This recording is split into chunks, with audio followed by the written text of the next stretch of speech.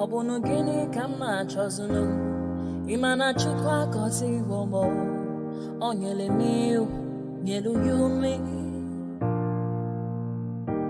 What am I looking for? See my God, he don't bless me, he give you me, give me you.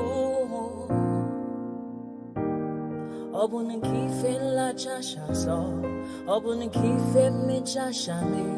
My baby, you know, say you gon' love me. Hey, yeah. I do go. I could go. When I call your name, Shakara for me. Oh, Roma. I will be your Romeo. You go be my Julie.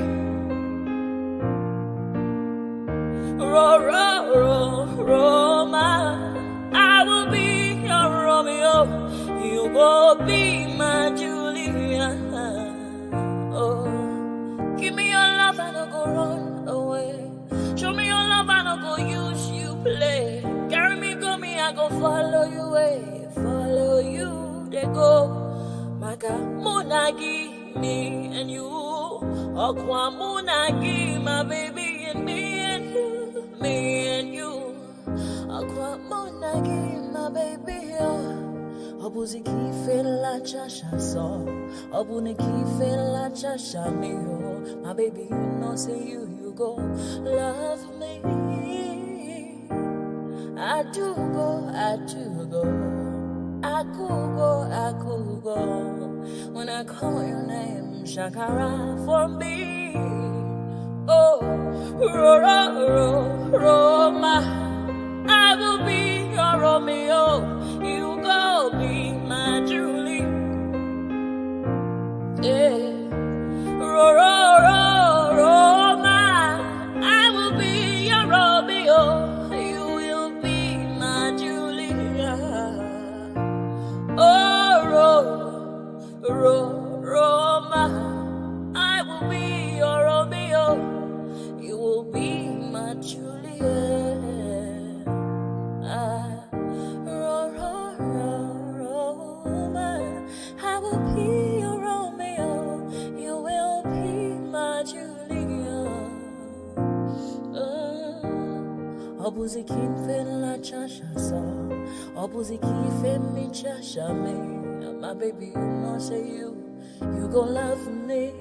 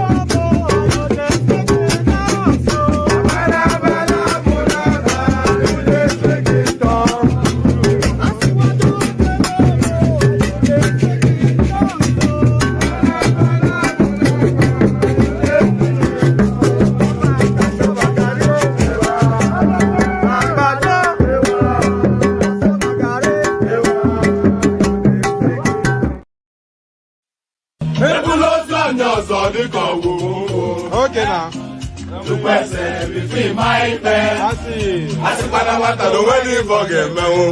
Okay. Papa, you look at me. I'm not in Mama say na wa me to go. I can na mu jelumba. O we butike. I got you the butilo one mo.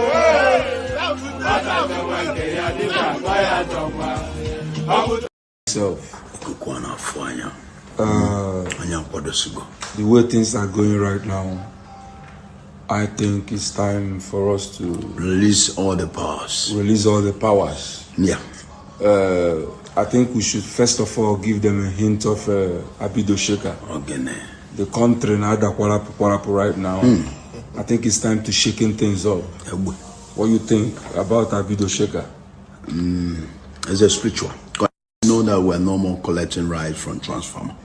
We're taking life directed from high tension. 2024.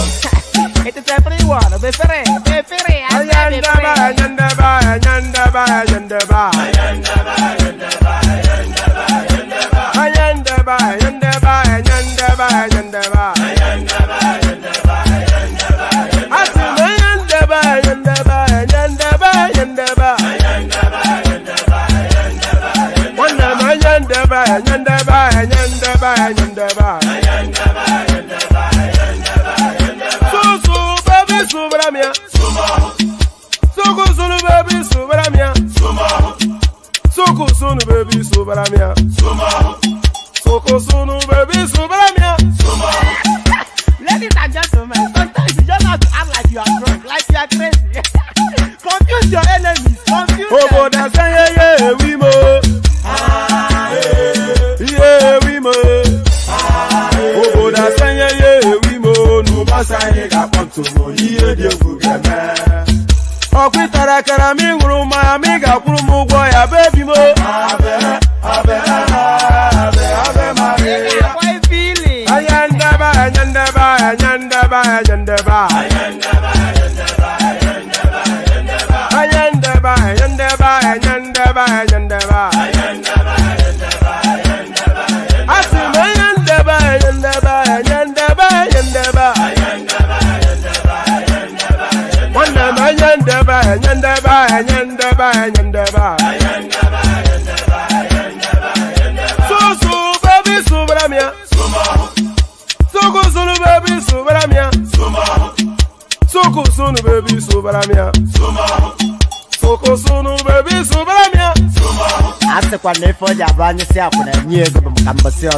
Since I was born, but now I am getting youth.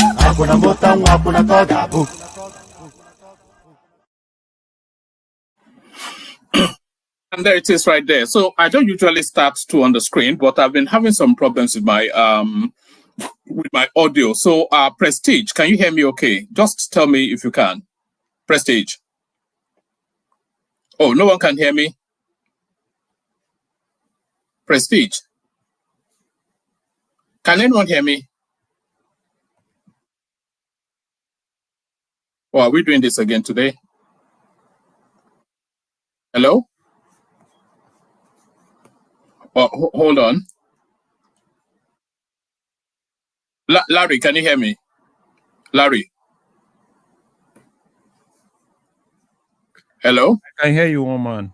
Loud and all right. I was asking Prestige, he wasn't responding, but all right, brilliant. So the audio is fine. Yeah. All right. Let me set you to the back. All right, thank you. And let me set Prestige. Hold on 1 second. Is this guy even there? Prestige, are you there? Prestige. All right. Let's give him a moment. All right. Good day. Good to see you. Good to be in your company. And how are you? So the usual greetings. Good day. Good to see you. Good to be in your company. And how are you? So how are you all doing? Hold on. I think we've got a special guest, Mr. Gomez. You're up this late. I'm surprised. No, it's only 5 o'clock. I go to bed about 6 o'clock. Okay. Yeah, we can hear you. That's why I called in. We could hear you very well. All right, brilliant. All right, brilliant.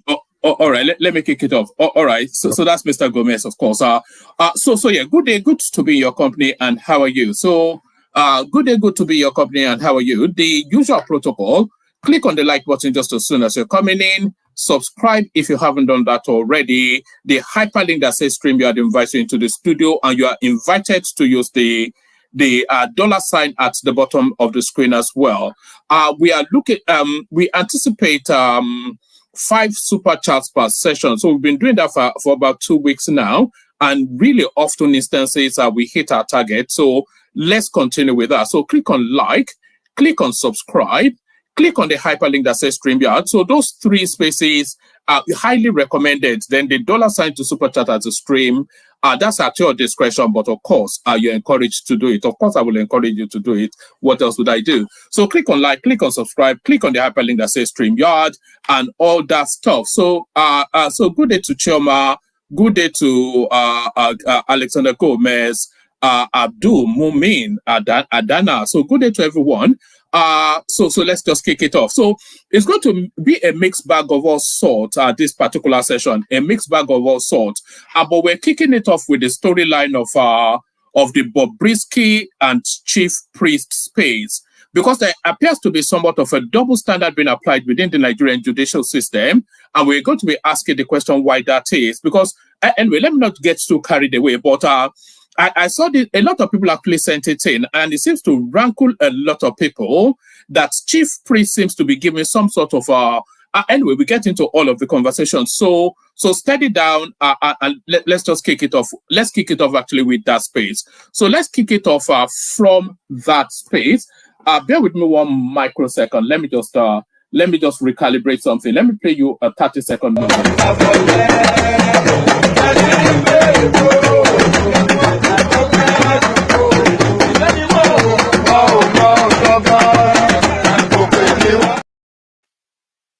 All right, brilliant. So we kick it off with this, the Chief Priest narrative. So let's kick it off from here.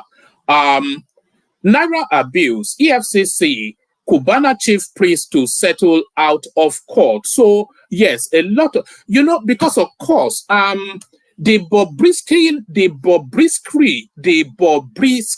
narrative is essentially a storyline of the government looking to punish that guy. That's essentially what that storyline is. It's a storyline of the government looking to punish that guy more than anything else, for reasons of his unusual lifestyle. Nothing to do with this. Nothing to do with Naira abuse. That's what a lot. Even Chidi Odenkalu, he ran commentaries on that space that the imprisonment of Bobrisky is entirely essentially around his lifestyle, the cross-dressing, borderline same gender sort of lifestyle that he lives. And this now headline on your screen goes on further to enhance that space.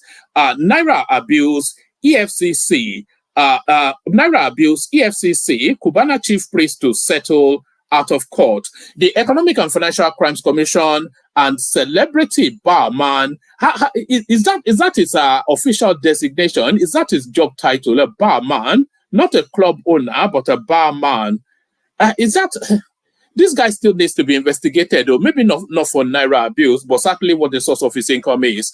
The Economic and Financial Crimes Commission and celebrity barman Cubana chief priest have agreed to settle out of court regarding the naira abuse case slammed against the celebrity. This was announced at the resumed court hearing on Thursday.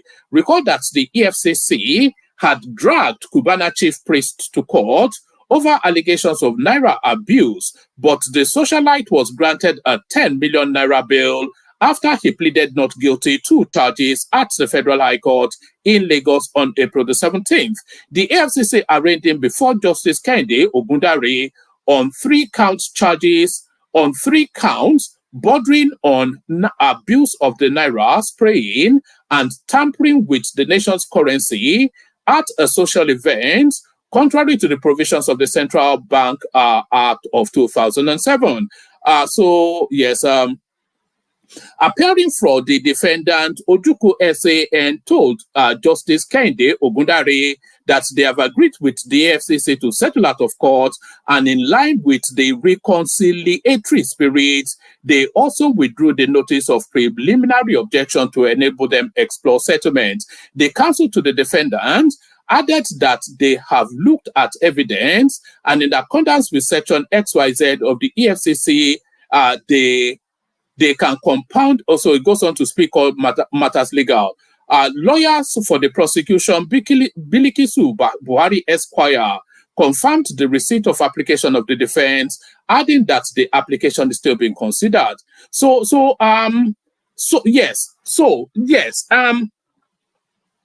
It is clearly, patently the case. There can be no equivocation. Apologies, Thomas. There can be no equivocation that the travails that Bobrisky is going through is entirely about his lifestyle and nothing at all to do with naira abuse. Who doesn't abuse the naira?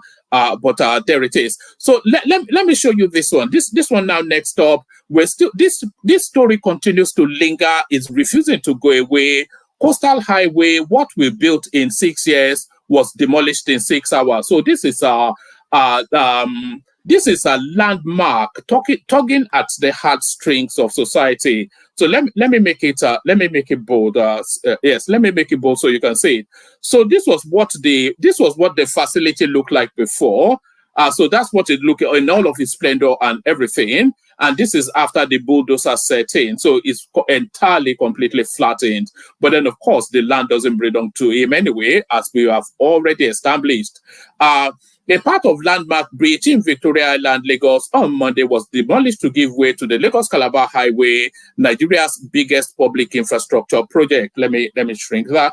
Nigeria's biggest public. I think this is probably the biggest infrastructural project ever that country has ever embarked upon. A part of landmark bridge on Victoria Island, Lagos, on Monday was demolished to give way to the Lagos-Calabar Coastal Highway, Nigeria's biggest public infrastructure project. This is despite the outcry in some sections about the potential jobs, this is despite the outcry in some sections about the potential jobs and means of livelihood that will be lost. Meanwhile, the Minister of Works, Dave Umahi, whilst defending the demolition, noted that the move was necessary considering that Landmark Center was located on the federal government's right of way. So we've already cycled around that. So, but just really is the before and after that. This guy continues to this guy continues to mount a hearts and minds sort of campaign against. He cannot win now, so they are not going to then say they are not going to build it. The most that will ever happen is that they compensate him, and they've already offered to compensate him. So, is this guy, by this campaign, is it his anticipation then that the government will abandon a 15 trillion naira project just because he's beeping up sentiments within the media space? So what's his anticipation? So that's the before. That's what it looks like in all of his spendor, and this is the after Dave Umahi's bulldozers went in. So there it is right there, totally and completely flattened. So that's that. Yeah, we've done this one. Naira abuse, CFCC. Cubana chief priest to settle out of court. So we've done that. So we've done that, and we've done it in many incarnations. Chief priest, EFCC to settle out of court. We've done that. Somebody sent this in for us to watch. I think it's hold on. Somebody sent this in for us to watch. I think it tallies with still that narrative of the I think it's tallies with still that narrative of the coastal highway. So let's just watch a little bit of it and then we'll move on. Because Calabar Coastal Road, whether the idea makes sense or not. Some people they say they get many abandoned roads where they don't live, where they don't do. Abandon. They say money no there to do them. But now we want to spend $4 billion on a brand new road when we don't know the year where they will finish up. So I came across a video on Tunde North page of a road somewhere in Edo State. According to Tunde North, he said the road there was cheap. But let me show you the road. I can't tell you categorically if it's Aushi because of comments in Aikuma. But one truth is, it is a federal road. Secondly, it is in Edo State. Let me show you this video. Watch this. You see the truck? You see how? You see where the water rich people they watch it. Those driver don't be inside the driver side. Jesus, and then they tell now driver dey side though. You see people have to be swimming Driver dey on the side though. road. They be swimming. You know see some wicked. Road up part, where people dey swim. They have to rescue the driver. And they tell say Mark no go pass. All.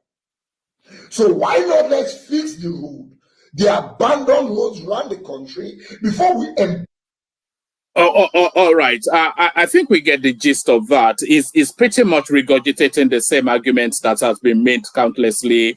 Why not fix all of the roads in Nigeria first before you embark on a new project? It's just a pedestrian argument and a non sequitur. It's just a nonsense. So let's go on from that nonsense to this. You cannot fix everything in the country first before you embark up. You can do both. So because it is government after all. We won't blame Buhari for our situation. We have swallowed bitter pill. So this is Kashim Shettima giving Buhari a getaway car. They should. I think the Buhari administration have actually gotten away with it fairly easily. What they did for 8 years, and nobody really yet to be held to account outside of Emefiele. We won't blame Buhari for our situation. We have swallowed bitter pill. This is Shettima giving the Buhari the pass. So, yeah, it says Vice President Kashim Shettima has said that the administration of President Bola Tinubu will not blame his predecessor, Muhammadu Buhari, for the challenges it encountered after taking over. Shettima, speaking during a roundtable organized by the 21st Century Chronicle, said this was the most difficult time to occupy political leadership in Nigeria due to the challenges facing the country. He said that President Tinubu decided to take a bitter pill for the country instead of settling for a placebo. So I think you understand the metaphor. He said what it's essentially saying is that Tinubu has just decided to take the hard decisions, take the body blow from the citizenry, and keep his fingers crossed that his plan will work. The president chose the option that will save the lives of people instead of the ones that will lead to the prolonged economic death. We will not resort to put the blame on previous administration, as leadership is about courage and continuity. Before we took charge, the biggest elephant in the room was about fuel subsidy removal. It was an albatross round the neck of the nation for the past 20, 30 years. We understood why our predecessor decided to remove subsidy because there was no sufficient budget for it in the fiscal year. A year before we took office, Nigeria's debt service to revenue ratio had grown to 111.18%. It was an economic death. So yeah, just pause for a moment and reflect on that. Pause for a moment and reflect on that statistic. A year before we took over, Nigeria's debt service, so your debt service to revenue ratio had grown to 111.18%. So you were servicing debt as a country with more than you were earning in order to service those debts. So how are you able to do that? That essentially means that they were borrowing to service borrowing. So that's what Buhari left behind. A year before we took office, Nigeria's debt service to revenue ratio had grown to 111.18%. It was an economic death. To be plain to us, our debt service was that if you earned 100,000 naira, you are forced to borrow an additional 11,800 to pay the debtors. How do we intend to survive this? It will not be long before we become a pariah. So those are the harsh realities. I don't think they explain sufficient enough of these things for the public to have a real feel of what got us to that spot. So now that clip that I played you, somebody sent it in and they were quite insistent that we watched it. So now this next clip that I'm going to play you, somebody else sent it in. When I say somebody, I'm talking about actually several people. So this next clips that I'm going to play you, several people sent it in and they were insistent that we play it. So let's play it. Man, Caesar, I'm extremely disappointed at David Umahi. Those are the kinds of statements that. Okay. I suspect that this is going to launch at. I suspect that this is going to launch at the Umahi Peter Obi space. So let's watch it. Here from a senior government official, and he's a man I tend to respect. Because he's a hardworking individual, and he knows his onions when it comes to engineering and Ministry of Works and roads constructions and things like that. So I have a lot of respect for him. But particularly, I felt offended by that statement because I've said it on this program severally.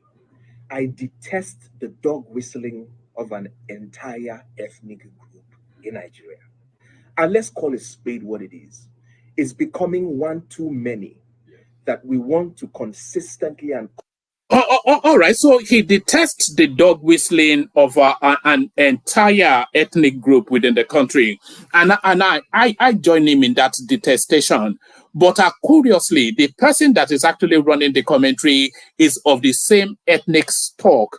So that cannot be a dog whistling there, and that's an internal truth speaking to each other. That might well be another way to read it. But he continues. Continuously scapegoat the Igbo ethnic tribe in Nigeria, and it's unacceptable. It is unacceptable because there is a history of violence targeted at that group since 1953 in our country. Listen, Caesar, a meeting was held in Lagos. I'm not sure that I am going to agree with this guy right here.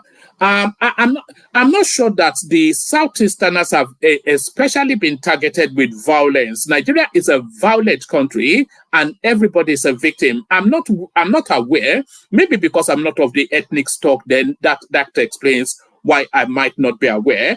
But I am not aware that the Southeasterners are especially targeted with violence in Nigeria. But this is what this guy is trying to put forward. But he carries on. In Nigeria.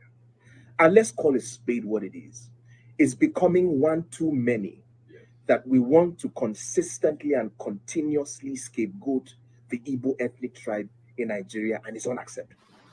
It is unacceptable because there is a history of violence targeted at that group since 1953 in our country.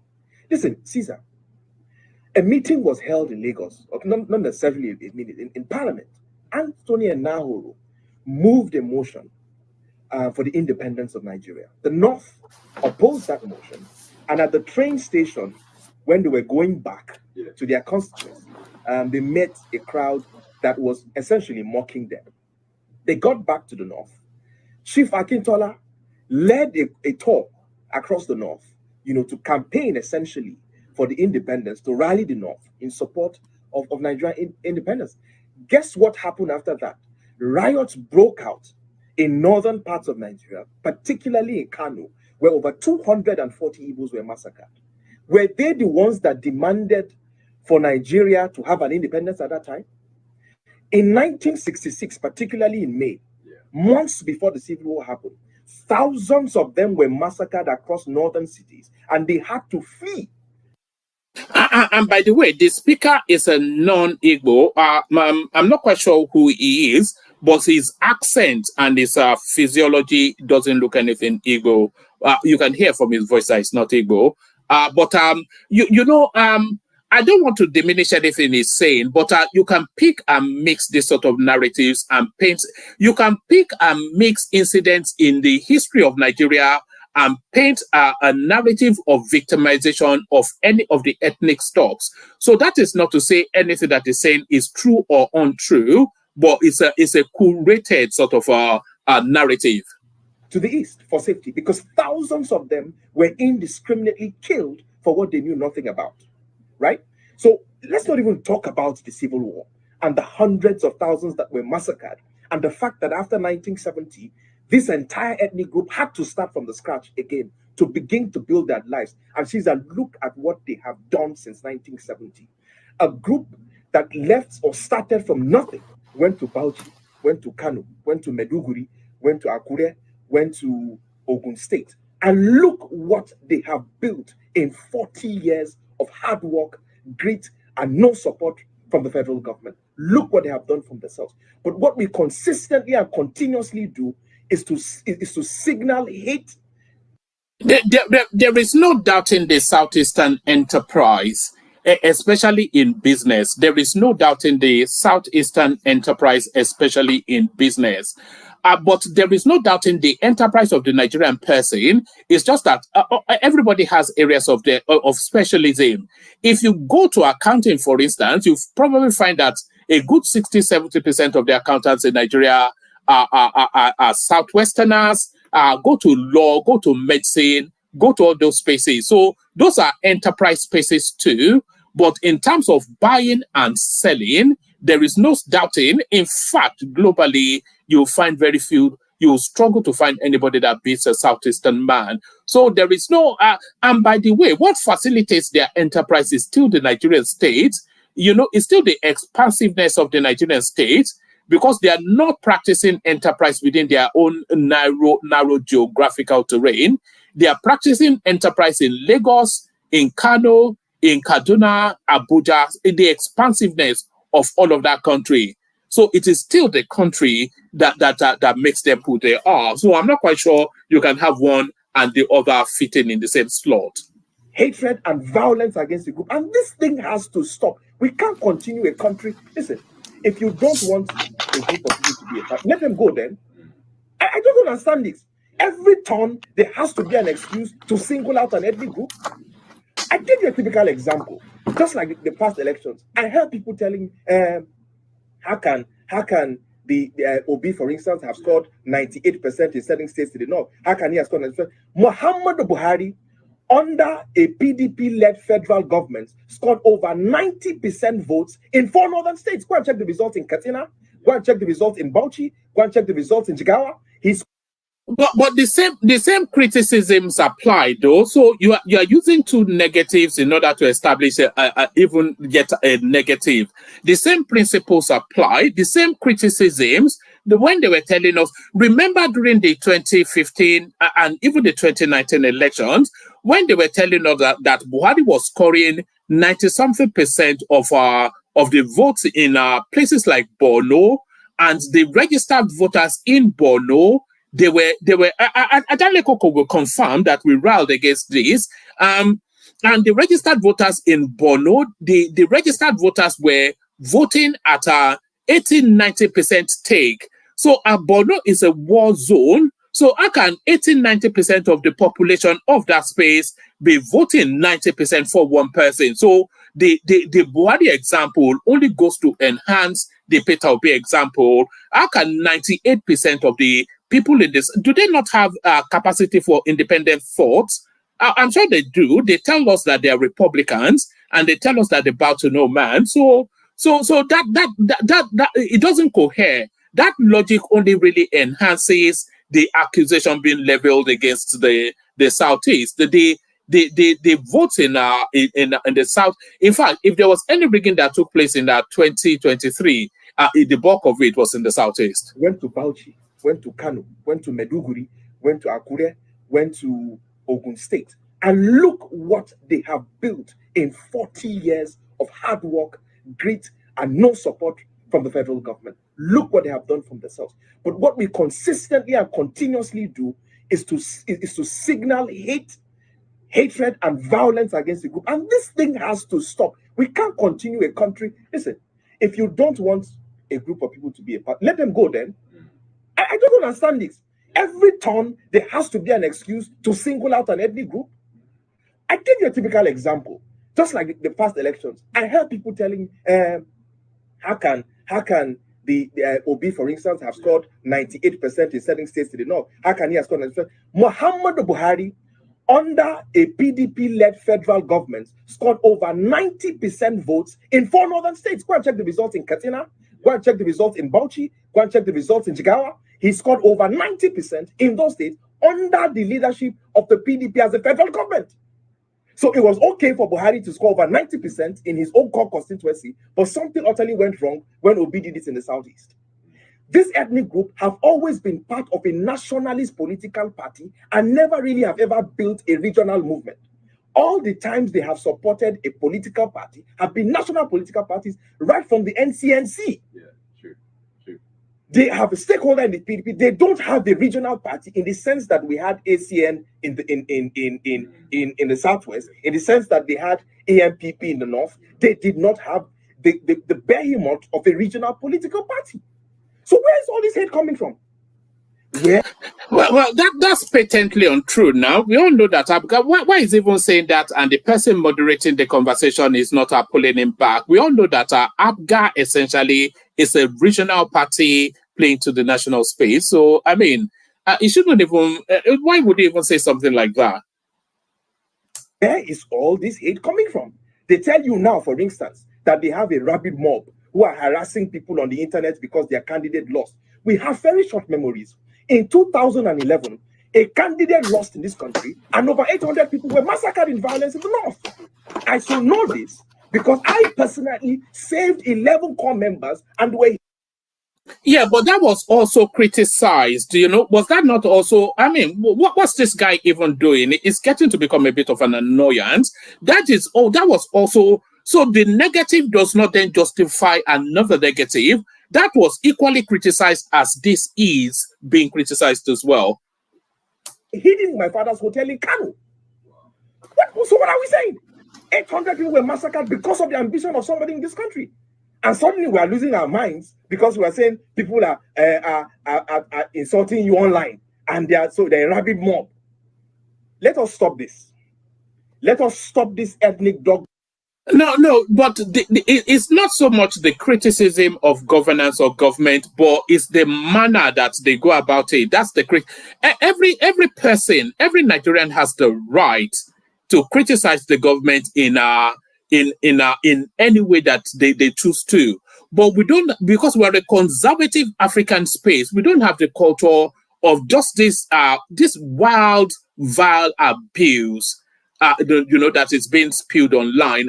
That's where the criticism is. The criticism is not that they should not hold the government to account. It's the abuse and the insults that people are saying it's unacceptable.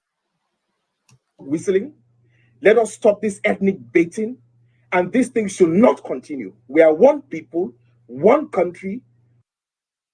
Look, when you have a situation where there is a concerted effort to stigmatize an ethnic nationality and blame All right. I think we pretty much know where Dele Farotime is going. It's pretty much endorsing whatever it is that that person was just saying.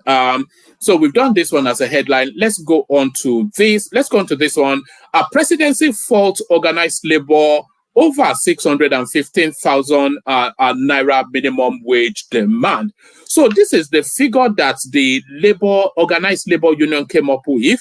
And you might well buckle when you first see the figure, 615,000 naira, but it is a means tested figure. That 615,000 naira, is a means tested figure. So they've gone through all that will be required to live an averagely decent life. But they used a family of 6 as a standardized family. So I'm not quite sure. I think the standardized family in Nigeria is 5. Mom, dad, 3 children, 2 boys, 1 girl. That's the standardized Nigerian family. But they're losing 6 children and then 2 parents, which makes 8. But they did rent, feeding, health, and all of these things, what the requirements are for a month. And that's how they arrived at this figure. Presidency faults organized labor over 615,000 naira minimum wage demand. So you might well say that the 615,000 naira is too much, but the amount being proposed by the government in this economic climate is too derisory. The presidency has said the 615,000 naira minimum wage demanded by organized labor is unrealistic and not feasible. Recall that the Nigeria Labour Congress, NLC, President Joe Ajaero had said the organized labor had proposed 615,000 naira as the new minimum wage to the federal government. In an interview on Channels Television, Ajaero said the proposed minimum wage was based on an analysis of the current economic situation and the needs of an average Nigerian family of 6. However, in a chat with correspondents, the special advisor to President Tinubu on media, on information and strategy, Bayo Ononuga, said the federal government cannot pay the proposed minimum wage demanded by the labor unions. The presidential aide added that the parties must agree on an amount feasible for the government and the private sector to pay, or the current negotiation impasse will continue. He said, it is an open affair. The NLC President Ajaero told the public today they were asking for 615,000 naira per month as minimum wage. So where will the money come from?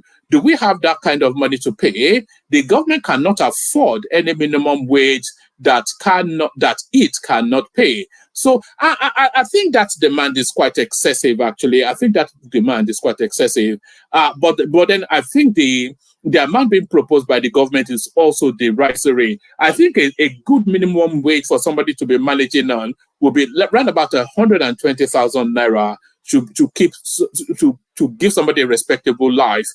So the president is hoping that maybe at their next meeting, everybody will come to some reasonable agreement that will reflect what the government and the private sector can pay. So I didn't quite know that the minimum wage binds on the private sector as well, but there it is. Let me give you this one. This one is just wrapping up affairs from the Buhari space. Police arrest mastermind of Abuja Kaduna train attack. Do you remember that there was a young doctor that was killed on that train attack? A young pretty girl like that. I think she was actually meant to go abroad just the next day to start a beautiful career. She's a medical doctor. She had just finished her degree as a medical doctor, already secure. Anyway, you all know the backdrop. So it looks as though the mastermind behind that are now in custody. Where are the super chats today, by the way? Police arrest mastermind of Abuja Kaduna train attack. The Nigeria Police Force on Thursday announced the arrest of the alleged mastermind of the attack on the Abuja Kaduna train, where some passengers were killed while scores were abducted in March 2022. The mastermind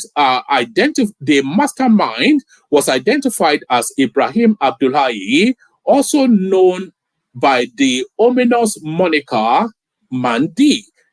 First public relations officer, whatever his name is, who made this known in Kaduna on Thursday, also disclosed that the suspect had also participated in the abduction of students from Greenfield University in 2021. So it looks as though he's a big-time kid. Well, he has to be a big-time kidnapper anyway, because that Kaduna train attack was especially a gruesome, big operation.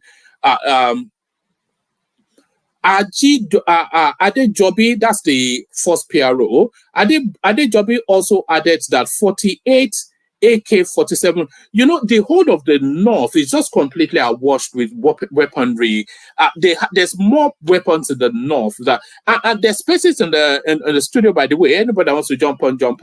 There are more weapons in the north than probably in the Nigerian military stock.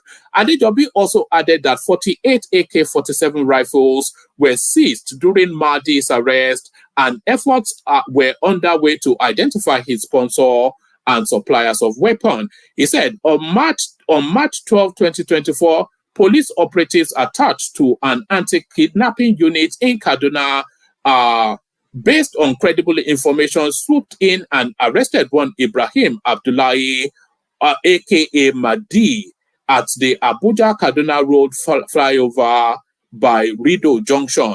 The suspect confessed to being the leader of a kidnapping syndicate terrorizing Kaduna-Abuja Highway, ranked amongst other criminals like Dogo Gidi and Bello Taji. So those Dogo Gidi and Bello Taji, I think they have already gone to meet their makers, because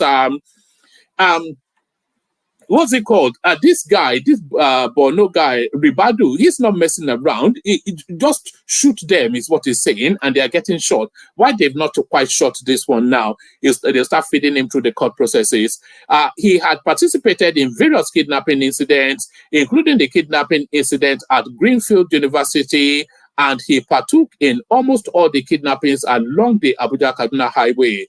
Meanwhile, the police spokesperson also said that no fewer than 81 armed robbers, 40 kidnappers, 73 murder homicide suspects, 36 rape suspects, etc., etc. So he's giving us then an account. But I'm only really bringing you that because it looks as though now the person behind the Kaduna, whatever happened, has now been caught. Refined Dangote fuel now expected in July. So where are we now? We're May now, June, July. So in 2 months then, petrol there to be at the pumps. Hopefully they don't change this date again, because that date has changed so often. So let's have a look. The 650,000 barrels per day Dangote refinery may not be able to deliver premium motor spirit PMS, also called petrol, to the domestic market in May, as widely reported earlier. So they've shifted the goalpost again. But why, though, is the thing?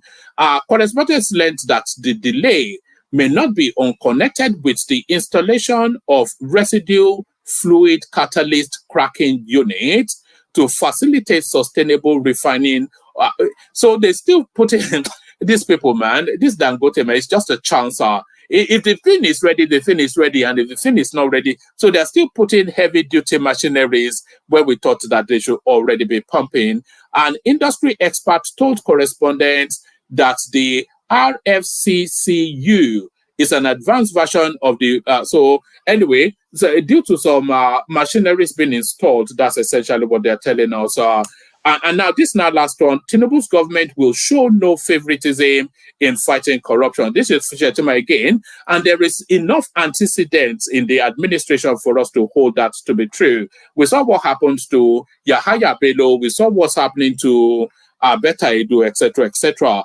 Nigeria's Vice President Kashim Shettima declared on Thursday that President Bola Tinubu's administration is resolute in its commitment to combat corruption impartially and without any bias. Correspondents report that Shettima made this assertion during the second edition of Chronicle Roundtable in Abuja today, where he also highlighted the government's efforts to address the country's unemployment issues.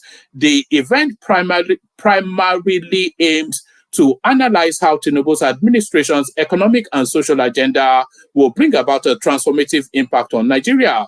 Dignitaries present at the gathering include the Minister of Information, Mohammed Idris, the Special Advisor to the President, blah, blah, blah, Hakim. So yes, Hakim Baba Ahmed, of course, Special Advisor to the President on Political Matters in the Office of the Vice President, Hakim Baba Ahmed, who, of course, is the senior brother of Dati Baba Ahmed, and the former Minister of Finance, Budget, etc., etc. So nobody spared is essentially what they're telling us. It says the most recent addition. Let's have a look. It says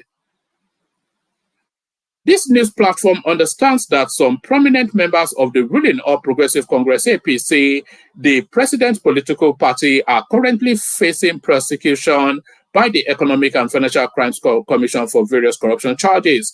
The most recent addition to the list is the immediate past governor of Kogi State, Yahaya Bello, who is being prosecuted for by the Anti-Graft Agency on 19 counts, etc., etc. So who else? So there it is. Until they present us Abubakar Malami, then I don't consider that they're doing anything yet. So that's what we have for the moment. Let me send the link again. Anybody that wants to jump on. Let me send the link for the moment. We play the Kegite music, bring on the people assembled, and anybody else that wants to join, hop on. But first, of course, you know where we're going. So what's happening to the super chats today? We've not seen any. Only water, where they see ma. Water, only water, where they see ma.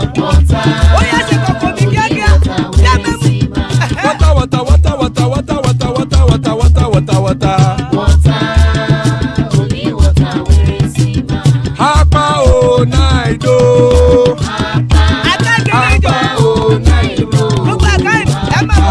Hapa you don't come o.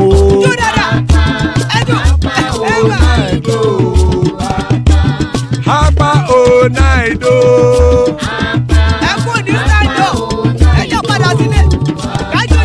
Oro kẹ̀kẹ́ ẹlẹ́mù yé o. Ibe sodi ya kẹ̀kẹ́ ẹlẹ́mù re o. Bobby master kẹ̀kẹ́ ẹlẹ́mù re o. Chief Wela ti kẹ̀kẹ́ ẹlẹ́mù re o. Eruku lẹ̀lẹ̀ ẹlẹ́mù dé. Eruku lẹ̀lẹ̀ ẹgbẹ́ ẹlẹ́mù dòde ojàre o. Eruku lẹ̀lẹ̀ Ghana ti dé ẹgbẹ́ bọ́dì o. Ọmọ ẹlẹ́yẹ ẹyẹ o ó dilé o. Odúyẹ̀lá ẹyẹ o ó dilé o. Petrol sọ́nàmẹ̀ ẹyẹ o ó dilé o. Petrol sọ́dúnkẹ́ ẹyẹ rẹ̀ ó dilé o. Ẹlẹ́kọ̀ọ́ ọ̀run mú ìní o.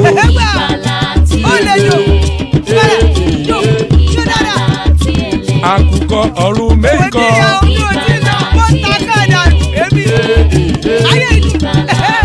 Ikú kò ní ríwà gbéṣe o.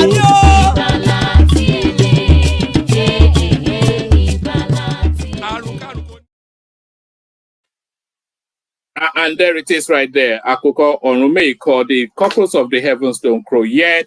Iku Koniriwa Gweshe may death have nothing to do with us. So amen to that on behalf of myself and you, my friends. Amen to that on behalf of myself and you, my friends. Joining us, Man of Prestige, always a pleasure when he's around. Larry in the house as well, a real fan favorite on the platform. Arogi Digba, he joins us to make an appearance. Ajale Koko in the house as well. So those are the assembles so far. As I said, plenty of room still. Anybody that wants to hop on, hop on. Who wants to go first? Let me see. Who wants to go first? All right, you want me to pick? All right. Let's kick it off. Let's kick it off with Larry. Let's kick it off with Larry. I hope people can still hear me, by the way. Yeah, we can hear you, woman. All right, we can hear you. I was going to come to your Prestige, but you were first, please. No, you can go to Prestige if you want to. All right, let me come to you first, then Prestige, and you kick it off then with the EFCC space. So now this soft landing that they've given to Obi, not Obi Koba now, Cubana chief priest, this soft landing they've given to Cubana chief priest, as opposed to the treatment that they meted out as opposed to the treatment that they meted out to Bobrisky. It then goes on to highlight then what a lot of people feel that essentially Bobrisky was being targeted. The whole of this Naira, whatever it is essentially to target Bobrisky prestige. Okay, thank you very much. Greeting to everybody on the platform. It's nice to be on the platform. You remember when this first came out a while ago, around been about a month, how long, she been in jail, maybe about 2 weeks or 3 weeks right now. I have a different narrative. There must be something, beside the Naira something. Whether it has something to do with the kind of life she's living or there are some other things. So probably the component has to do with a plea bargain. And I said nothing is going to come out of Chief Prince, situation, because when he came out of the court and he said this is, I think he used the word, money is water or something like that, Naira na water. That was what he said. Who said that? Chief Priest? Exactly. Yeah, that's what he said when he came out. I think that was the word. It may not be in that, way, but I think that's what he really meant, that, Naira is water. That means, it's gonna be taken care of. And some people was talking about, Uzodinma, because I think he has a position in the Uzodinma administration, from, of course, it's the Nigerian politics. He was supporting Obi. Then after that, he was supporting Uzodinma. Then before he supported Obi, during that time, Obi has the momentum. Then he went back to APC. So he has a position. I don't know, certain kind of position. I don't know if it has something to do with the culture or something like that in that area. But anyway, they described him as a bar man, which surprised me. I thought he was a bar owner, but they described him in the article as a bar man. I don't know what they mean by a barman. He has a club in Asaba. Of course, the big one, the shrimp that he has, where I've been there, when I went home. It's a big place, I think it's probably the most place where people go to eat and everything. I mean, good food, club and everything. But anyway, so that's how he's making his money, of course, now that means which I cannot account for. It's none of my business. So having said that, I wasn't surprised, that they're gonna settle, because according to what I read, they said he has to withdraw. He has to withdraw his position before they can settle out of court. So I think he's gonna be settled in June. So I think he has already written to withdraw his position about this Naira, mutilation. So by June. Sorry, what does that mean? Withdraw his position? You mean he's claiming he's not guilty? Saying not guilty. I'm thinking it might be his plea. Yeah, that's what I'm thinking. It wasn't really clear. They say but Prestige. Bobrisky pleaded guilty immediately, but they still brutalized him. I think there has to be more into that. Like I was saying, it cannot just be Naira mutilation or whatever. But I'm glad this is coming out right now, because I'm never in favor of the Naira. There's no way you're gonna disfigure the Naira or mutilate the Naira. They have. I mean, that's a national treasure. It has to be respected in outcomes. So I never really supported. So they just use that as an example. Then bring a big keep priest in there, just to show that if you do this, this is what's going to happen. Because I don't know if you remember, there was a lady that did it one long time ago. I don't know how long ago, and she was fine. She paid for the fine. So what's the difference with sorry, Prestige. Keep it going for about 3-4 minutes. Carry on. Okay. So what is the difference what Bobrisky did and what the lady did before this? I've forgotten her name.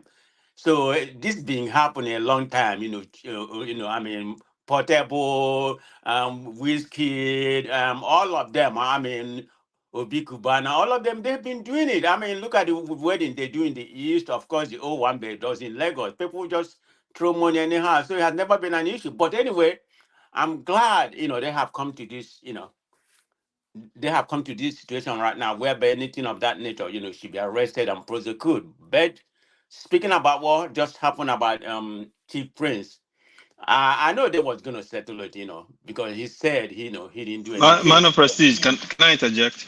Yeah, go ahead. How are you doing, by the way, bro? I'm good. That's good, man. No, this thing, don't you think the arresting and prosecuting and jail time, don't you think is excessive? I mean, why can't they just use the fact that people are abusing the naira, use it to make money for the states? Find them. You want to, okay, you have money to throw around, Abby. Okay, we're going to find you. You know, But that, it's if five they have, million, okay, it's 5 million let naira me make per a point. offense.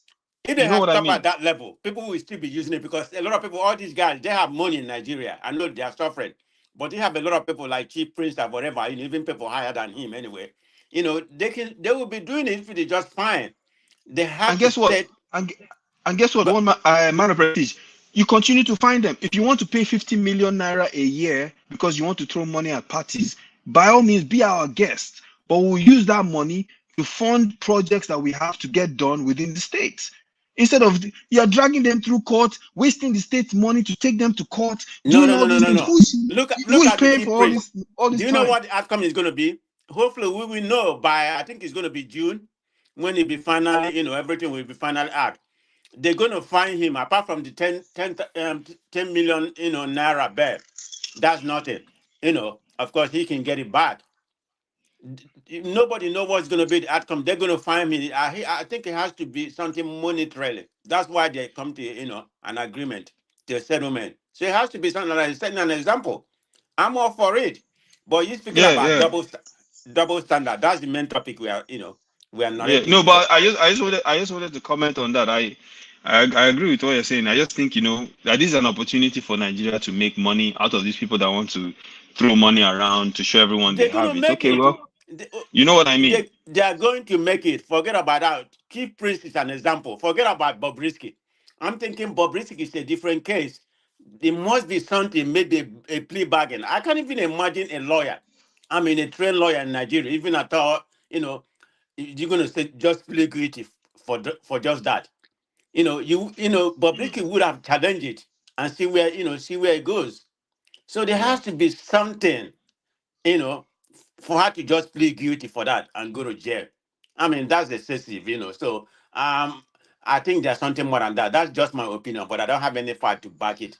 So, but the one that we have to look at is the chief prince. That may be the particular example they are trying to set.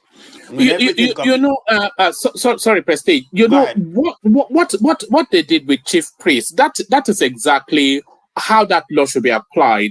So it should be just a rap on the knuckle rather than a heavy, sentencing or anything. So they should make an example of somebody, find them heavily, and then set them on their merry way.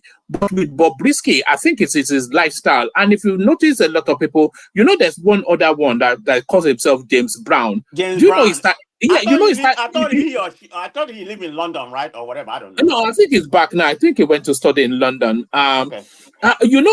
He's changed his clothing back to a male sort of. He started wearing suits and everything now. So he's abandoned the dresses, and I think that culture they got the signal that the No, government was sending. I consider that to be abomination. But yeah, I mean, like where I'm right now, whatever they want, they can do, but don't bring it around me. But when it comes to our culture, you have to respect that. Maybe at West here where we are, we can tolerate it or whatever.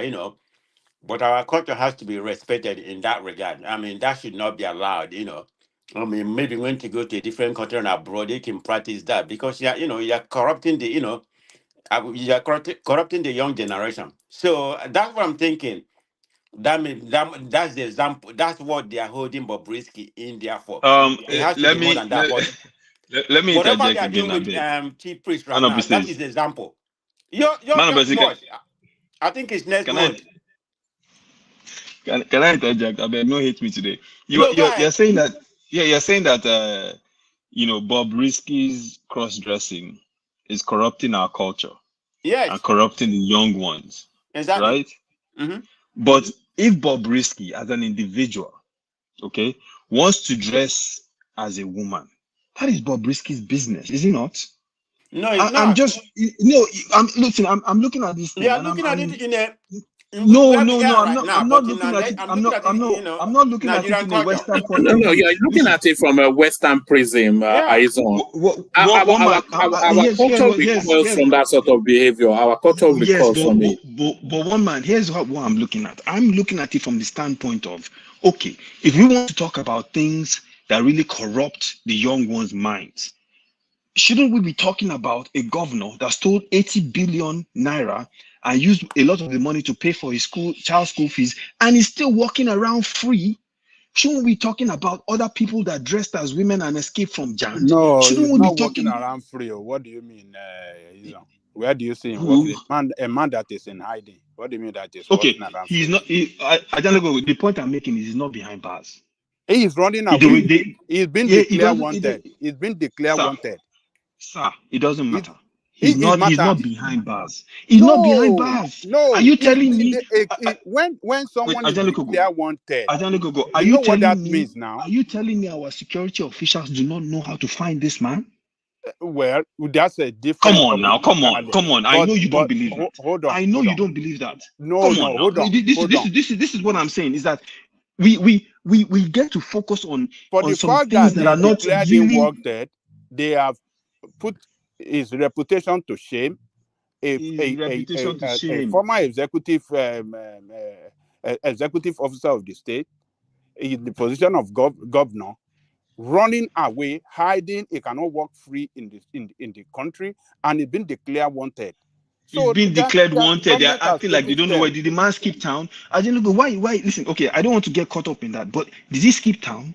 Did he flee the country under some kind of radar we don't know about? Are you telling me DSS cannot find him in that country? Come on now. Listen, the point I'm trying to make is that's not even the point. We have Bagudu there. That's a whole nother story. But that's not the point. The point I'm trying to make is the government people are wait. What I'm trying to let you know now. They've taken action. You're missing my point. You're missing my central point here. The point I'm trying to make. Let me make the point. You haven't even heard my main point. Hold on. The point I'm trying to make is that here's the thing. Here's the point I'm trying to make. Wait. Hold on. The point. One voice. Hold on. Wait. The point. Let me land the point. Let me land the point, and then you can. Let him land it and come after him. Yeah. Let me land the point, and then you can criticize the point. The Yaya Bello case is an example of a long line of examples. I can name 30, 40, 50 of examples of people that are supposed to be in positions as role models to serve as the minds of the future, right? Man of Precision said they're poisoning, Bobrisky is poisoning the minds of the future. The point I'm trying to make is what Bobrisky is doing in the grand scheme of things is minutia. It is nothing. It is a little speck compared to people that have stolen billions at the expense of the masses and are walking around free today. And at the same time, they have served as an example to the young ones who have said openly that if they get into office, they will clean out the coffers. So that is the point I am making. The Bobrisky thing is not the issue. Everybody wants to focus on a man that wants to dress as a woman. That's his life. But they want to make an example out of him and say it was our culture. Okay, it's your culture. It's stealing in our culture. No, it's not. But we let people steal out of our coffers every day and walk around free, and we don't do a damn thing. And that's the point I'm trying to make. Yaya Bello is just one of many. And it's going to happen again and again and again. And it's going to continue to happen. And nobody's going to do a damn thing. Someone stole as accountant general. They've turbaned him in the north. And he's sitting down there today. Another person stole here. Emefiele did this. Whether it's boring, you are using a heavyweight example to counter argue the picking of a low-hanging fruit. So the Bobrisky space is something that can be easily and quickly addressed, and it's easily and quickly addressed. That's not to say that the bigger elephant in the room is still not there. But they can address Bobrisky while still addressing corruption in the country. But one man, the argument it's not as though they didn't prioritize Bobrisky. It's just a low-hanging fruit. Yes. It's a low-hanging fruit. I've had these Bobrisky debates with tons of people, right? That are so caught up in it. That so, and I'm always asking them the question: how is Bobrisky's dressing affecting your life? And they can, it's against our culture. It's an abomination. Okay, it's an abomination. Is it affecting your life? No. Okay. Your governor that's stealing your money from that is affecting your life. No, but Bobrisky is affecting our lives too, because it is it is normalizing what we consider to be an abnormality. Is it taboo? It's somewhat in the African culture. We Roman, want a man here's upright the and thing. masculine. We don't want a man Yes, in, yes, we do. you know. Yes, we do.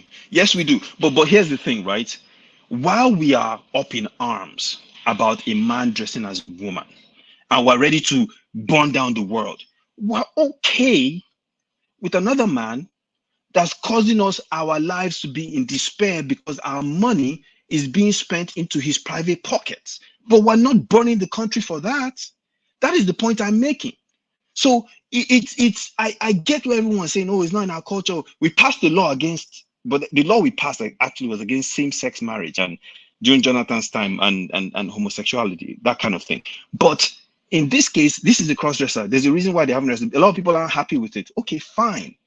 That's this person's private life. Bobrisky isn't stealing 80 billion naira from the coffers to enrich himself or herself. I don't know what to call Bobrisky. But that the point I'm making is because Man of Prestige said it is poisoning the minds of our young ones, is this, is that. Okay. But then I think there's a bigger thing here that we need to focus on. That's the point I'm trying to make. So I'll let Ajelo Kuku talk. But I just think in the grand scheme of things, when you look at it, there's something else here that's really handicapping us. And it's not Bobrisky. That's the point I'm making. You know what I mean? But you guys Go can. ahead, Angelica, before I continue. Yeah, you see, I agree with some of what you said. I disagree with some as well. You see, on the part that the government did not, that what do you call it? The governor is working free around and nothing's done with him. I mean, to him, I think that's a misinformation right there. That's not right. That's you are not correct. You are not factually correct. So it's been declared wanted, and as a matter of fact, his lawyer has been served a warrant that in the next court date he must appear. If he failed to appear, this is law. We are talking about law. There's a process when you are executing the law. So, so the government is following that process. So, in the next court date, if this guy failed to appear, then I think the full wrath of the law will be affected against him. So that by the wayside. And the man of prestige that is saying that is because of cross-dressing, they are dressing him. I mean, the last time he was telling us that something is not right, or because it's a cross-dresser, they are trying to punish him. No! This guy,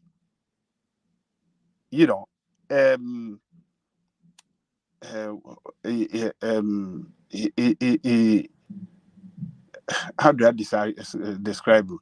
The offense he committed was very clear. Is the offense he committed any different from the offense that our chief priest committed? Look, let me tell you. Answer that question first. No. It depends on the way your lawyer handles it. It's abuse of the naira now. So that's the offense, yeah. Yes, that's the offense he committed. So the government, the people that are saying, oh, is it because of his cross-dressing, that is why they're trying to... No. Does the treatment of chief priest, does it not lend credence to that argument? Look, no, I don't want to... It doesn't. Okay. No, it doesn't. You see, let me tell you this. If you fail to handle a good lawyer that can handle your matter right, handle it in a matured manner, in such a way that it can win the case for you or negotiate you out of the problem, then you will have problem. So I believe that what Chief Priest did, he hired some lawyers that are very good at negotiating with EFCC. and they strike a deal, and that is what is helping him in this case now. This lady, or is he a lady or a boy? Bob Risky, he quickly pleaded guilty to the charges, while Chief Priest did not plead guilty because of maybe what his lawyer advised him to do, and the lawyer were going behind to negotiate. So, and the punishment by the judge, you should all know that even though that the punishment specified that is either you pay 50,000 naira as a fine, or you go to 6 months imprisonment, it is at the discretion of the judge to decide on what to do. The judge could decide on giving you an option of fine or go to jail, or give you both. You pay fine and you go to court. That's in line with the law as well. But a lot of us doesn't know. We think, oh, because that punishment is optional, that you pay fine or you go to, you can as well be given both. So man of prestige that's been saying, oh, there must be something behind the punishing. No, they did he mutilated Naira. He did what is wrong against the law. They came after after him, and they punished him. Simple. He has been practicing his cross-dressing for years. Nothing. They didn't do anything against him, but he did something wrong. He must be punished. We must live by law. We're in a country of law, and but let's keep watching. Let's see what they're going to do to what do you call this guy, Priest, and maybe we can, and then have know what to say in the future. All right. All right. Back to you. Wrap up that space, Prestige, and I'll take you somewhere else. Let me wrap up this space. For one, when it comes to Nigerian law, jurisdiction, I think this description, is based on the judge. I mean, we don't have where jury decide any kind of case in Nigeria. Whatever the judge said, that's what's going to happen. Like Ajaligoka properly stated, maybe that's how the judge was feeling at that particular time. He decided to give him at some time. I don't know why I call her. I call the person her. I know it's he. So the lawyer decided to use the heavy-handed to hand her to go to jail. Having said that, it's neither, in my own opinion, if we want to talk about the difference between Bobrisky and the chief priest, it's neither the lawyer for Bobrisky is incompetent, because I know Bobrisky has the money to pay her. I mean, Bobrisky has the money to pay him. It's him anyway. Bobrisky have the money to pay, to pay him in that regard. I think it's him, the lawyer, whatever. So Bobrisky has the money to pay, whomever the lawyer. Neither the lawyer is incompetent, or like I said, it has to maybe a plea bargain for whatever it is. I don't know what it is. So that's all I'm going to say about that. But let me come to what Aizo said and Jalikoko said about what, which one is the prevailing, something that should have been handled at this time. Why are they going after, cross-dress or whatever? That's what Aizo said. So I agree with Aizo on one point, but I disagree with him. I kind of align myself pretty much with one man. One man is like in the middle. Yeah. We have corrupt government, corrupt system. It's not something that just started today. This has been going on for decades. From my own understanding, it's been going on. I mean, they're in charge of the government. The government is corrupt. We are, the people living in Nigeria is like slaves, and they, that's the culture we practice in Nigeria.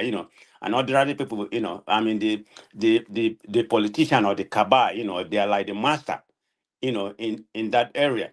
So if we can stop, eradicate this small team right now, that we have power to do, or at least, it's a problem to Nigeria. If Bobrisky, if he can allow Bobrisky to go this way, I'm totally against it. It's corruption of the country. If that can be eradicated, it's a good step.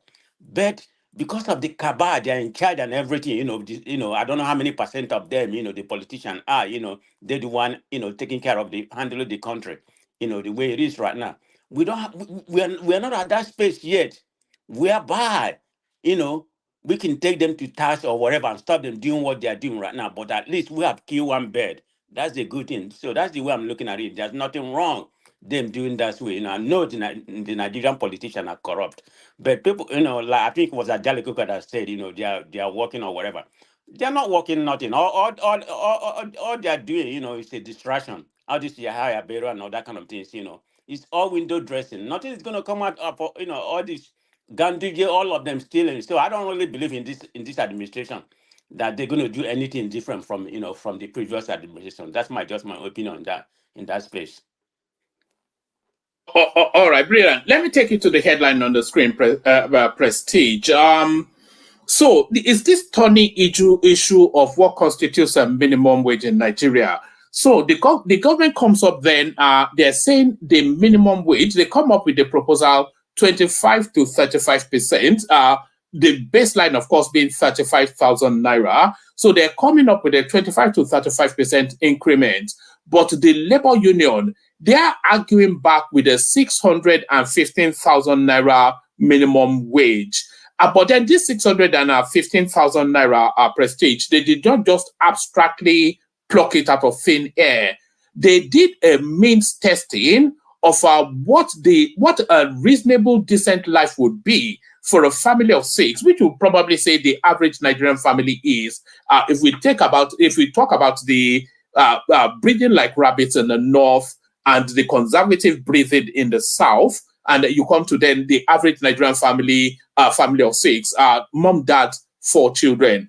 So they are saying to sustain any life of respectability, 615,000. So where are you weighing that divide? 615,000 may be a bit too excessive, but 25, 35% increment surely derisory Prestige. I think this is just my strict opinion. Of course, some people are gonna say, that I'm wrong. It's an opinion anyway.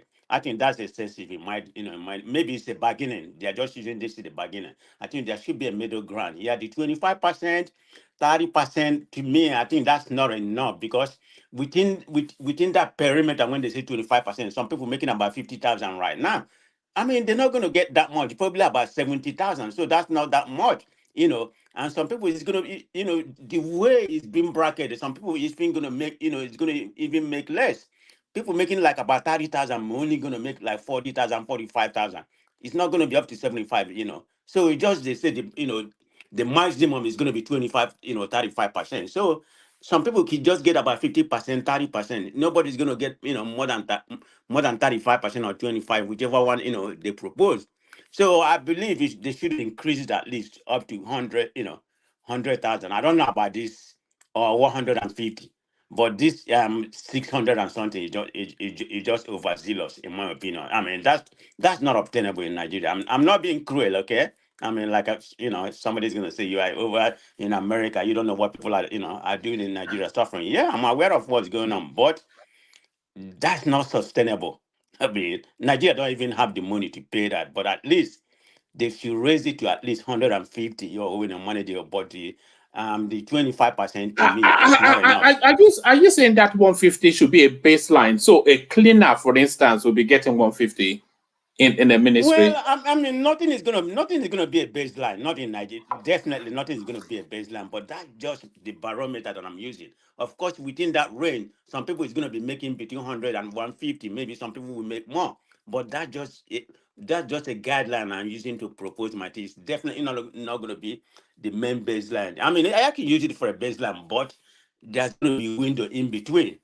I mean, it's going to be better what people are going right now. I'm not saying that's going to, sustain people, for a better life, at least something manageable. But this 600, oh man, no, there's no way. I mean, that's just too outrageous in my own opinion, because we don't even have the money to pay for it. I'm not saying we don't have the money, but the government, they're not going to give you that money. So they should come to a better, a better demand than that. All right, brilliant. I don't know how you feel about that. So No, I broadly agree with you actually, because because there's such high inflation in Nigeria at the moment. You probably with 250,000 naira will probably be what people should be living on. But that inflation in Nigeria is a temporary space that the economy is in. So when the economy improves quite significantly, then that 250,000 becomes excessive. So they have to wait both for the current economic situation and the projected, both in the short, medium, and long-term economic situation, because they do these negotiations, I think, every 3-5 years, and then that will be the law. So when the economy improves now and the naira has greater, that would affect inflation. So they have to balance so many things. But 650,000, which banker is even earning that? Never mind a civil servant. But the totality of it nonsense. But like you said, we're speaking from abroad. One man. Yes. Is it just for government workers that they were advocating, or for small and medium-sized enterprises as well? I think it covers the private sector too, from the readout. Yeah, That including the private sector, but I don't know. Some private sector may not afford it, so that's why. One man. That's why. some amount of prestige. If they do that, there'll be high unemployment, because people won't hire. A lot of small businesses, how do they want to afford to pay people Hey, 600,000? guys, look at what's going on in my state right now. They propose, I think, the highest minimum wage. We used to be like about $12 before. I think Florida, where I'm right now, they pay about $11. But California, decided to pass a law for $20 minimum wage. Most of the places are closing. We already have high cost of living, because gas in Florida is about 360, 369. I don't know. Texas is probably it could be less, it could be about 320. People in Texas can tell me, because they always have the lowest, one of the lowest gas, But where I'm right now in California, just a regular gas is $5 something, and now they passed a minimum budget of, minimum wage of $20,000. A lot of the restaurants are closing.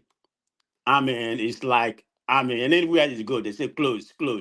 It's serious here in California. So sometimes you have to weigh into that factor before you increase minimum wage. What's going to be the effect of some small businesses? Is that sustainable? So that has to be. That's why I make my range.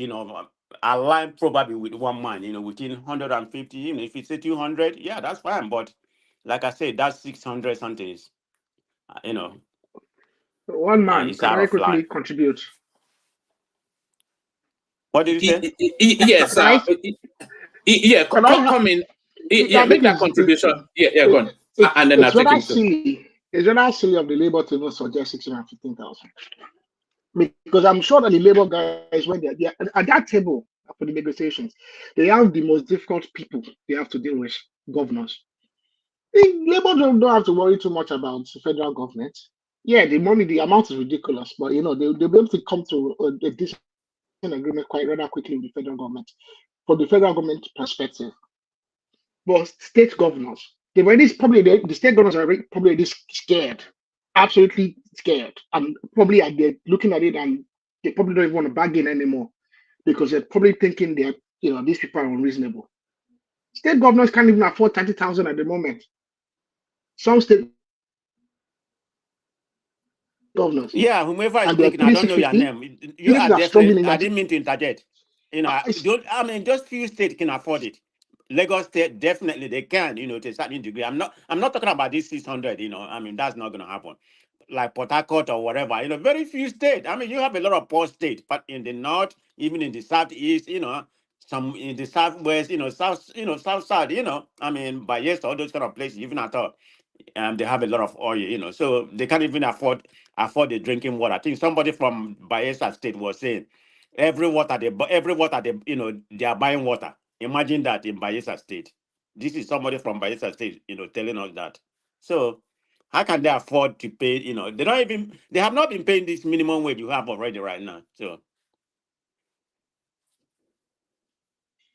Yeah, I think some things need to happen before they can jack up that minimum wage. I think, you have to really elevate businesses, because you're going to crash aspects of the economy. Medium-sized enterprises in Nigeria can't afford 600,000 for workers. That's just ridiculous. What I don't know is if the federal minimum wage is binding on the private sector.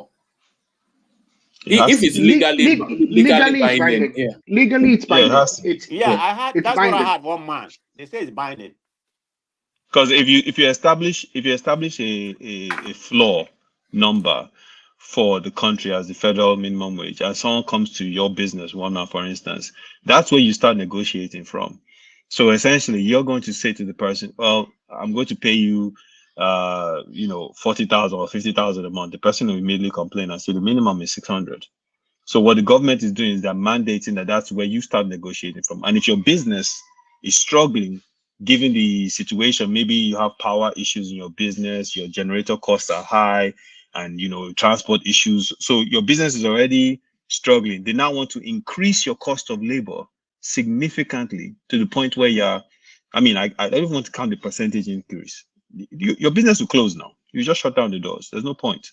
So this stuff here, I don't know if Labour has thought this through, but they're just out there. Maybe this is a negotiating ploy for them. Maybe they're starting here, so the government will now negotiate them down to maybe 100.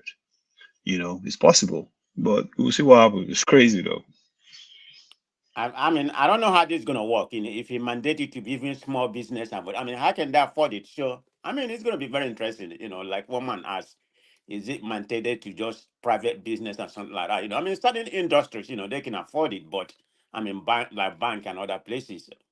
But I mean, how are you gonna tell somebody who has mama and papa shop, selling food and then to pay the employee that amount of money? So No, I don't think it extends to, when we're talking about the private sector, I'm not sure that we're extending to mama, papa shops. I don't know Yes. private. I think it's the banks, the insurance companies, the legal firms, all those sort of. Okay. That is just, I'm just guessing at it, but yes.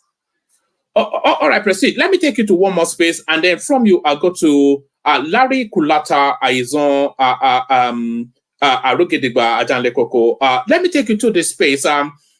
Prestige, we don't know quite when this storyline is going to leave the headline. As soon as it's birthed onto the public space, it has refused to leave the space, and it's really being propelled by one of the main protagonists. We're talking about Landmark, who has now, I'm not sure if you have your screen on.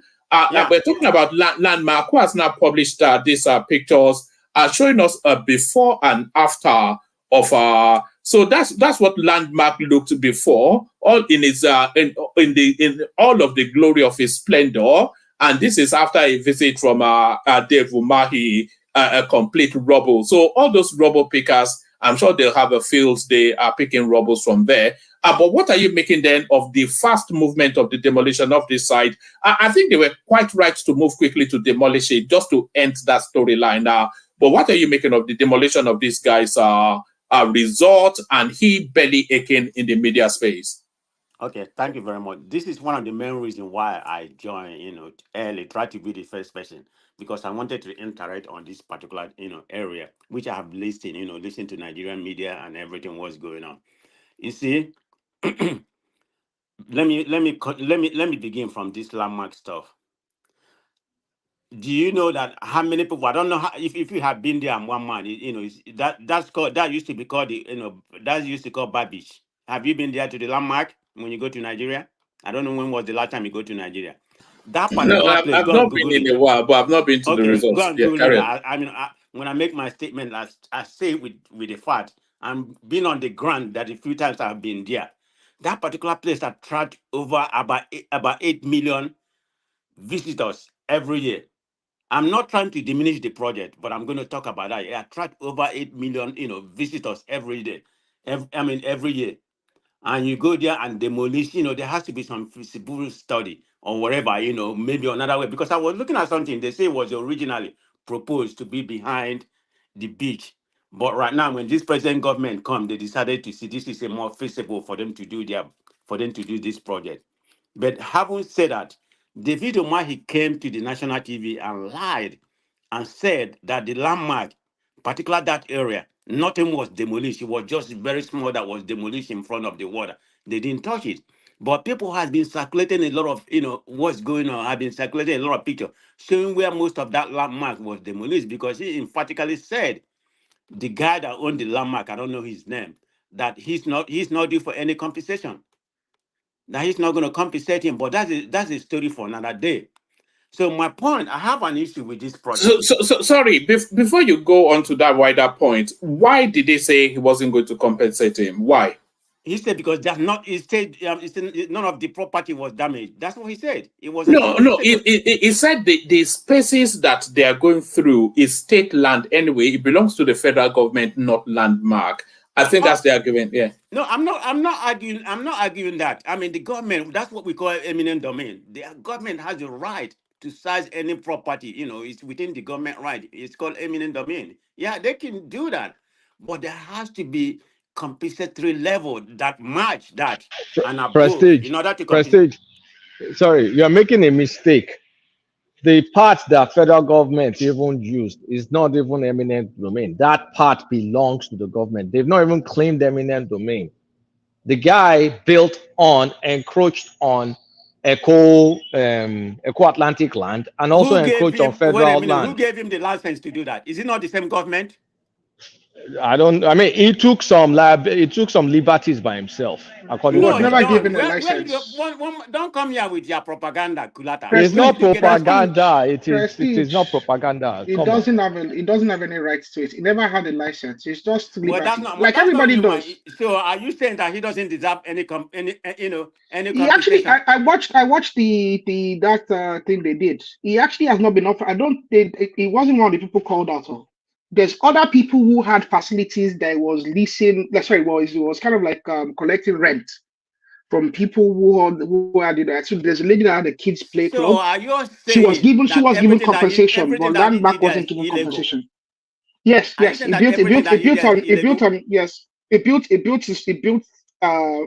put fixtures on the beach, which is a public. The beach is public. He's been making money from that beach. He actually owes the government, if anything, sir. He's actually played himself into a corner. I don't think they're giving him any compensation, but they gave other beaches compensation. They gave Moist Beach compensation. It's not going to give. It's not going to compensate him. I think the reason that it's playing politics. That's what he said. Yeah, Umahi has decided not to compensate him because he has no right to compensation. If they give you compensation, it's because of the good graces of the government. Moist Beach has been compensated, but I think that's because Moist Beach is playing along. And I think other people that have good beach has been compensated, but that's because they're playing along. Actually, people that actually have fixtures on landmark that was kind of renting space to those people, they've been compensated, but landmark himself wasn't among the people that were called out. I mean, I watched that. It was about 1 hour and 40 minutes. Landmark was never called out, but other individuals that actually have fixtures. The person that owns the Kiddies Play Club on landmark was compensated, but landmark as a business was not called out for compensation. Moist Beach was called out for compensation, and good Beach was called out for compensation. I don't have any fact to back up what you're saying, and you have not been able to bring out this fact. So I'm not going to agree or disagree. There was a 1 hour 40 minutes. Sometimes we tend to be very sentimental, play on our own. The Ministry of Works, yes, sir, Mr. Prestige, Ministry of Works did a live 1 hour 40 minutes. It was a live thing. All the stakeholders were present. They handed out compensation checks. I mean, the main stakeholders were there. They did a presentation showing the first phase. I mean, it was very well detailed. 3 channels broadcast it live. Arise TV broadcast it for free, which was actually commendable. TVC broadcasters, and I think NTA broadcasters. So this was a live session. I'm not 1 hour 40 minutes. But if that actually happened, that's a good thing. That's the way it's supposed to happen. Like I said, if the government take your place, they're supposed to compensate you. But we have a different view, and of course, what I'm saying right now, I don't have any data to back up what I'm saying. I'm just going by what I read. So I just take what they all said, with great assault. If that's true, I don't know. But from what I know, he was legally purchased and everything, but you have a contrary to that view. So let it be, whatever it may be. But let me go ahead to. Yeah, Mr. Prestige, let me set it straight. He did legally purchase a piece of land, but that piece of land does not extend to the beach. That piece of land borders the beach, but it doesn't extend to the beach. all right, let Prestige continue with his thoughts. Okay, Prestige, back to you. Yeah. Okay, yeah. Having said that, okay, I'm not here to argue, argue people's point of view. I've not seen anything, to contradict or to, to agree with what you're saying. But let it be. That maybe. But anyway, let's continue with David Umahi, about what's going on with this project. Okay, I have an opinion. You have been talking about this project for a long time. I've not been able to join. I was able to listen even yesterday when you left. I didn't come. I think I came in after you left yesterday. But anyway. So on this project, I am for this project. It's a long-term project. Nobody knows when it's going to be complete. I mean, like Omahi properly stated, he said this is just the beginning. This Calabar to Lagos is one of the project that this government is planned to undergo. We don't know when it's going to be complete or how much it's going to be. How much is going to be invested, but when we come here, we have to say what we know. Like, I think it was Kulata that stated a long time ago that it's going to be 100% or 90. I don't want to put word in Kulata mouth, claiming that it's going to be 100% or 90 something percent by PPP, which is a definite lie. That's not No, what we no, hear no, right no, now. no. That's not what So I Kulata, said. I don't know Please where you get your information. stop lying. I mean, stop How am saying I false lying? information. This When is did what I he say it's said. 100% PPP? Who told you PPP are always 100%? Come on, man. No, but you make it to be 90 to 100%. Is that not what he said? When did I say 90 to 100? Why are you making stuff Long up? time ago. Which long time When it ago? first began, maybe about 6 Why weeks, why are you about making 3 weeks why are you ago. making stuff up? If they I'm say not something making is so. This is what I PPP, had. no. If they say something is PPP, does that automatically mean it's 100%? Haven't you heard of That counterpart fund? okay. Okay. So stop saying stuff you don't know. Okay. Let's assume I don't know, but I know what I had. But anyway, that's not even the problem we had. That's not even the problem I have. Not because of what Kulata said. Is the problem I'm having on this project. I think David Umar said, this is just one of the projects, and he said another project that's going to be that he's doing the feasibility study right now that's going to present to the Tinubu, and hopefully they can approve it and everything. But they may approve it. It's another one from Sokoto to Badagry. Coastal. I mean, when the Sokoto to when the Sokoto become a coastal, a coastal area to Badagry. So that's one. Then another one is going to be from Enugu to Ogoja to Cameroon. So I mean, this is a heavy project we're embarking. If they actually start the other two, like he proposed. I don't know how. I mean, I just think what is Yeah, but is it not the sort of projects that we do? We can continue to take snail steps, chasing your No. higher bill up and I down, completely or we agree. can make If you these look are at quantum America, what leap. make These are America quantum leap. Yeah. become where they are right now? It's not about it's not about anything but infrastructure is what led America to where they are right now. It's not about discovery. It's not about technology and radar. This is what made them what they are right now. But there has to be a very good foresight on how to start everything. But the problem I have, because of the predicament where the country is right now, what is the eagerness to carry out this coastal project right now with all this money they are pouring into that? We have other pressing issue, and I'm going to tell you one man. What we have right now, we need just more than this. This has to be done. I'm not arguing that it's going to benefit the country, but there's some other debilitated road that is going on, like the one you showed earlier. I mean, Lagos Ibadan Expressway. I mean, is that not a disaster? Anybody who fly that road, please tell me how Lagos is that Ibadan working out? Expressway, how can it be a disaster? It's a Look, brand hold new on, let me road. lie. When you come to your town, you interject. No, but hold on. I just left Lokoja to Benin, is Nigeria. that not a Wait, I disaster? just left Nigeria in January. I rode on You're Lagos not the only Ibadan one that's been in Expressway. Nigeria, so stop it. So, but Lagos Ibadan Expressway is just a brand new is a refurbished road. So why are you making claims that is not true? Lokoja to Benin, is that not a disaster? Kaduna to But you said Abuja. Lagos Ibadan. Stop jumping around. Yeah, Stick I to just what named you those know. three. There's nothing wrong What? with Lagos Ibadan Expressway. It's new. How, what is new about? I know It it's just new, got but has it redone. been maintained since it was new? All those potholes everywhere. Where is the pothole in Lagos Ibadan Expressway? What are you talking about? Yes, there is. I don't know what There's part. no pothole. You come here, you There's study not the a country. I single don't know. pothole in Lagos Ibadan Expressway. Do You're you just even know what you're embellishing talking something that about? is not there. But anyway, let's move on. You see what happened in You Benin. disobedient self. You just open mouth and say bow bow bow. whatever. Like you come here and take and bend the truth. So that's it's not between you and I. That's not the problem. I don't care what you said. The issue is not between you and I. The issue is Nigerian, problem. The shege, what is happening in Nigeria. Look at the Bini Auchi Road. You saw what happened. Because of just a little rain and everything went down. You saw what happened in Enugu. I mean, a lot of cars. About 18 people that died? You saw what happened in Port Harcourt about 2 weeks ago. Those roads need to be maintained to a certain degree. Before this project can start undergoing right now. I mean, how many trillion? Is it about 18 trillion naira to invest in this? I mean, you haven't invested in light. You haven't invested in the security. I mean, the government just has Yeah, man of President, can I interject real quick, Abeg? Yeah, go ahead and interject. Yeah, Kulata, I think you're missing the point here. It's not so much of, because I heard you say you obedience, etc., etc. It's not an obedient thing. This is simply what he's stating is about the number of other roads that are in dilapidated state, east-west, Benin Auchi. Yeah, but don't mention the one that is maintained. Lagos Ibadan Expressway just got finished.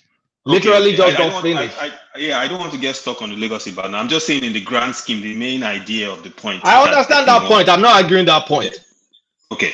I saw the Auchi one, and I saw it swallow a trailer this morning. Auchi Benin, that's a disastrous road. And then you should see east-west, and east-west is terrible. And the point, I think, if this administration wants to build the Lagos Calabar, right? Assuming a lot of these other roads, I'm not even going to go as far as to say we're in perfect condition, but at least we saw the same sense of urgency to fixing those roads, and they were in a certain type of process to getting them to where they need to be. People will not complain so much about this, but it's that the focus has shifted. This is priority right now. Exactly. And that's the issue. Problem I'm having. Yeah. Also, if the kind of priority they lay on this project, if they have laid it on, on other more pressing need, maybe there will be some alleviation to the Nigerian problem. At least start use this focus. I mean, it seems like everything revolves. It seems like everything revolves around David Umahi. Now, David Umahi is the best ever. Is the best minister ever. He's the most important minister in this administration. I don't want to lose my thought. I had some people on your platform last night when I was listening. Now David Umahi is the omega and everything. And some people are here saying that if David Umahi come out tomorrow, they're going to vote for him. Just because of nonsense he said about Obi. This is the problem with Nigeria. When did David Umahi become this alpha and omega? Because of all this noise he's making. I'm not saying he may be a good engineer. But this is a priority, and all this dog whistle who is whistling right now. Some people in this platform, I'm not talking about you, wasn't even here. I don't know if he was listening yesterday. I'm not going to mention them. The person is not here right now. Claiming that if David Umahi come, I'm going to vote for David Umahi, salute and something like that. But he just get David Umahi. This is the first time David Umahi has played that dog whistle, that give them that. Can I ask you a question? Some Agbado here. Now they're saying that. Man of Presti, can I ask you a question? I'm not talking about you. I don't know who you are. Can I ask you a question? I'm not saying you're talking about me. Yeah, go ahead. If you present a candidate, David Umahi, a presidential candidate, a candidate, David Umahi, and a candidate, Peter Obi, and you say, okay, choice, who do you vote for? Based on accomplishment, based on antecedent. Hold on, Prestige. Let Kulata ask that question again, but pay attention to what he's saying, because I think a point is being made. Pay attention to what he's saying. Because based on what they achieved in office, based on how they speak, based on their intellect, based on their education, based on, just each one of them based on their profile. Who would you pick on merit? Okay, now you are going to the rabbit hole about education, about how they speak. Who cares about how somebody speaks? Because you have a better command of English language. No, it's that achievement. It's an achievement. One man here has a better command of English language than I do. Does he make one man more competent than I do? Okay, forget English. One man more accomplished than I do. Stop. Don't be hugging one like point. a very childish uneducated people. Even I with all said the based education on you don't have. You come achievements. in here to tell me about how Boy, somebody speak, what kind of This is, education. I mean, this is a So because simple Shetima speak pretty Man of English, prestige, calm Shetima down, is I going to beg, make the calm best down. president of Calm Nigeria. down. Calm down, I beg. Calm down. Yeah, because they come here and push some jargon. Go ahead. one man. Man of prestige, we have to have a conversation now. If you are vexing like this, we can't talk. You know what I mean? So just calm down and let's have a conversation about the merits of the points that Kurata is trying to make. Yeah, and If you can, I'm going to that angle because I'm just saying he needed not to answer me that because he knows I'm not going to, I'm not going to share that why are video. you fighting with me, man of prestige? I'm going to choose Based on Obi. merit. I'm going to choose Obi because, in my own opinion, strictly my own opinion, Obi has a better, more accomplishment. And Obi Vision, I don't know if he's going to accomplish it when it comes to Nigerian presidency, but I'm going to base my opinion from the antecedent of what I know of the person. David Umahi, I know some about David Umahi. What did he do? Because he built that what do you call it, like a camouflage airport in Abakaliki. Yeah, Abakaliki is better than it used to be because that's one of the poorest states. Yeah, it brings it to a substantial level. But I mean, what else has he accomplished? What else has he accomplished? I mean, all these projects he endeavor right now. None of them has been accomplished. They are still on early stage. It might take 30 years to whatever. Of course, that's how Nigerian project is. But I'm not going to give him any credit when it comes to federal level. Yeah, give him some credit. I'm here, enigmatic. You anticipated this, Abi. Yeah, you know what you sent me, Abi. Let me bring it up. Because most of them what's going on here? I don't know about this one. This one is most of them don't know. They've been sold the propaganda of that Agulu man, playing to him and let him understand what that guy his accomplishment in office and what is. All right, carry on. Let me go and find it. Yeah. Okay, what is stands to, because when a couple of people come on the platform and they say certain things, they don't. If you don't understand, if you don't know, you simply say I don't know. Do not just trying to be obfuscating and try to pander to that echo chamber narrative. As it is today, I say it with a very bold mind, and I say confidently that Ebonyi is the most infrastructurally developed state in the entire Southeast as of now, and is the most governed, the most efficiently governed state in Southeast. I can call it the most improved state in Nigeria. Wait. Enigmatic, can you please? This can be seen in what is happening in many countries of the world, including United Arab Emirates.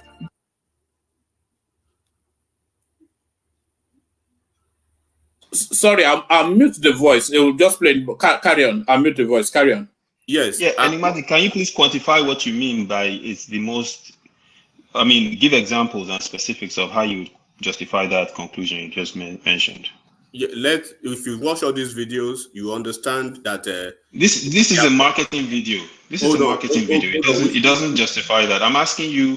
You made a conclusive statement. Hold on. I am asking you, what would you use to justify that conclusive statement? That it is the most. I will allow you to watch this. One man. Sorry, enigmatic. Sorry.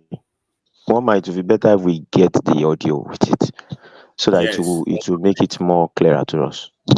Please. Sorry, we can play it. We can play it again, but let the conversation go on, and then we'll look back to it. I think it sets the backdrop to the conversation. Carry on. Otherwise, we won't be able to. Yeah, what I'm saying is, I can see this video. There's no audio, yes, but it's clear what this video is. Right? It's a marketing video for Ebonyi State. That does not give.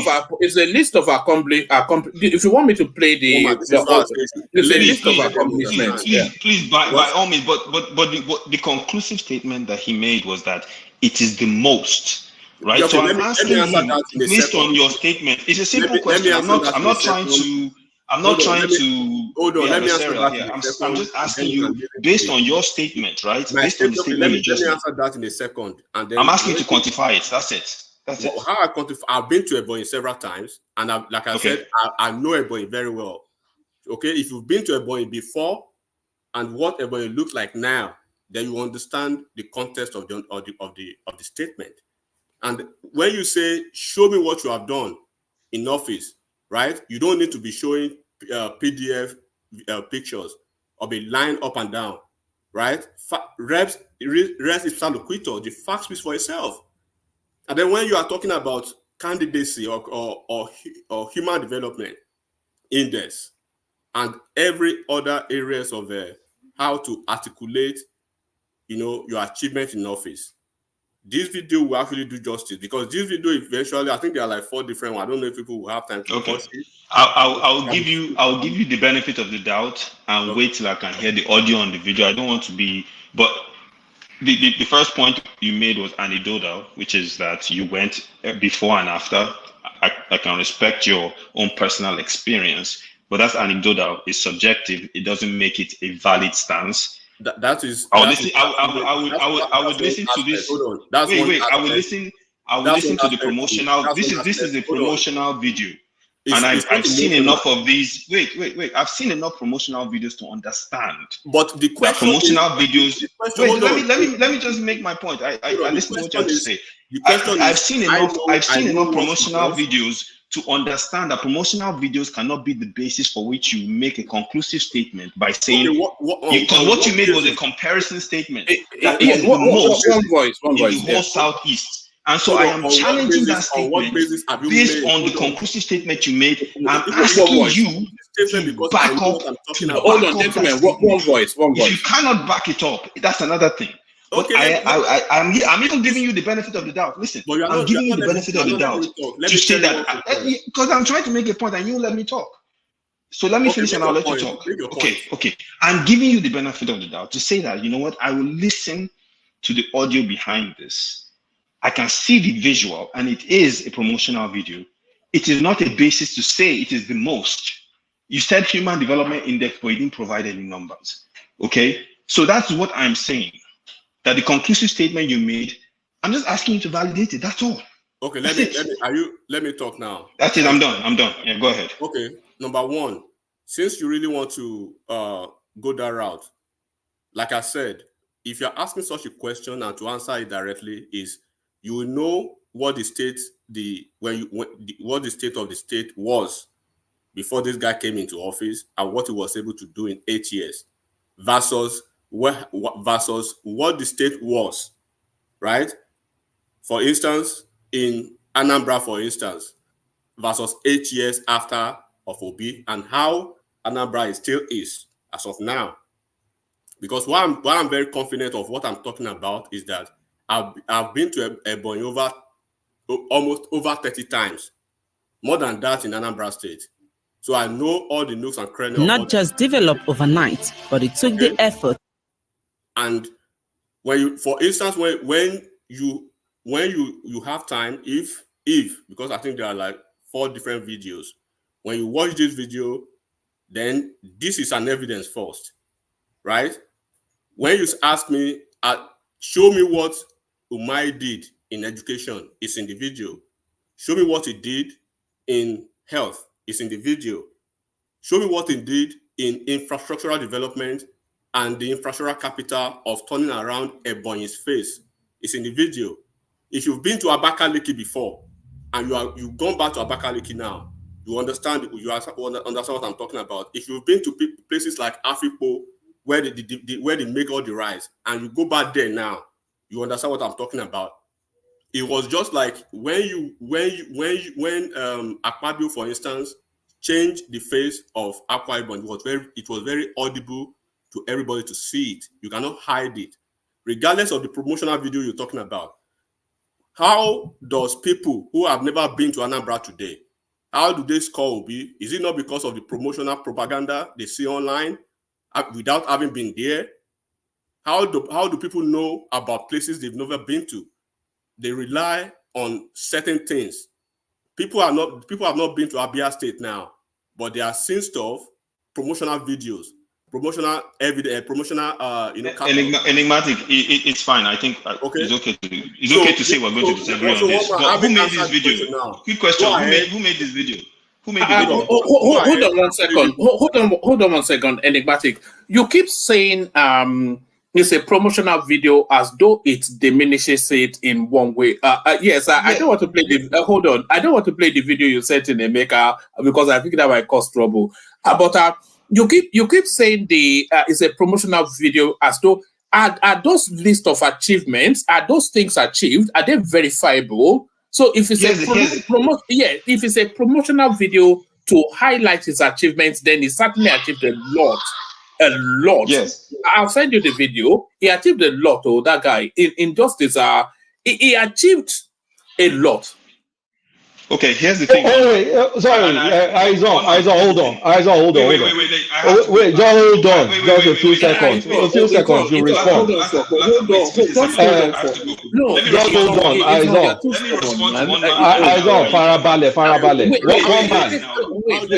One man. Take Kulata and then respond to the two of us. One man, please. Hold on, enigmatic Kulata. One man. Please play the video. That's the only thing we have right now.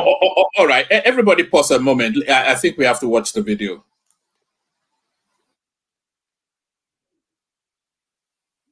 Efforts and sacrifices of leaders, countries, and states did not just develop overnight, but it took the efforts and sacrifices of leaders that governed them in time past. This is because a business-conscious leader is a developer and can bring about development. Recently, Ebonyi State joined business cities to be counted in Nigeria through the relentless efforts of the business-driven governor of Ebonyi State, Engineer David Nwezomahi, who was an expert in business before joining state leadership. His business orientation and quest to develop Ebonyi, knowing the role business plays, have always put him on his toes from the first day of his emergence as the governor of Ebonyi State. For instance, Governor David Nwezomahi, aware that business does not do well in an environment without good road networks, first zoomed into connecting all nooks and crannies of Ebonyi State with solid road, such that over 700 kilometers of it was done in the rural areas of the state to link the people.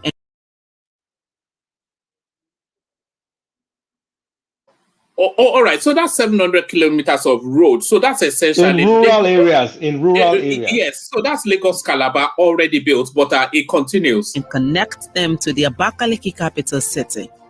This he has achieved without any area left out, and this has gone a long way to make every part of Ebonyi an economic hub as rural farmers bring their farm purchases to the city where demands for them are high. Governor Mahi did not end there. He redesigned the Ebonyi State Margaret Omahi International Market to a world-class standard. Today, the market is the most spacious market in Nigeria, with water and tight security. There are adequate parking spaces, well-landscaped and partitioned lots to ensure conducive business environments, proper channelization of waste and waters, enviable cleanup arrangements, and toll-free zones to accommodate petty traders and those with low income. Again, Omahi, as a developer with business mind, dished out grants and zero-interest loans to marketers and businessmen and women in the state. Recently, some under the ages of Ebonyi market women and traders received 300,000 naira grants each. The governor also ventured into the development of more markets in the state to standard. The old Ohokaba markets, popularly called Biribiri, and the Bishop Nnachiokoro regional markets are case in point. With these, the goal number 8 and 9 of the Sustainable Development Goals, SDGs, are perfectly taken care of. Engineer David Nwezomahi, the Nostradamus governor, knew that time shall come when Ebonyi people would outgrow open market system and ventured into unimaginable world dream that bettered the world-class shopping mall, the Ebonyi State Shopping Mall. The mall, designed after the Dubai Mall, is a beauty to behold. Local and foreign products are all there, such that traveling overseas is a waste of time and money. What a foresight of a man. Governor Mahi, who understands that Ebonyi State has comparative advantage on rice production, revitalized and equipped the state rice mills such that they give out thousands of metric tons of rice daily. This has made Ebonyi farmers and rice traders millionaires overnight. As a businessman with business orientation to develop the state, Governor Mahi brought about the emergence of the best integrated building materials cluster. Today, even those who opposed the relocation are singing praises of Governor Mahi. We cannot forget in a hurry the Linus Ede Memorial Timber Market relocated to a better site. Umahi has not ended it yet, as the industrial cluster located in Uburu or Hozara local government area is another gold mine. When functional, no state in the country or anywhere in Africa will be able to withstand Ebonyi economically. Governor Mahi, the man who saw tomorrow, is also bequeathing to Ebonyi people with the largest international airport east of the Niger. The airport will link Ebonyi State with the rest of the world. Ebonyi would become the first port of call for assorted commodities, locally and foreign produced. What a feat achieved by a single man in just over 7 years. To ensure that Ebonyi is economically viable, Governor Mahi ensured the installation of streetlights across villages in the state. This has encouraged businesses even in the night and has brought about safe security in the rural areas. Governor David Wazamahi is indeed a rare gem, an administrator with the best business orientation and consciousness who has done Ebonyi proud. He has, through these numerous economic boosting projects and more, brought... All right. So promotional video, yes, but factual video also yes. I mean, it's taking them from the 17th century to the 21st. Woman, I have to go, so I'll just say this. I'll just say this real quick before I go. Wait, I'm leaving. Wait, you guys can have the floor. Yeah. You guys can have the floor. I'm going to just go. Woman, seriously, come on, man. That's all I'll say. Are you seriously going to have someone present this video as an objective evidence to the performance of the governor in the video where they're calling the governor the Nostradamus governor? They're calling him a gem. Come on now, seriously. If we listen, I'm leaving. You can have the floor. Let me finish what I'm saying. If we want to take this, if I'm not comparing anybody, please be quiet. I'm not comparing Obi or anything. I'm leaving. If we want to take this as objective evidence of performance of a governor, as we are today, as we sit down here today, all of us, we want to take this as objective evidence, then we should all get our heads examined. That's what I will say. If anyone wants hold on, nobody. Now, hold on. How can someone present? Wait. Now it's on. How can someone present this as evidence of performance? Wait 1 second. And you want us to accept it? Wait 1 second. It's on. Wait now. Wait. No. You can't present something like this. Can you hold on, please? Hold on. No, nobody is presenting it as an. Oh, so sorry. There's a heavy noise there, Kulata. No, that's not me. No. Oh, what's you? So nobody is presenting it as an unbiased, like you said, it's a promotional video. So of course we all know the intention behind it. They are calling him the Nostradamus of our time, but the things being documented there, are they factual or not? That is really what it boils down to. Are those achievements verifiable or not? That's one. Are they necessary or not? That's two. Have they propelled the state from where it was to a highly enhanced space? That's three. So if you say yes to all of those, then you might well want to join them in calling him the Nostradamus of our time. We need an objective. We need an objective observer to provide us with that sort of information with numbers, and then compare to other states. Wait. And then compare to other states to then come to the conclusion that Enigmatic was making that he's the most advanced one in the southeast. Let's take a quick vote. I vote for Umahi. I'm leaving. Count me in for thank you so Umahi. much. I'll chat with you later. Let's take a quick round robin. All right. It was too heavy. Because there's more, but there's more. Hold on. Let's have one. So many voices automatically going to win. One man. You know what? One thing, one to win. Gentlemen, hold on. Everybody, hold on. Just for the benefit of our audience, we can only have one voice at a time. So whoever the voice is, carry on. Let the person that want to speak go ahead before I wrap up. Okay. We are not wrapping up. We're voting. What do you mean? Before we vote, Kulata, let me just say this. You know, when people are talking about objectivity, right? When you bring facts and figures, especially when it doesn't actually pander to their expectation, they want to find a way to discredit it. Do you know there are 4 parts to this video? This one is the first part. When you play the second, the third, and the fourth, those ones actually speak to the specifics of these infrastructural developments and what he's been doing. And I keep saying it again, right? I've been to Bayelsa several times, right? And the last time I was home, I was in Bayelsa. I've been to Delta State several times, and the last time I was home, I was in Delta State. I did not see any fantastic improvement in Delta State, regardless of all the humongous allocation, IGR, IOC, and everything that they receive.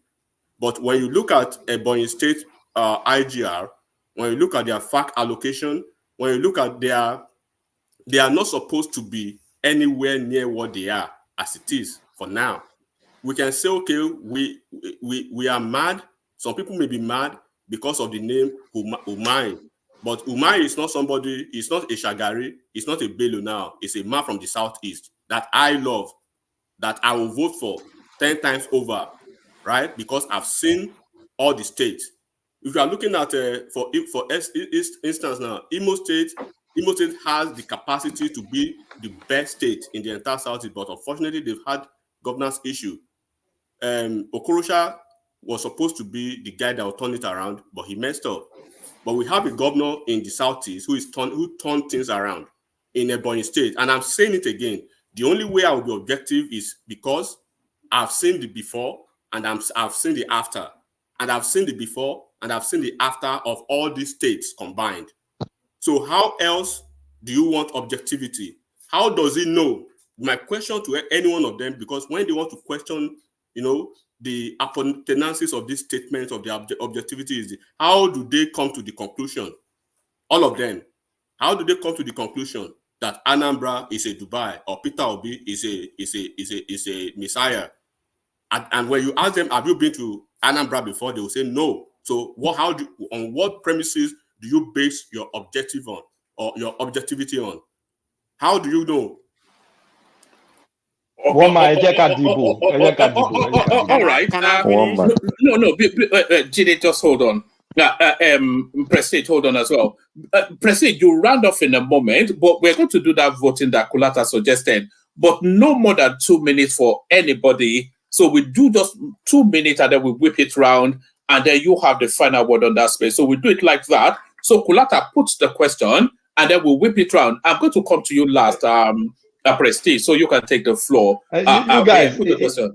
It's a 10-second answer. Nobody needs to kind of like gesticulate. I mean, between Peter Obi and Dave Umahi today, who will you vote for president? I personally will vote David Umahi 1,000 out of 1,000 times.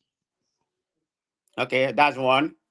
Go ahead. All right, brilliant. So Larry, the question, your response, Larry. One man. I've always been an Umahi person, so I've always been for Umahi. So that's two. Arogedigba. One man now. Why are you even flogging this? Yeah, of course, Umahi. Come on.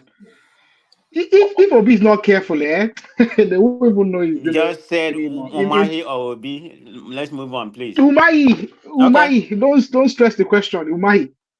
All right, Jide, you're up next. The question, your response. Jide. Okay, one man, I would say Umahi. And what I wanted to say earlier was that guy that was disproving everything. They come here and tell us Alex Otti is performing. Is it not the same video of the structures he's doing that makes them to believe he's performing? So for me, Umahi any day can go to his beauty or continue with his latrine goals. All right, brilliant, excellent point. So yeah, Uptown, you're up next. Surprise us, Uptown. If it was a choice between Umahi or Peter Obi, surely you are going for Umahi, Uptown. One man, do you have a drug for like stomach, like when your stomach is turning you? Do you have look at that. Folic acid is the usual go-to. My stomach almost wants to jump out. Do you know why? because it's a survey I've conducted 2 years before now, even before the existence of Peter Obi presidency. And I use my time to challenge Kulata directly. Vote, Bobo, vote, Joe. Please, people vote now so we can continue. Kulata, calm down. Kulata, I want to use my time to challenge you directly. One man set us a platform. Finally, I found a reason to disgrace Kulata online, and I'm going to do that, and I hope he takes it on. But that's the most mediocre thing you have ever said since I know you, Kulata. Come on, vote. But I vote for obviously Obi. I mean, Omar, you really, guys. Okay, 5-1. All right, thank you, Uptown. I thought you would surprise us for a moment there, but I wonder if Enigmatic will surprise us. So Enigmatic, surely you are an obedient. They're trying to, you are losing also, bring the numbers up. Umahi or Obi for president, or we're talking about. Yeah, for my love for the Southeast, if they have this candidate in any ballot 1 million times, my over will be 1 million times, no doubt. So no region will bring this guy and be trying to resort to propaganda to help him win elections now. The results are there, the facts are there. Rest ipsa locutor. All right, actually, let me push it a little bit, but don't give me an extended something. No, substitute Peter Obi with Sanwo-Olu, Umahi or Sanwo-Olu. Who would your vote go to? Mama, let's finish the votes now. All right. Let's treat Badwell for what he is. All right. Let's go to Emeka. Emeka. So we already know where Emeka will go. Emeka, Mekus. but this is undisputable now, right? It should be unanimous. You understand? Who is the better politician here? One, and who delivered better governance? So I don't know why we're trying to. That's why I said play that video. A lot of lies have been said about Peter Obi. Play that video, one man. A lot of lies was spread about Peter Obi, and it is about that time the Southeast and India Anambra speak the truth. Yes, they wanted an Igbo president. They hid a lot of things. They didn't want to expose Peter Obi so that what people would not say, is this guy you are trying to say? Right now. Play the video. Play the video. Let's shut down this argument. Hold on, Emeka. Play the video. Let's shut the argument down. Emeka, hold on, Emeka. Hold on. I'll play the video, but before Prestige takes the floor, I'll play the video. So that's Umahi for you. So Ajanle Koko, I'm not sure if we have Ajanle Koko fully. Ajanle Koko the choice, Peter Obi or Dave Umahi for president we're talking about. You have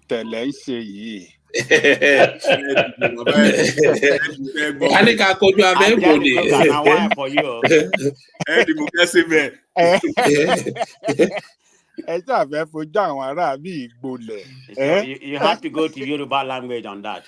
Wow. What I said was you should vote. You should vote and be merry. That's what I said. So nothing too bad. Look, it is clear now that other than the Easterner, if there is a vote today between Umahi, if there's a contest for the position of president between Umahi and Peter Obi, Nigerians will go for Umahi. Who be Nigerian? Agbado be Nigerian. Now you be Nigerian. We the Nigerians, we go for. How you we be Nigerian? Am I not a Nigerian? Okay, but why did you use the word we?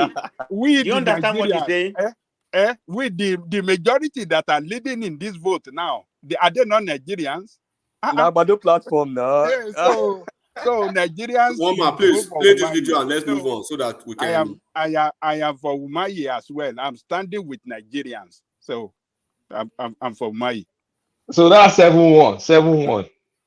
All right, brilliant. So Baba, you're up next. Baba, the question, your response is just a binary choice, heads or tail.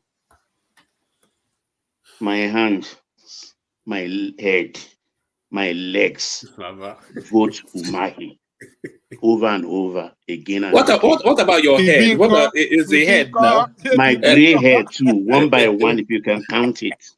Wallahi. Tibiko Baba. I think there is a no book.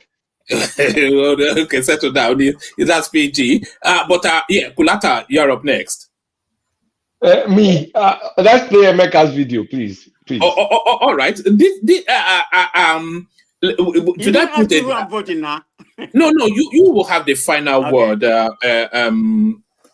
Prestige. But this video comes with a disclaimer. This is from Emeka. I've not fully watched it, but coming from Emeka, I think we know the direction. All right, Emeka propaganda. He hasn't done it up till date. Well, to the best of my knowledge, he hasn't done it. That's Shiftanulasi. Split Anambra State. Those who religiously. We used to be a homogeneous Christian volume now you talk about whether you're a Catholic or you're an Anglican or you're a Pentecostal. That is where we are degenerating now, and it's unfortunate. And he studied that politics. But most importantly, I asked him yesterday, or that I told him yesterday, that the time Ojukwu said he will not go for a second term, Ojukwu refused this time to be going for a second term. A day after he went to Oka, Ojukwu went to Oka and raised, now senior advocate, Emeka Etiaba, raised his hand up as the candidate for ABGA. Peter went, if I say he was crazy, it would be an understatement. Ojukwu refused to see him in his house. It took this big to go to Ojukwu's house and prostrated.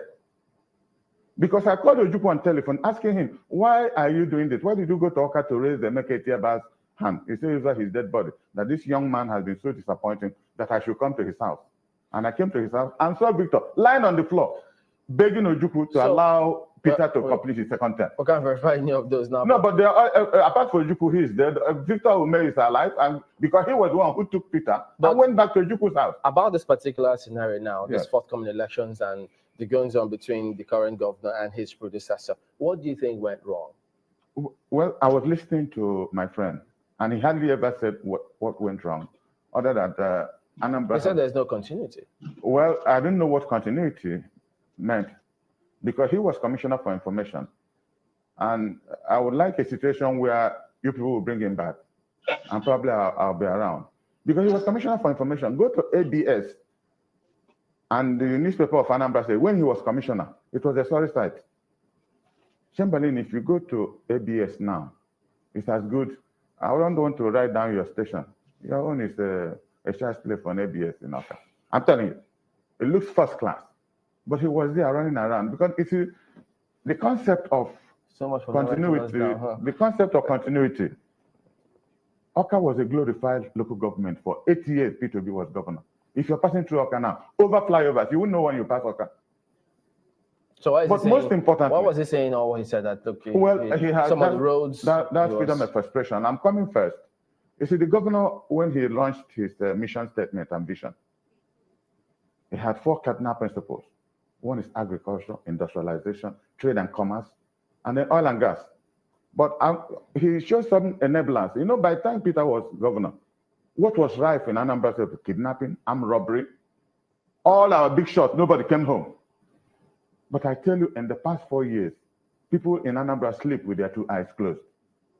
Security has become, you're a journalist, you should know, because you write about this, everything that, until recently when some warlords came in from South Africa, got themselves messed up. What do you say to those who say that, well, a lot of this, what you've just said now, was made possible because the former governor, from what he said he left over 75 billion naira in the account. Well, so you know, there have been a dispute about the economy, because at the end of the day, it was 9 billion that P2B left. It's not true. Not over 75 billion. That was falsehood. 9 billion, and I would like you to invite officials of the present government and invite Peter to tell us how this 9 billion was left. Because the claim, and I saw him claiming that P2B has no property anywhere in this country. That is the greatest fallacy of the 21st century. Peter owns a company called Next International. He's probably the biggest property owner in this country. I don't talk of the big shopping mall in Abuja. His younger brother controls everything he did. Is there anyone in Anambra? Oh yes, there's ShopRite he has at Onisha. Everything about ShopRite is P2B. He annexed a land in my town through an offshore company, and he's building something there now. Let me hear anybody that want to talk about P2B here and that fraudster. People But be I'll own keep shop quiet. right on it. God. You guys are sold the dumbest thing I've Nigerians heard in a my whole fraud. life. All of them are sold Nigerians and you hid it. You're all wicked people. Fraud. When we were shouting, this man, I went to Anambra State when P2B was governor. A local government. I went there. One man, You guys came can here I and be finish? telling us lies up and down. You brought a It's not a fraudster to mega come and town now. to sell to Nigerians, Come on, vote. wicked people. It's not a mega town. All right. Yeah, Emeka, we'll come to you in a moment. Kolata, give us your verdict. I think we know where you are. Oh, But me? give it formally. I formally vote. I thought I already voted now. 10,000 out of He has 10,000 times. voted now. They Vumayi Let now. her talk. All right. The final word then to you, Even Prestige. when I'm drunk, God, it's still Dave Vumayi. All Kolata that right. is Let me wrap up Olote. just 2 or 3 minutes. I mean, everybody know where my vote is going to.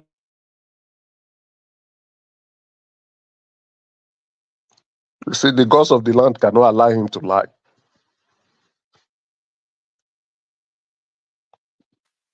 Prestige, have you been struck? By the Can you hear gods, me? the gods We struck can his now. voice. Be quiet, All right. Emeka, my brother. I was using my phone. Somebody called. Okay. I'm sorry. Go ahead. Okay. Yeah, man of prestige, I'm here because you demanded that I'm not here. You are not going to talk about what I said yesterday. Can you go ahead now? I'm here. I didn't actually hear from you. It was somebody that's not here that said that this thing will move forward. Let's stick to topic. Just address. Let's stick to the topic. But anyway, yeah. Of course, you know where I'm going. It's a mere formality. I know where this was going to end. Like you said, is that 8-1 or whatever? I mean, it's a mere formality. I mean, because everybody here is Aguado and APC. Because one man, you always feed them with red meat. So what do you expect? The way their narrative is going to pander to, all this red meat you feed them every day, and they're buying it. So it doesn't surprise me.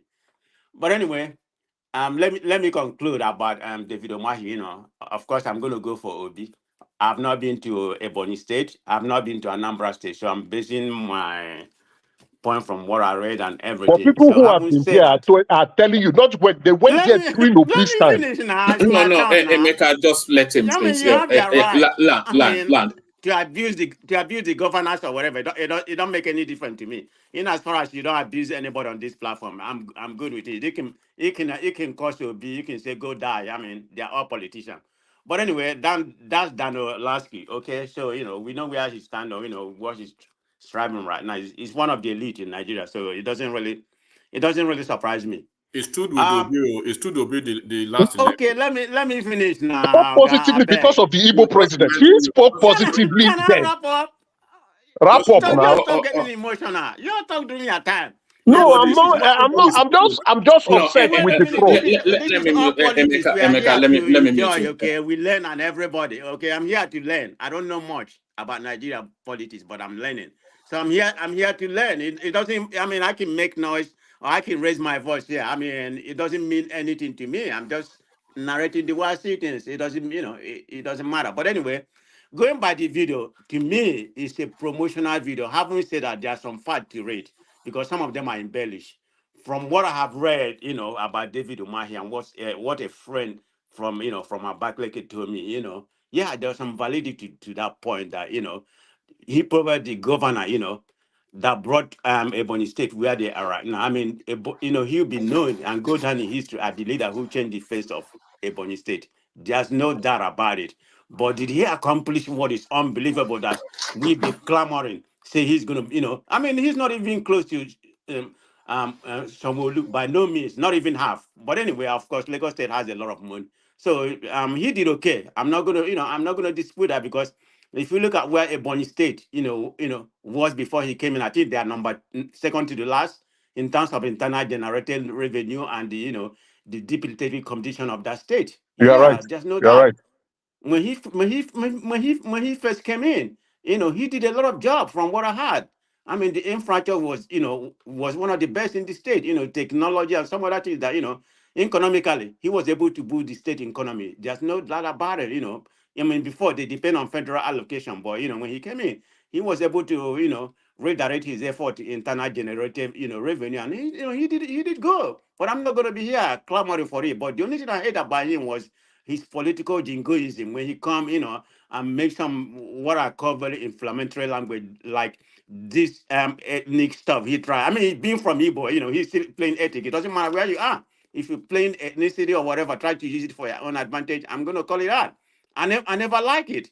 I mean, you say you're educated. And yeah, of course, he is educated, an engineer by no means, which is okay. It doesn't matter. I mean, somebody interview you, and you claim that, you don't know what he's talking about. I mean, just try to play bamboozle people. And why Obi? Why are you bringing Obi into this conversation that, what he's doing to the start is playing some ethnicity? I mean, Obi is not the first person that criticized him. Look at what Atiku said. Atiku was even the first person. Atiku even went further to say that whatever they are doing right now, they are trying to use all this project that is not necessary. They're going to use it to benefit Tinubu. They're going to steal the whole money. How come people didn't go crazy here? Just because whenever Obi speak. But anyway, you all go ahead and keep on hold on, let me land. Yes. You all go ahead and keep on criticizing Obi. You're making Obi more popular because if you go to Africa, Obi is probably one of the most popular person. It's because of the good and the bad. Let it be. I'm not mad. I mean, even at all, I'm mad. What do I have to gain? But anyway, it's all good. It's all politics. Thank you, one more. All right, brilliant. Thank you, Percy. So, thank you, Percy. Stay with us. You can push back against Kulata when it comes up after Larry. So, Larry, you're up next. Larry. Hello, man. Yeah, Larry. How far? I'm all right. Good evening, everybody. I think we've done more of Obi at Yes, we're back there again, aren't we? We really must not. I actually hope we get to that point where we speak less of all this argument Obi versus, because it's kind of like getting to be everyday thing. There are a lot of new things to speak on. Larry, don't be upset, right? Obi is always on the news, so that's why we talk about don't look it. at it the way you are looking at it. Obi is always on the news. Obi is selling market here. It doesn't matter. Yes, I agree with Man of Prestige. He's selling markets. He's really selling his market. He's the chief consoler and chief condolence of the country, the area father of dissemination of bad news for the country. Always going around, and in short, he has AI and bots with algorithms looking for bad news in Nigeria. That's what they are searching for every day on Google. They'll be looking for bad news, rolling bots and artificial intelligence. If you don't get any bad news, Obi will not pay you for that day. So that's it. I agree. Man of Prestige, he's selling market. But Man of Prestige, my brother, don't be upset. I'm not picking on you. You gave valid points on Umahi. Someone who has the second to the least IGR still was able to turn around that economy of Ebonyi State. Ebonyi State in the southeast is, in short, Ebonyi State is an abandoned seed in the southeast. Let's call it spade a spade. No, people insult Abakaliki people.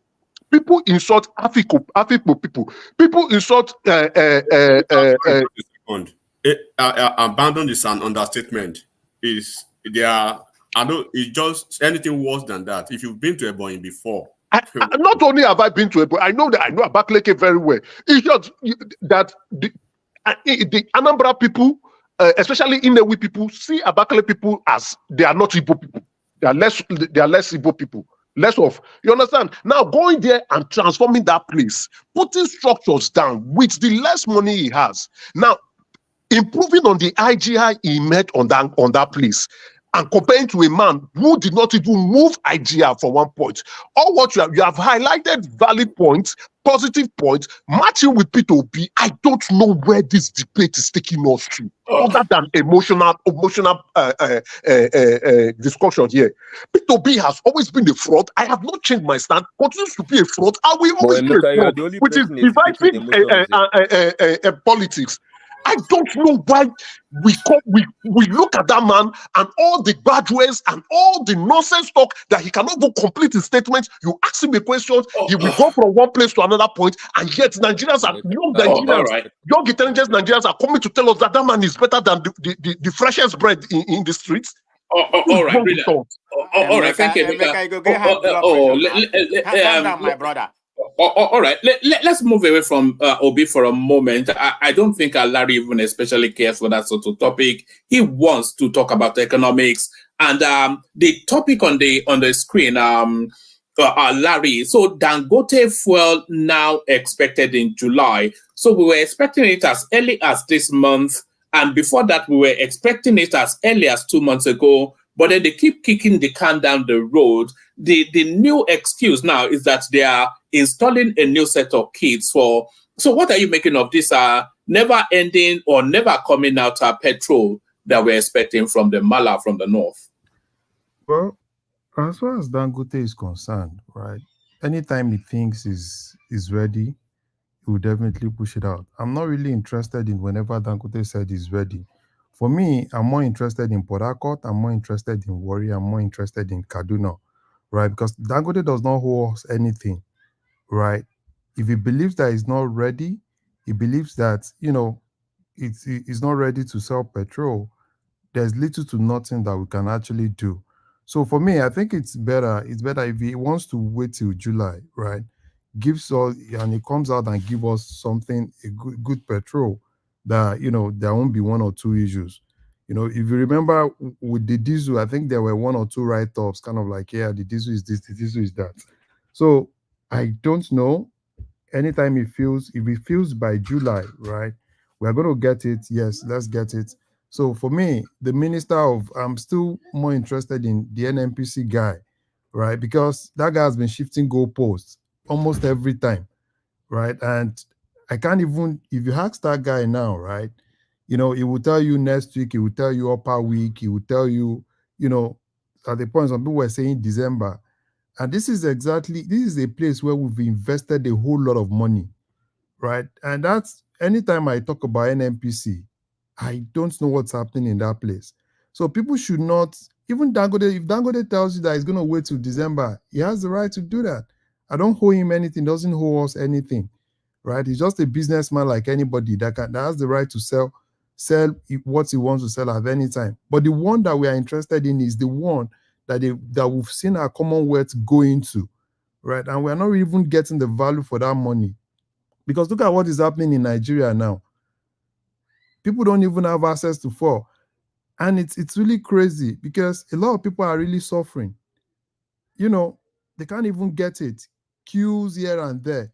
Man hour, they are burning man hour, right? That they are supposed to use in more productive things. The excuse for the fuel shortage is really somewhat annoying. They said it's logistics. It has no meaning. Logistics, you see, it's really, really, really crazy for me, right? It's really crazy for me. You won't see a serious country, right? Where they will easily see how manpower is being burnt unnecessarily. NNPC took responsibility for being the sole importer of this thing, right? They saw the whole thing. Now, the guy has been telling us, Port Harcourt refinery is gone through mechanical repair. Mechanical is done. It's gone through so phase. It's gone through. No, that is not what we want to hear. Larry, that man is just managing Nigeria. He's managing Nigerians. That's just our expectation. See, well, I don't know. I don't know if I'm going to say he's managing Nigeria. I don't know. Because as far as I'm concerned, that's exactly where, for this government, those are things that I'm not really satisfied with. And these are places where I think they need to come out and let us know what is happening. You can't keep telling us that Port Harcourt is good. At least let Port Harcourt, let's stay on their neck. If it's going to be June, let June be June. This is just like if you have a contract, you're giving some people contracts. Every contract has an end date. But when you said, okay, we've given you money, we've paid you, it's not like we're owing you for all those things and you keep shifting goalposts. At least if we can get 60,000 from Port Harcourt, right? That's going to go a long way. We can't even get 60,000. We can't even get anything from Port Harcourt. And we'll still be in the same place and we're like, Dangote. What's my business with Dangote? Dangote is just a businessman like anybody. If Dangote says tomorrow, yeah, I want to lock my refinery, there's nothing anybody can do. So the government, as far as I'm concerned, they should just call that guy. That guy needs to come out and tell us the truth. Enough of all these logistics, is supply chain, is this, is that. I'm surprised that they are retaining him in such a crucial, critical parastatal. I would have thought Tinubu would want his own man in that space, especially the military. You see, the thing is this: all of them are the same thing, right? All of them are the same thing. Mele Kyari, Wale Tinubu, all of them, they know what they are doing now. Why are we deceiving ourselves? Why are we deceiving ourselves? Do you think there is any saints they are bringing in that sector? They all know themselves in that sector now. If you talk about that sector, who are the key players in that sector? The business guys in that sector, we know the key players in that sector. So as far as I'm concerned, I'm not even interested in whoever he brings. All I'm interested in value for money. We've been spending money on this refinery. At least do one. Let us see. You said Mechanica. What is Mechanica? Mechanica is gone. You said later they said, oh, they think Nigerians are actually fools, right? You come on like, oh yeah, we've given them crude oil. Oh, we're expecting, they kind of Larry, like, did you hear that they said they also want to build another 100,000 facility in Port telling you, that's what I'm telling you now. That's when I knew that these people are full That's of what I'm telling you now. shite. Because every time these are people, you see, that's why in most cases when we come here and we're like, oh, we are like this, we are like that. Sometimes I'm more like, yeah, it seems we are not really even understanding the key things, right? That people in Nigeria are actually facing. Because when we most of us, if you do a census about people on this platform, right? 70% on this platform are abroad. And when we come here every day to talk about Obi this, Obi that, Tinubu this, Tinubu that, and I'm very sure that people in Nigeria that are watching this platform, they will kind of like, what are these people doing? Larry, can you give me a second, please? Just a second. Yes, I won't take more than that. Just yes, to say something. It is, I should let me put it very clear and for clarification. It is not the intention of anyone on this platform, right, to on a daily basis come and speak about Obi because it's a personal non-grata in the perspective of Nigeria politics. But when you continually ingratiate yourself into every conversation, this is what was actually disparaged, right? And not really, people said it was not in John Hebini now, be not. But we saw over time that he actually leveraged on the inactivity of having to respond to his fallacious, perspective and opinion, and then the type of thing he was doing. So it now behooves on Nigerians to put things straight, to correct this assertion. Like when, for instance, just let me finish now. If people could listen with an objective mind, what Umai said, they've been watching him. They've been watching his activity. When you see that when he goes on tantrum, right, on social media, they do not actually, the government and the government apparatchiks and their media people, they basically ignore him. But if Atiku does the same thing, immediately they reply Atiku because they believe Atiku, has more articulation skills than him, and he holds more political project than him. But when this guy comes, while this guy mine was actually, I think, why he needed to reply him yesterday was he was already fanning an ember of a tribalism to what he was doing. They've been talking to investors on that corridor, right? And there are some people on this platform that has enormous resources on that corridor. Government is doing something, but you keep telling the government that it shouldn't be their priority. Who shows priority for you when you were governor? When you become president, whenever, right? Maybe when you go to your IPOB, when you become president in IPOB, nobody should have the right to say, Peter Obi, this should be your priority. The government of the day say this is their priority. Then the best you can do is do your objective criticism and move on, right? So and then when you can see what is happening, like I said, it will come to a point that top politicians from Southeast, they will start replying him because if they will feel that at a point he's trying to incite some sector of that neighborhood against them. Look at what they are doing to Soludo now. Now they've been attacking Umai for what? Now they will pick another victim. So how else does he want to keep doing this and be pretending as if he's not seeing them?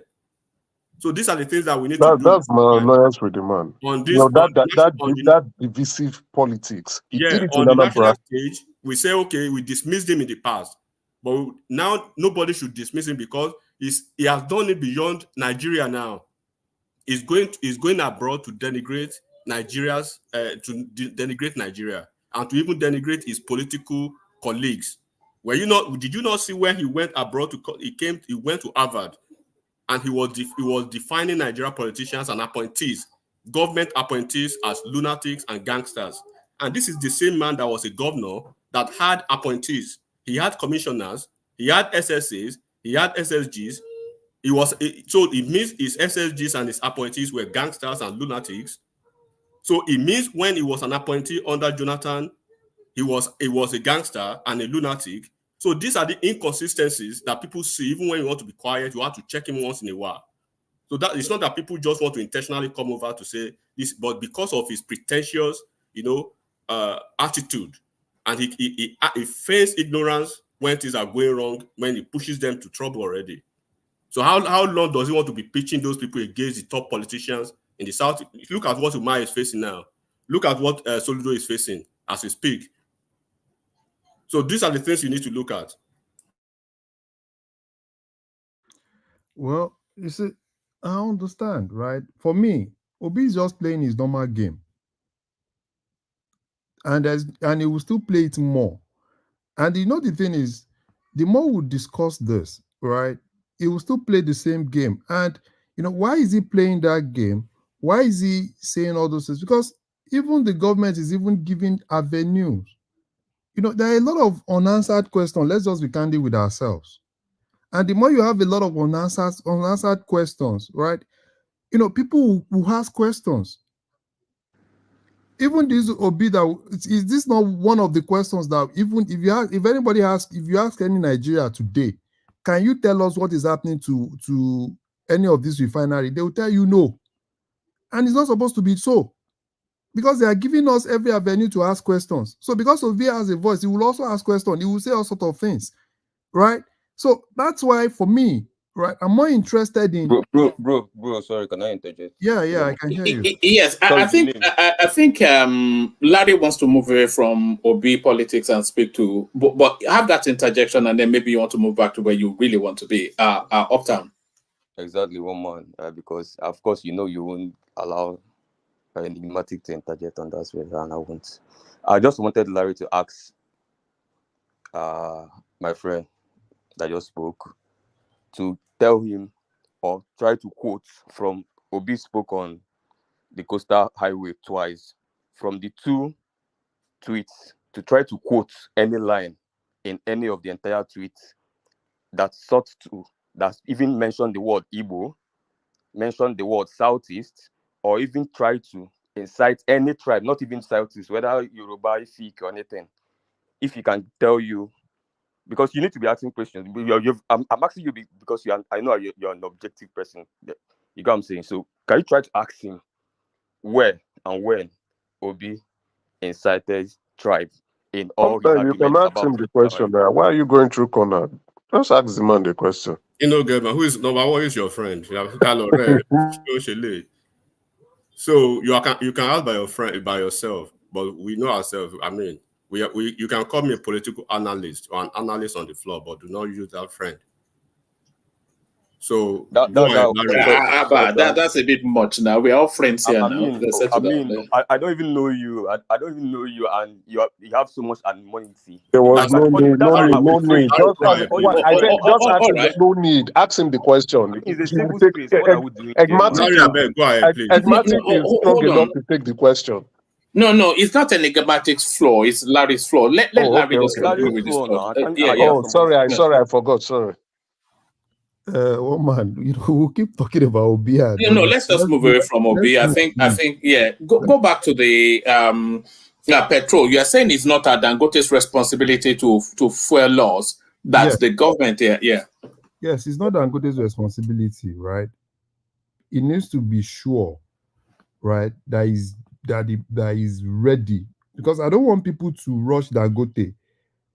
Because what of if Dangote, you rush Dangote now, it now gives you one petrol that is not is substandard or something is, petrol is so delicate. So it needs to be sure, it needs to pass all the tests, it needs to be certified that is ready. And even when he brings it out, they need to certify everything to be sure that it is ready. So I'm not even interested in, even Dangote said at the end of the day it's going to be December. Yes, it's going to be December. What can we do? We can't force him. Let us work on the one we have power on. If those guys are not ready to open that place, they should lock it up and throw the key away. Let us cuckoo know that that's what's the essence. You've not finished one. You say you want to go and do 100,000. You want to go and do 200,000. What are we fooling now? Sorry, Larry. Yes, I can hear you, sir. Larry. If you look into the one they are talking about, it's Yeah. a private company. It's a private company that is trying to seize the opportunity of maximizing the space in that complex. So the private company wants to build their own complex in that same complex. Okay, so it's not like it's NNPC directly going into Yeah, building new you, ones. you see what we are saying now. A private company wants to Yes. build. Why is it a government thing? No. See, those things don't matter. Okay. The major thing is this: when we talk about refineries, Mm-hmm. we need to understand that a lot of things. Bro, let me just tell you something. That is not supposed to Wait, even be a case. If you are talking about the one that is even close, you can talk about the one in Akwa Ibom that this Abdulsamad is actually doing. That's another private distance. So for me, right, we can you paint what it. you don't understand what I'm trying to say. Yeah, Okay, yeah. these Private things. people Sorry, they want to utilize that space, right? And they want to build. They want to build, not like I'm not even interested in want to. What I'm interested no. in, what do we have now? Because that one you are Okay, saying, you let don't build me the explain. refinery in 1 year now. Let me explain something to you. You see, Okay. I'm an engineer, and by virtue of my own profession, you see, I work with a cement company. Okay, and I know what it takes us if we want to flash back our king. These are things that use gas regulators, slam shot valves, and all those things. These things are not just plug and play. Most times we can say, okay, we are starting back the plant so date. But by the time we are done with everything, we run a test simulation and we see that there's still problem here, there's still problem here. You can't compromise safety when it comes to this kind of facilities. You dare not. Okay. Bro, let me just ask you a So question. I'm Let me sorry, please. I Wait. just want to ask you this question and you continue. If you're a project manager, right?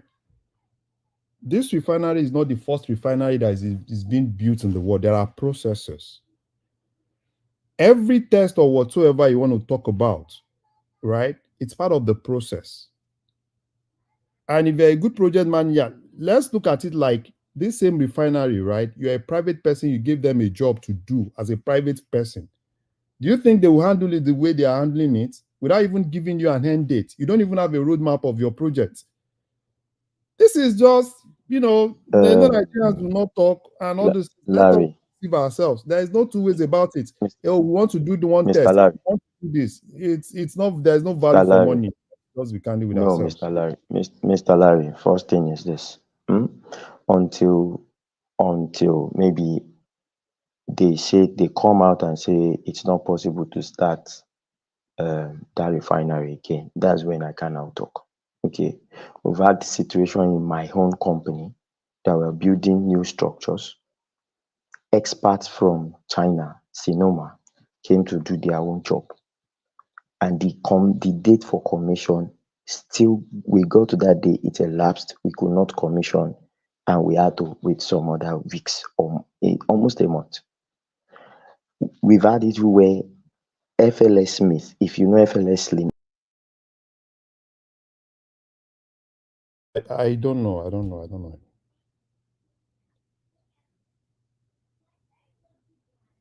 Can you guys hear? No. I think did it drop? Just This- carry on. Carry on. I want to try and get to people a bit quicker now. So yeah, carry yeah, on. yeah. Yeah. I think I'm done with this. I'm hoping on the NNPC guy, at least for once, come out clean. Let us know, right? Let us know where we are. And let's know where we are going to. I'm not interested in Dangote. All right. Do you want to give us a flavor on the minimum wage? The unions want 615,000. The government are offering a 25% increment. You see, as far as this is concerned, I think Labour is they're still joking with Nigerians. They are not ready for negotiation. Right? You can say 1 million, you can say this. I want them to Labour come up with something that we know, that will definitely make some sense. You know what is going to happen at the end of the day?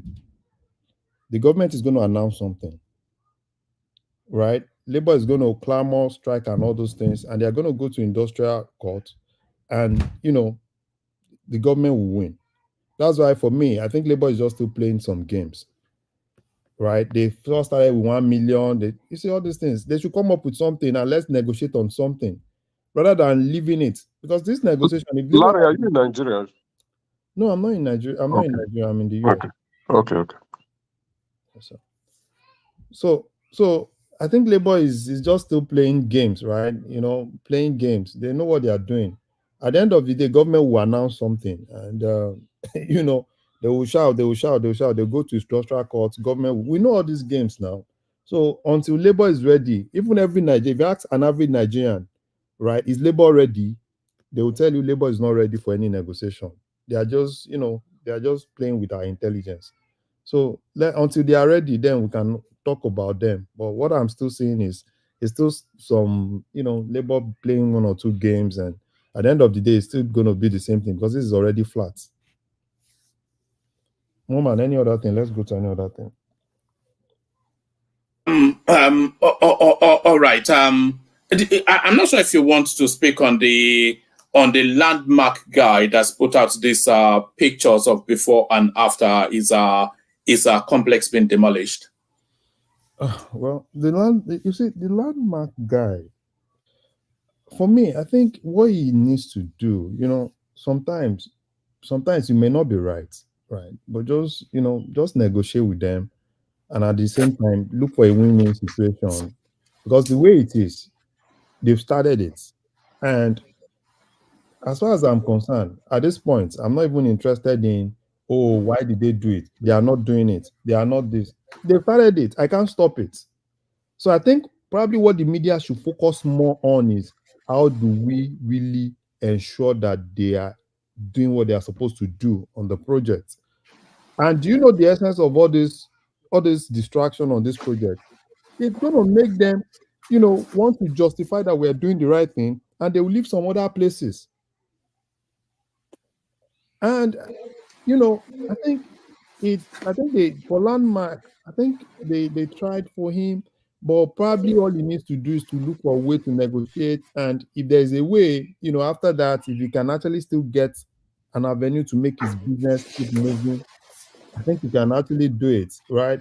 For me, they told us it's an 8 years project. Then they should continue with it, and let's see how they can actually keep moving with it. And I think another thing that people are not really seeing, I pity Umahi a lot, particularly with the level of sabotage that is actually going by the contractor. People were talking about East West. I heard him talk about East West. Him talking about what Julius Berger is actually doing. Those guys, if you listen to most of those things, right? Most of these contractors, they've been cheating us. They've been cheating us. They come with variation, bribe one or two guys in the ministry. At the end of the day, project that is supposed to be for like 2 years, they end up doing 4 years, asking for variation and variation and variation. So I think at this point, the problem with that particular East-West road is Julius Berger. And Julius Berger is not even ready to do that project. if you remember what Julius Berger did with, and that's the same thing they did with Lagos Abeokuta Expressway. They were either here, not there. Right? They will come at the end of the day, a project that is, that is supposed to just take like 1 year. You might actually see that project, 5 years, we're still on it. They'll go and come back, they ask for variation and all those things. So I think what Umahi needs, if you ask me, all Umahi needs now is people should just try like support him and let us see things, not from the point of, probably, it's an Umahi. Because if Larry, did you see Umahi's video 3 days ago addressing the contractors? Yeah, I did, and I've seen. He even threatened to send local people after them if they don't remove their equipment so that other contractors can replace them. Yeah, I mean, that guy has balls. I've seen because they've you remember the sabotage even from the ministry, right? Even from the ministry, the sabotage from the ministry is able to survive that. The contractors are he coming. stared all of them down. Yeah, the contractors are coming, and most of all these guys, it's always been business as usual. We all know, right? It's always business as usual. I couldn't believe it. He said, "I will send the local people after you if you don't remove your equipment out of sight." Of course, because that's what you see in most cases, right? You just see them, they will drop the equipment there, rainy season will come, and then after rainy season, they will say they can't work during rainy season. And at the end of the day, that same project will take months, right? And they are not on site, and they just keep those things to show that they are on site. So I think at this point, for me, right, I think what people need to do is to now rally around the Umahi to ensure that the contractors are able to do what they are supposed to do. Let's leave politics, because politics is not going to get us to anywhere. Because I want the road in Edo to be done, because if it's done, it's really going to help those people there. The one in East, the one Southeast or whatsoever, right? So at this point, I think if we as a people focus more on how to really support that guy against people that are exploiting us. These people have been exploiting us for long. Julius Berger and the likes of them, Dan Tata and the likes of them. It's been business as usual. They know how to do it, right? If you sign a contract for 4 billion, before you know, you won't go to site. After some time, he said it's rain. Later, you come back for variation. 4 million, it gets to 8 million, it gets to 16 billion. And at the end of the day, you are not even doing it. Right? So I think at this point, what I think people need to do is to just rally around that guy. Because if that guy is successful, it's going to help not just, forget about political party or whatsoever. Because when you're applying that road, you are not even going to be putting your APC or PDP or Labour Party badge. You're going to be applying that road. It's going to help your business. It's going to help a lot of things. So at this point, I think it's a lot. And I think Tinubu too, right, needs to come out and support this guy. Let this guy, do what they are supposed to do. If the Ministry of Justice needs to look into some legal consideration into probably suing some of all these guys, right? They can't be taking us for fools. So it's at that point where we spend a lot of things. He said he has to, all the contracts have expired. So what he needs now is come and sign another new contract. If we can't sign another new contract, if we can get local people to come and do some of all these things, if they can do it, let them do it. So rather than us waiting for until Almighty Julius Berger, all these Almighty is nowhere. Because you can't hold us, hold us on our neck and you are like, okay, until we wait for you, which you won't even do in some other places. We all know it. Julius Berger cannot take a contract in the US and do all these things they are doing. So if you are taking a contract, that means you've reviewed the contract. You know exactly the terrain, and you've been able to quote a cost of what is going to take you, and you agreed on it. So at the end of the day, if you're now coming back, probably there is rain, probably that place is no, that means you've not really done your due diligence before going into that contract.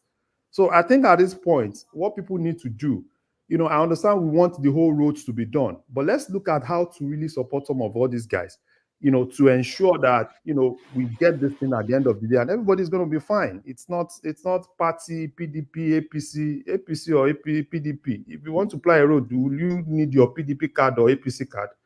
No, you don't even need that. So that's what I think on that. Hopefully, if this guy talks and at the end of the day, because I still want his business to keep going, right? Even after the road, let him start. I think if we can look at a way to, look at that road, what that road can actually help him, and see what he can actually still do. I want him to still That, support. that road is never going to help him. Man. Yeah, That, his problem, I understand his plight. His problem is, the road is that the beach itself is part of his attraction, right? When you go to the beach, if I don't know if you've been to Landmark, I've been there. You go there, you see the outside pavement. People sit down there to have a good time, eat, chill out. You understand? And the foreigners coming around, they just enjoy the beauty and the scenario of the beach. And people go in to play with the water, right? The road now would seclude his business from the water, and that the draw, the appeal, and the attraction, right? That water becomes inaccessible. You understand? So I understand his plight, and then the government is also equally right, because they own the place that they want to build the road on. So for him, he's taking advantage of, this is my business, inclusive of the beach. So I can understand why he's upset, and to be honest, there'll be a drop of in his revenue. That road pretty much destroys his business. If we're being honest, it destroys his business. It destroys the business completely. It could shut him down. It could shut him down. What do you mean it could? It will shut him. I mean, the attraction is the beach now, and if you remove the beach, the beachfront is his biggest sell. Absent the beach, that business is nothing. Because they throw party there. You understand? Other activities. I think there's this guy, this popular DJ who does every Monday night till the next morning, every Monday. DJ Obi. Right, so plus the parties, it's literally is gone. It's gone. The business he could, like what one man is saying. Why I say it would is that he has a guest house. Probably he might try to convert it to a hotel, and it turns into just a viewing site for those guests and for their own viewing pleasure. But the way that beach is being assessed currently now, is done. You can't go there. It's a road. It's an express road. Emeka, please. I want to ask, don't you think that this man can, employ some engineering solutions to his problem? Because for me, I'm thinking if that place makes you that kind of money, instead of going into battle with the government, you could just liaise for a flyover around that corridor. That's what I was thinking. Yeah, you the engineer. Probably they should fill that space in front of him with a little more sand. Then he has the beach at the other end, and he can still keep his business. Exactly. That's just my own view. That's exactly what I'm really looking at. That's why I said, there are instances that you go into a negotiation with the motive of, win-win. Number one, he knows he can't stop it. And I pity him a lot, right? Because it was so unfortunate. The guy never even intended to bring all this tribal thing, but he got played, right? He got played by the media, and the media picked it, run with it, and even change the whole narrative and make it look like the guy was actually against the government. Yeah, I agree with you, Larry. He's a businessman crying out, right? Throwing money into that place. Crying out, those media guys, they were looking for something to you trust the media. You can't begrudge him what he's doing, because as big as that business is, I'm sure he's carrying a lot of debt.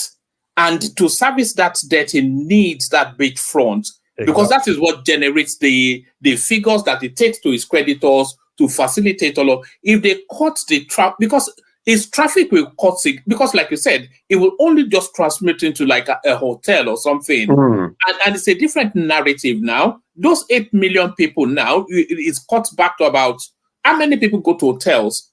If they can't see the beachfront, then they just go somewhere else. Exactly.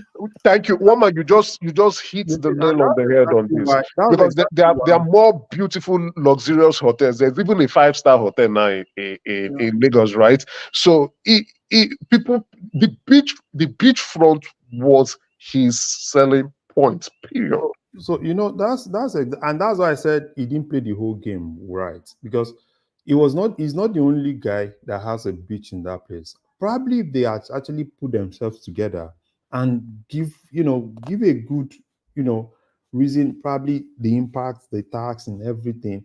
Because if there is Sorry, an Larry, sorry, just to correct that point. He is the only proper structure on that beachfront, on that road, that Uniru road. He is the only. The rest are running shanties, um, you know, structures, bamboo structure, right? There are a few clubs, I think a few clubs. If you go in through the other side, not through him, Larry, then there's another one again that is beside him. What's the name of that? I've forgotten the name of that place. They throw parties every Sunday. Then Landmark is Mondays. So so that place, he's the one that has the proper structure. Good only beach. in that beach, yeah. Well, it's for me. Anytime I look at this place, I need to be very candid with you. It breaks my heart. It breaks my It's heart. part of it's not too much of a sacrifice for national development. So it is what Yeah, it is. yes, and I know it's not too much of a sacrifice, right? But as a businessman, I think probably I don't even want to. I don't know where to stand. I don't know if to stand on this side or this side, because it's something Uh, that's huge for. No, hold on, Jide. Let Larry round off that space. Jide, I want to move the conversation now quickly. So Larry round off, and then we'll do 8-minute monologues because our people have not been waiting No. for I a think we very can long afford time. other people. I think I've spent more than I'm supposed to even spend. All right, brilliant. Thank you, Larry. So thank you, Larry. So we do 8-minute monologues just to document the voices fairly quickly. We kick it off with Kulata, and gentlemen, I'll be very straight with the 8-minute monologues in terms of the interjection. So Kulata, if you're still there, you're up first. 8 minutes. What can you do?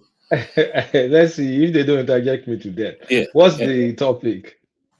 No, it's just the usual going round. But Dangote telling us that the petrol now not pumping out of the petrol stations until now July. So it keeps kicking that can down the road. Union demanding 615,000 minimum wage, which is you can go whistle for that. And then of course there's this one as well, which may not be of interest to anyone, but the mastermind behind the Abuja train attack, he has been caught. And it looks as though the quietly, what's his name? Ribado is wrapping up that space. And EFCC giving Cubana chief priest a soft landing. So come at it from wherever you like. I'm going to go elsewhere, total elsewhere. I may touch the minimum wage a little bit, but let me go elsewhere. Let me go to Cardoso. So we're in deep doo-doo. In deep shit. Cardoso came out, I think today, lamenting we're running out of tools to fight inflation because increases in NPR, does the supply side of an inflation problem. But of course, that comes with its own headache. You can't borrow money for business, right? And he's identifying government government. How do you pronounce that thing again? Palliatives, as and also the oligopoly in the commodity market as some of the reasons that is still driving, especially food inflation. And if you guys remember on this platform, we've advocated that they should start importing food, right? All this, we'll go and plant this, plant that, plant rice, maybe 1 million metric ton. We still have like 4 or 5 million metric ton shortfall. So inflation is not going anywhere because it's still getting pushed from the demand side, food. So they are going to increase NPR. Yeah, they get the short-term dollars from portfolio investors, and it fights inflation in just one side, the supply side. But the bulk of it right now is the food. And governments buying off food and distributing. Basically, when you say government is buying off food and distributing palliatives, we all know in the real sense, politicians are just buying food and holding it to use it later for politics. So food is not getting to anybody, and it's getting more expensive. They're buying it. Few people control they control the prices. So things are not getting better. And monetary side is doing its own, using all the tools they can use. They're really trying. Nobody can tell me Cardoso is not putting in the work. But the Edun side, the fiscal side, is trash. For how long are they going to like coordinate the economy, or do we need someone else that's going to be like coordinating person of the economy and let him just be finance minister or something? Because we are not going nowhere if the fiscal side doesn't do things. And a lot of the solutions in the fiscal side will take time to increase productivity, to increase this, to increase that. That is why some common sense solution like just allow cheap food to come in to drive the price down while you guys still remain focused on doing everything you need to do. To do long-term sustainability in agriculture, for example, or in other areas of production. But we cannot continue this way where the cost of food keeps going up. Politicians, government, of course, the politicians, they pretend they buy the thing for palliative, but it's probably not getting distributed anywhere. So it's not, nobody's feeling the impact. And you still have a few people controlling the price. So that's Cardoso's lamentation today. And I agree with him. Because when you think about the fiscal side, what are the significant things that has been done? Everything is stuck in is coming. Tax policy, this. Where they should have put something in the bill, or Tinubu could have signed some executive order while we're still waiting for the bill to do something about that, right? Mass importation of tractors is coming. How you're going to rejig revenue? Nothing. So it's things are getting relatively worse, and CBN alone is not able to fix our problems. So Yawa Day, if Tinubu can't get that fiscal area right on time. And if you can't get it right on time, what about shortcuts? And I see a government, I don't know why they're kind of like stuck on the West, begging, desperate for the West attention. Like the criticism from the obedience is even right, is that they're seeking validation, just going to all these countries that are rejecting us. Qatar rejected us. I don't know if you carry that story. Qatar said they're simply not going to invest in Nigeria. Point blank. That was embarrassing to read. And yes, I think I saw it. It was meant to be a 600 million something, was it, or something like that? I don't know how much they are investing in Kenya, which even surprises even more. But Qatar flat out rejected us. Come on, man! Don't we have any shame?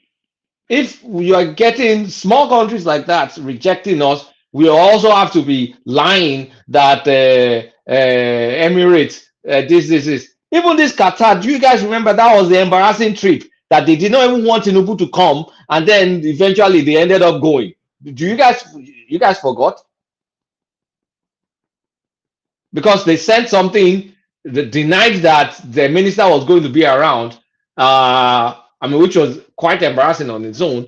And then now, after all this, we still desperately went there stubbornly for them to just come and tell us now, no, they're not even going to invest with us. So what was the point of all that charade? Embarrassing the country twice. It's high time we stop all this nonsense junketing and face local investors. Let the local investors go get money and do stuff.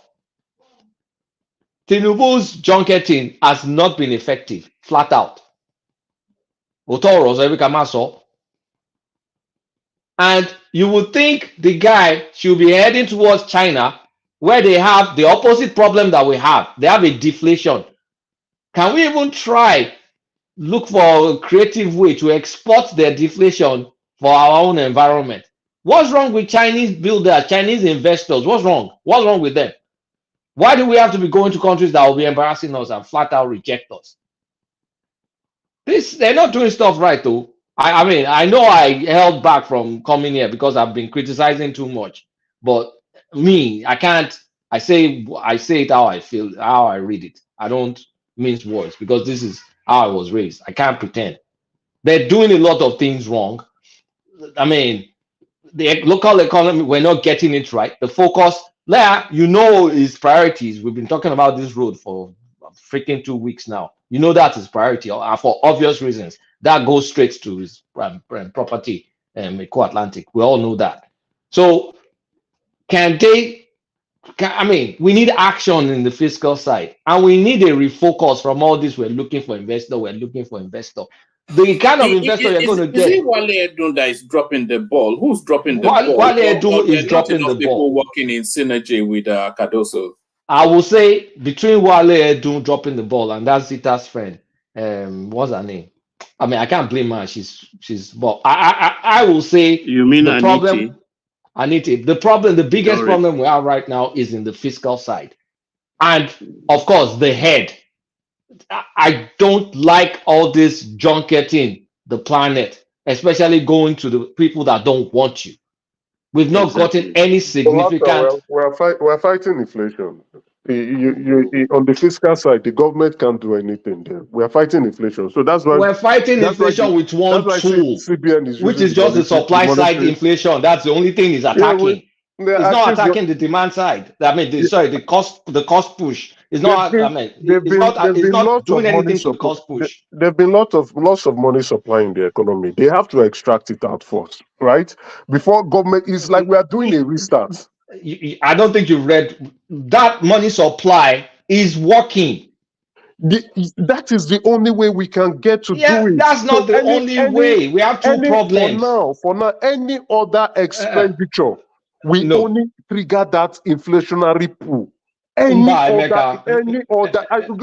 on. It's not like the government does not want to. See, the president has come out to say, I want to grow the economy to a 1 trillion naira, $1 trillion. Now with the way we're going, we're not going 1 trillion. We are not going with it has not even started.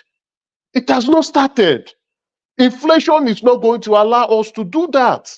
It has not started. Yeah, but did you hear what is like you have rightly said? Emeka, hold on.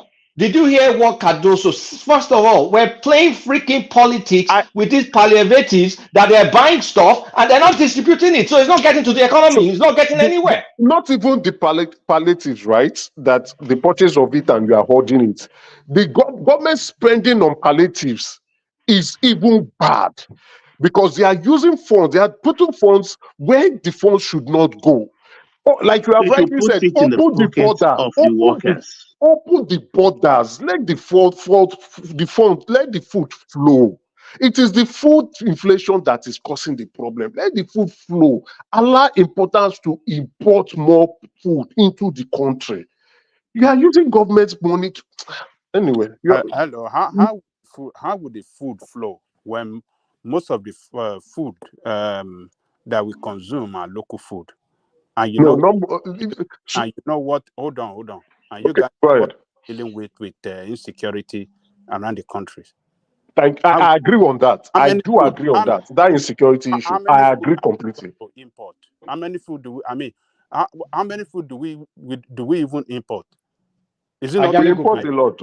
We import a lot. Rice. Cocoa. You know the biggest problem. You know the most expensive part of our food right now is the protein. Quality protein. It's too expensive. Yeah. Is it not the cow? Because cheap sardine if you substitute is out of reach. Sardines are the poorest food in any country, but in Nigeria it's out of reach. Mackerel, mackerel, those food eggs, oil. We import fish, yes. Even eggs, we don't produce enough. is out of reach. Eggs, and It's boiled bad eggs. policy. We should be able to make enough egg for ourselves to eat in But we that. can't. And we can't keep waiting till we're going to get magic solution. And Kulata. I mean, Is this devaluation of the currency that is causing a lot of Yeah, and Dangote came out and he spoke on it. He said that was a great error. I agree. One man, you I have to agree. permit me to say this, but fuck Dangote. Yeah, but He Kulata, was the biggest recipient of that arbitrage, and he's coming to come and tell us nonsense. I agree. He Fuck shouldn't. it. He It shouldn't. shocked He me. I doesn't. He was doesn't have the shocked right. to Dangote hear does that. not have that right to speak on what he just spoke yesterday or Kulata. today. He benefited a lot from it. So I agree. Kulata, let me just ask you some few questions because, of course, I've been thinking about the activities of our leader as well.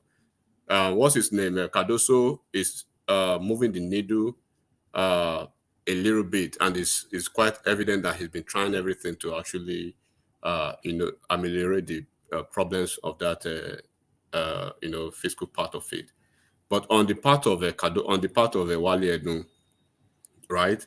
So one of those things that we believe that could be those tools is controlling to raising of interest rate, right, which could actually help to reduce money supply and to curb And it has done that. and he has It's done doing that.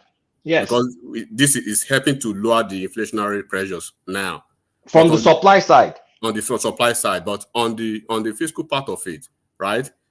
I just want to, because from what you say, from what I've been saying too, the government they've implemented some fiscal policies now to manage inflation, and I believe They've not done that. No, fiscal policy, nothing. No major action has happened. No, zero action. Hold Zero. on, They've not done anything. What I see, I know you and Kulata. I'm throwing it to the two of you now.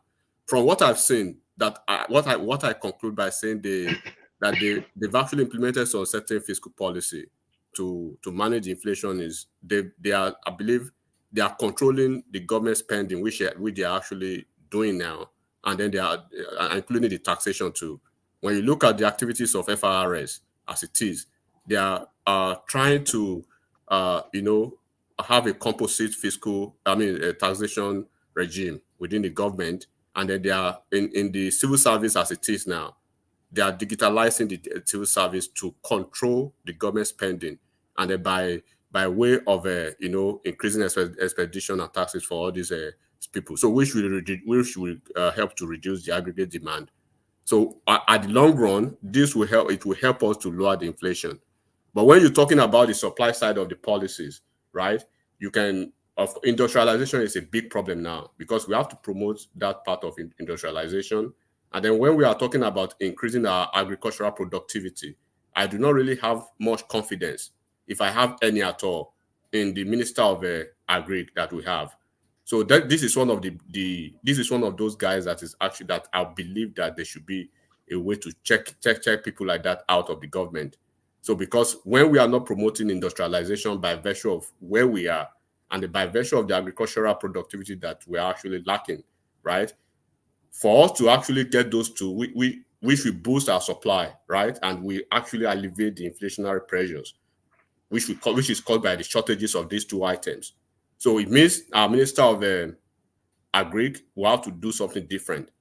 And then the promotion of our industrialization will have to find a way to keep speaking with all these manufacturers, all these investors in Nigeria, like Dangote and all of them, to do something different too. On the exchange rate policy, already Cardoso is doing something out there, though he's still fighting the speculators, but here and there they are moving some needles.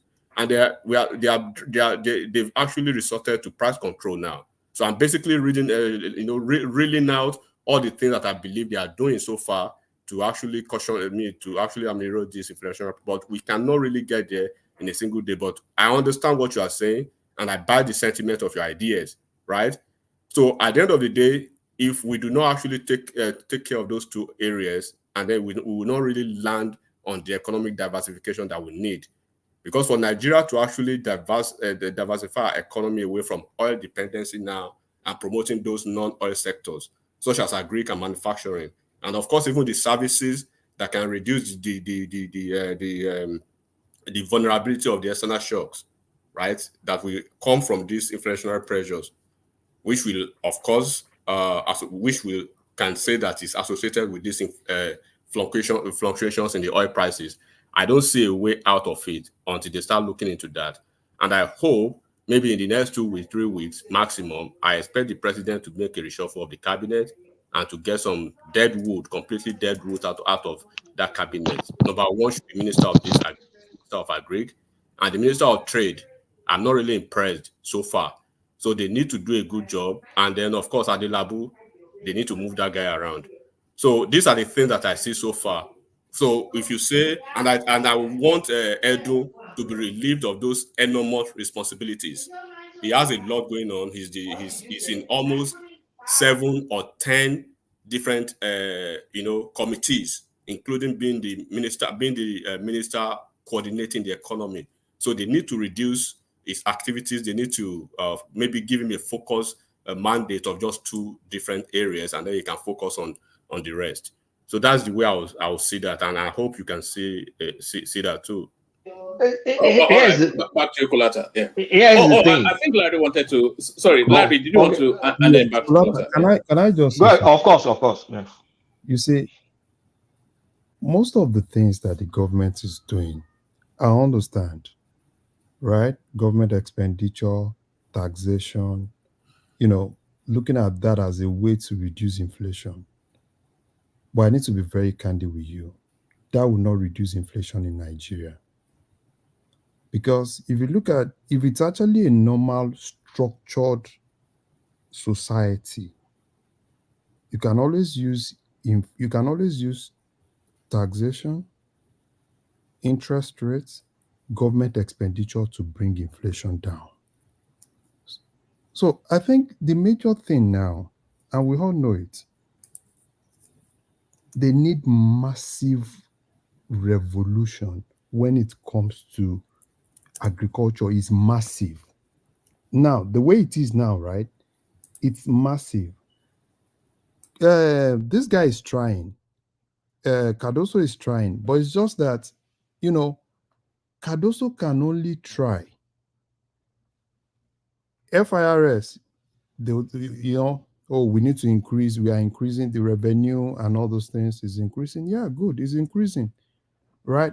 But for them to have that impact, because if you look at Nigerian society, it's majorly informal. The formal part of Nigerian society, if you look at the percentage compared to the informal sector, right, it's huge. And that's why most of the policies, right, most of the normal economic policies to stem inflation, most of those will work in a structured society. So what I need them to do, right, if they need to declare a state of emergency in agriculture, let them do it. So, and you see, blaming the minister of agriculture, I don't think is actually the solution. Because agriculture is not an exclusive, it's not something that is just basically in the exclusive list. So I think what we need to do now, it's kind of like a state of emergency in that Larry, sorry, I didn't want to stop your flow. If you look, you can go back to the budget and go and look at Ministry of Agriculture, the budget for that.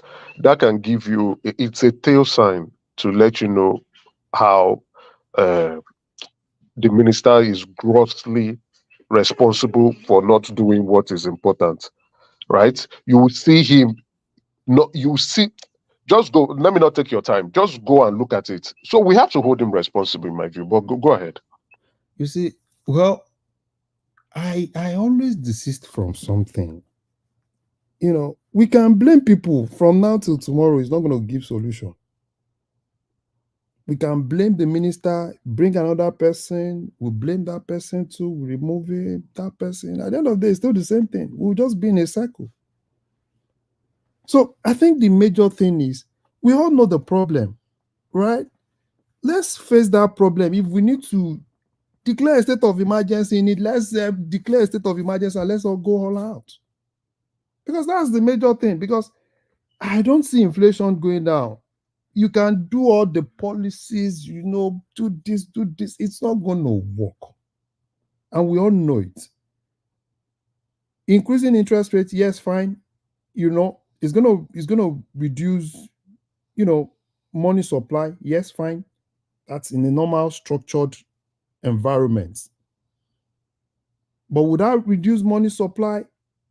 How many people are even looking at this interest rate of a thing? Look at the percentage compared to the whole sector. So, you see, you need to use unorthodox ways to solve complicated problems. And that's the only thing I think they need to do. Sometimes most of the economic policies, we need to localize solutions. That's what I think. It might not be the right thing. That's what I think. And I think these guys, you see, we have a lot of people in Nigeria, very smart people, very smart. They have the solution, they know it. I'm telling you, if you ask an average person on the street in Nigeria, they will tell you some things that you'll be like, okay, this is the problem. Larry. Yes, sir. Yes, on the agricultural part of it, right?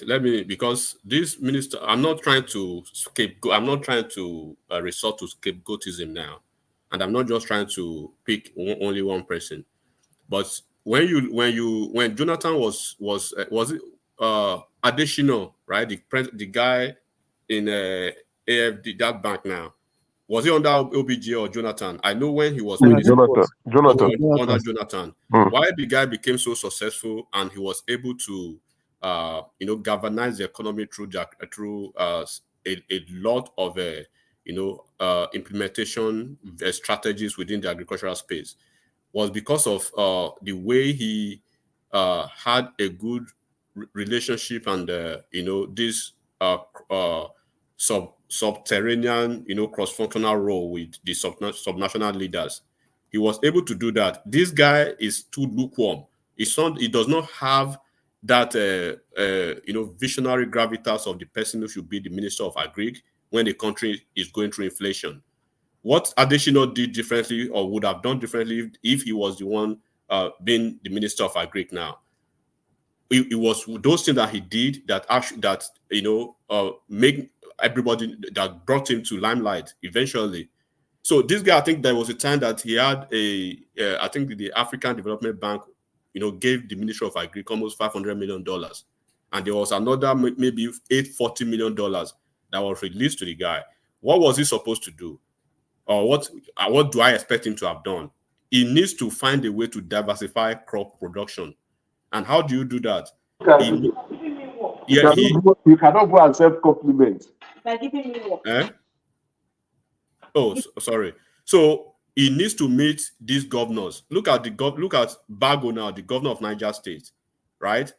His state has been designated as one of the states that will produce, I think, rice, and Lagos State will be the selling point for that rice, right? So each of the state of the federation, they do have one catchment crop that they can contribute to the national grid in terms of agriculture now, which was what this guy did then, Additional. So you have the funds already. So he needs to find a way to work with the governors, encourage the cultivation of diverse range of crops from this state. In Oyo State, what do you have? Do you have coffee? Or in Ebonyi State, you have rice. In Bayelsa, in Ondo State, they have cocoa, right? In Ekiti State, they have kola nut. So invest in all these things by diversifying this production, and you have this interaction with the governors. And then by way of doing that, he also needs to invest in the food storage and distribution. There's a problem in that. How are you going to solve that? We have governors who have all the palliatives hidden for elections, and then you are the minister of agri. You have the control of the silos. So there should be a way that he needs to think out of the box. We thought Ministry of Interior was just for pronunciation of national holidays until we have BTO there now who is turning things around.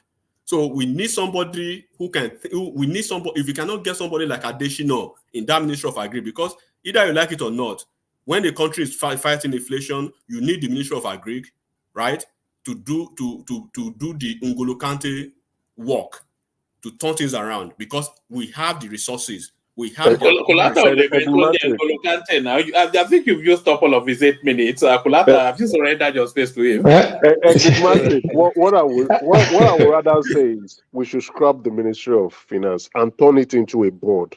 Let that board support the 36 states commission, the commissioners of agriculture in each state. Support them. Each state should be good at something. Just scrap that ministry, and that it becomes a bond for funding. Fund a boy state to ensure that it becomes the rice manufacturer in Africa, not just supplying Nigeria alone. Support. Lagos State may not have that; they don't have enough land, so they can continue with their industrialization and financial services sector and technology too. Support other states. Support the North. Look at this governor. Look at what he's doing. What's the name of that governor? Support them. Since they are I think who mentioned, was it Kolata or who mentioned the security issues? Baba Janikoko, security issues going on in the North. It has to stop. We can stop the nonsense. We can stop the rice inflation, which Kolata has said. Not rice inflation, food inflation is the key indicator.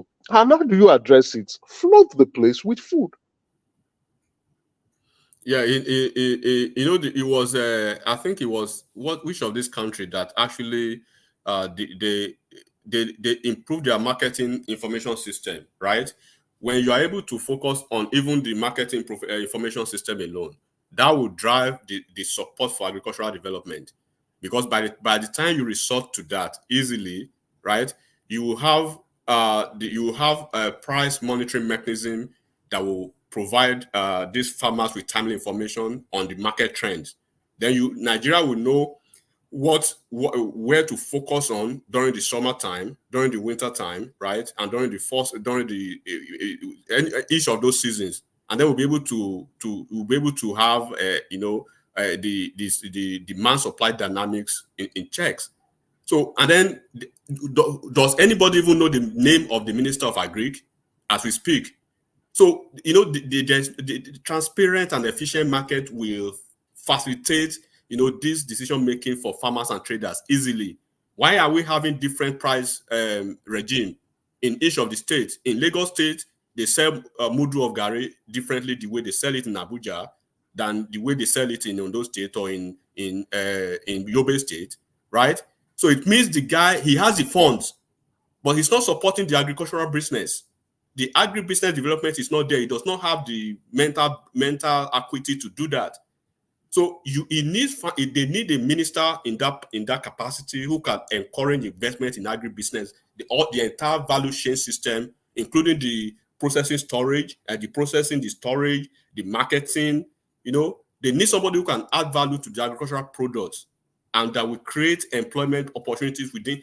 Nigeria is we have the land, we have the resources. Just throw a grain of anything. And Martin, you see, it's very easy to solve agricultural problem.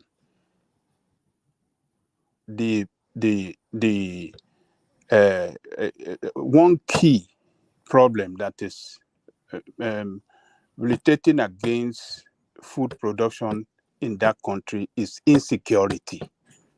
If that problem can be solved, investors will troop in. Even from Nigerian in diaspora, they are ready to come and invest in agriculture in that country. And a lot have done so. But insecurity have driven them away. They lost money when the Fulani herdsmen run into their farmland, destroy it, loot it, and nothing happened. There's a particular guy on this platform that is his lived experience. Do you remember X0? Oh yeah, X0 one day. There's another guy that came. He had a huge farm in Oyo, and the Fulanis drove him out. This Yeah, MX0. there's another guy that came one day after you left when Mike was handling. We were talking something similar like that. The guy does dumping, and he narrated this ordeal. You will cry. But Babaja, You will look at cry. it from this angle, right? Insecurity.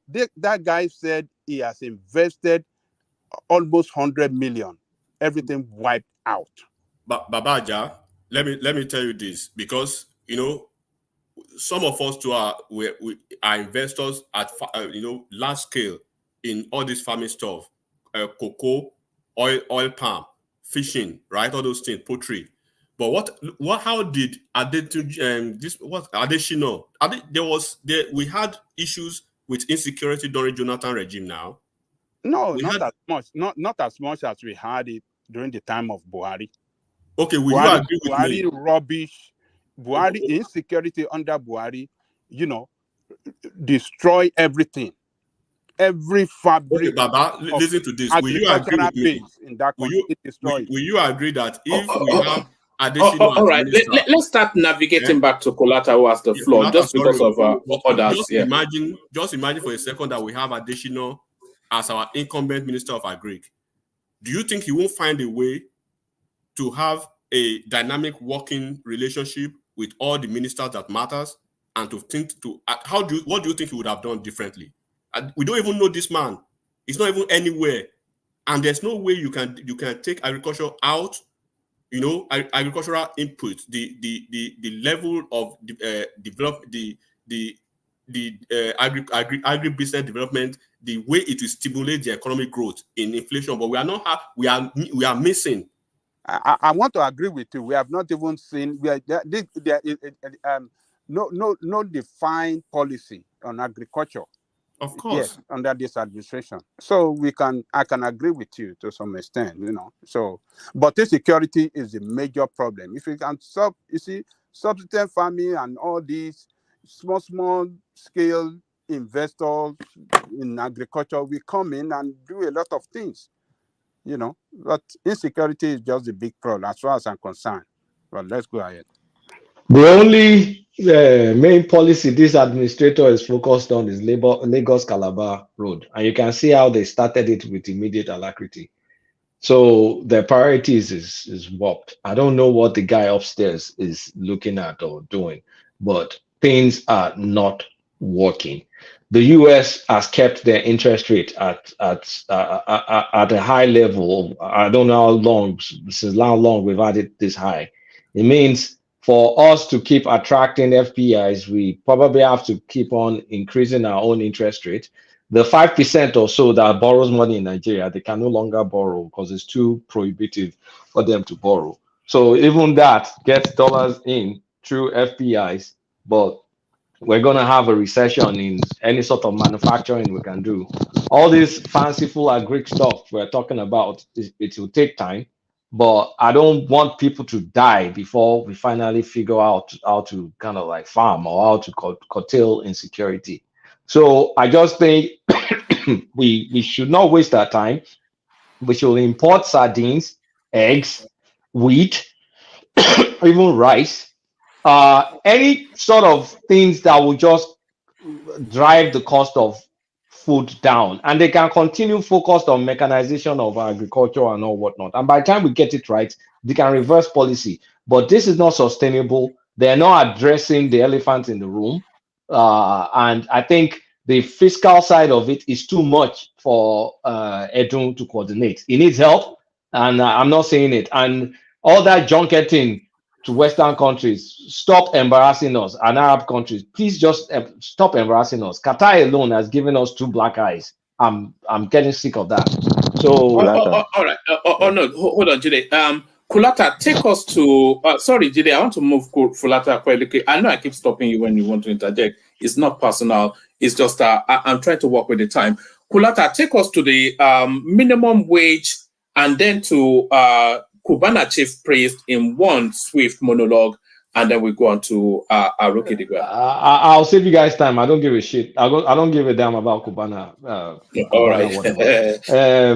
Minimum wage, the 615. I mean, come on now. What are those guys smoking? Like, I mean, all these socialist labor people. They are. I don't know what they're on. I don't know. Maybe they're doing some mushroom. Socialists, right? Our socialists. How do you call them? But did you hold on, Kulata? Hold on. If you take a look at their breakdown, the way they break it down, I mean, you somehow almost agree with them, if not totally. I will never agree with them because look at the breakdown. One man, do you have the breakdown? Can you? I can't. Okay, do you want me to break my own down and then I give myself billionaire? This is capitalist. Who's listening to? Anybody can break anything down now. I mean, you're saying exploit people and use. First of all, wage is based on what. I mean, I believe that a person got. I mean, you pay a person what that person deserves. Whether you have 15,000 family or you did not use a condom, that's your business.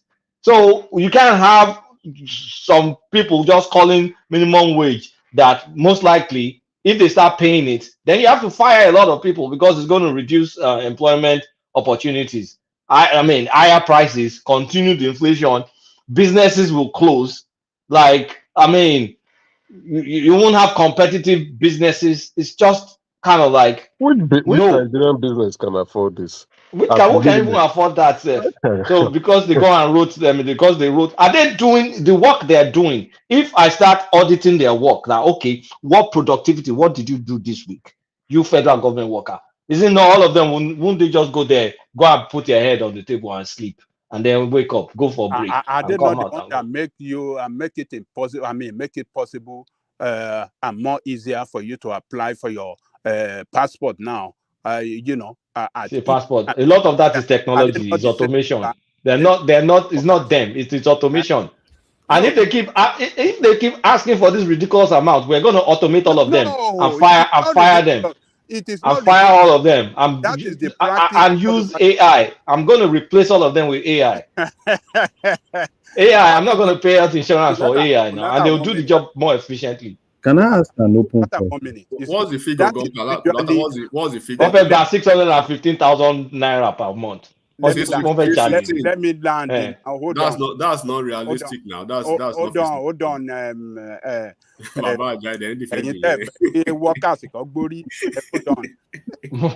Fire.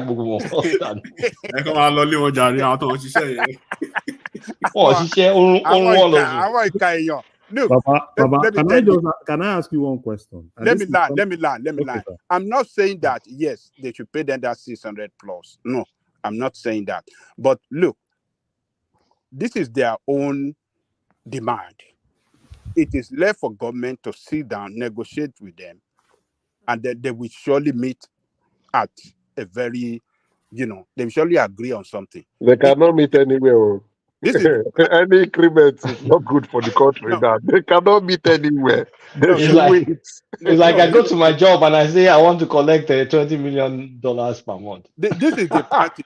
When laborers are demanding, they go up high. Then the government will meet them and they negotiate, bring it down, and then they will agree on something that is reasonable. For both of them. That is it. Okay, Ajani Koko, what is reasonable? What is reasonable now? I think should be between 150 to 200,000. Or where? Okay, convert it to dollar now. Okay, I convert it to dollar. Is Nigeria a dollar country? Are you saying that? Sorry, dollar that run your economy every day. Sorry, Coco. Kulata, are you saying that's unreasonable? 150,000 for our economy is too much. Which economy? It's too much. How do you want it's too much. We're saying that's the minimum. How do you want to stimulate economic activity? Baba, what are you saying now? Okay, convert it to dollar now. Forget dollar, Ajani Koko. Okay, if you want to buy rice in Nigeria, do you grow rice in Nigeria? No, we are not Even talking. all They the pay even their all the bills in local food, dollars. even all the local food, the There's prices are substitute food now. You can to eat a high bowl. heaven. You can eat a bowl.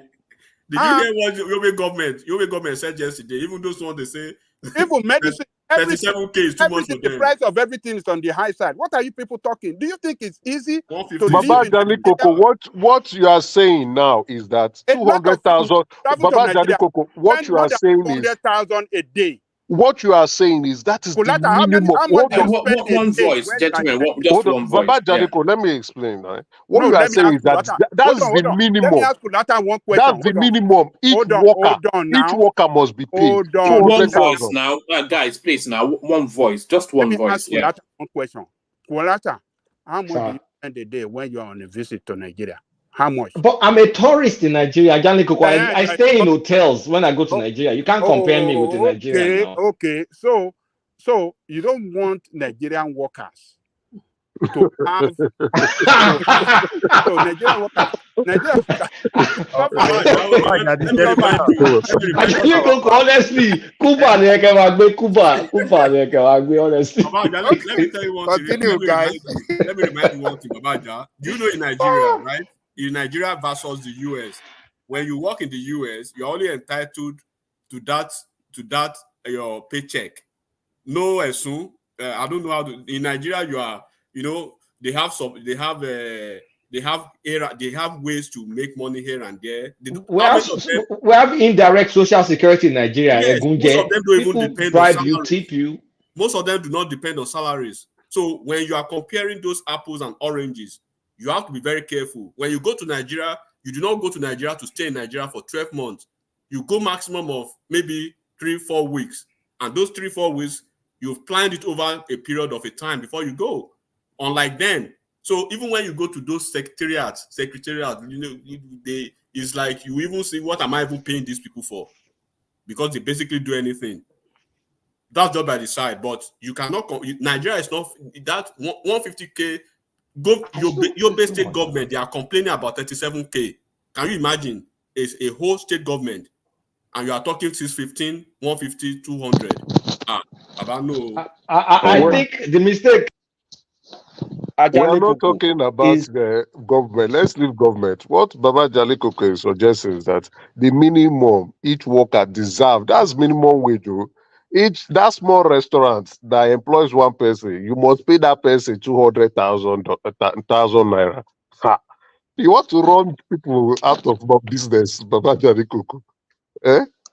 It's excessive You for don't the want economy.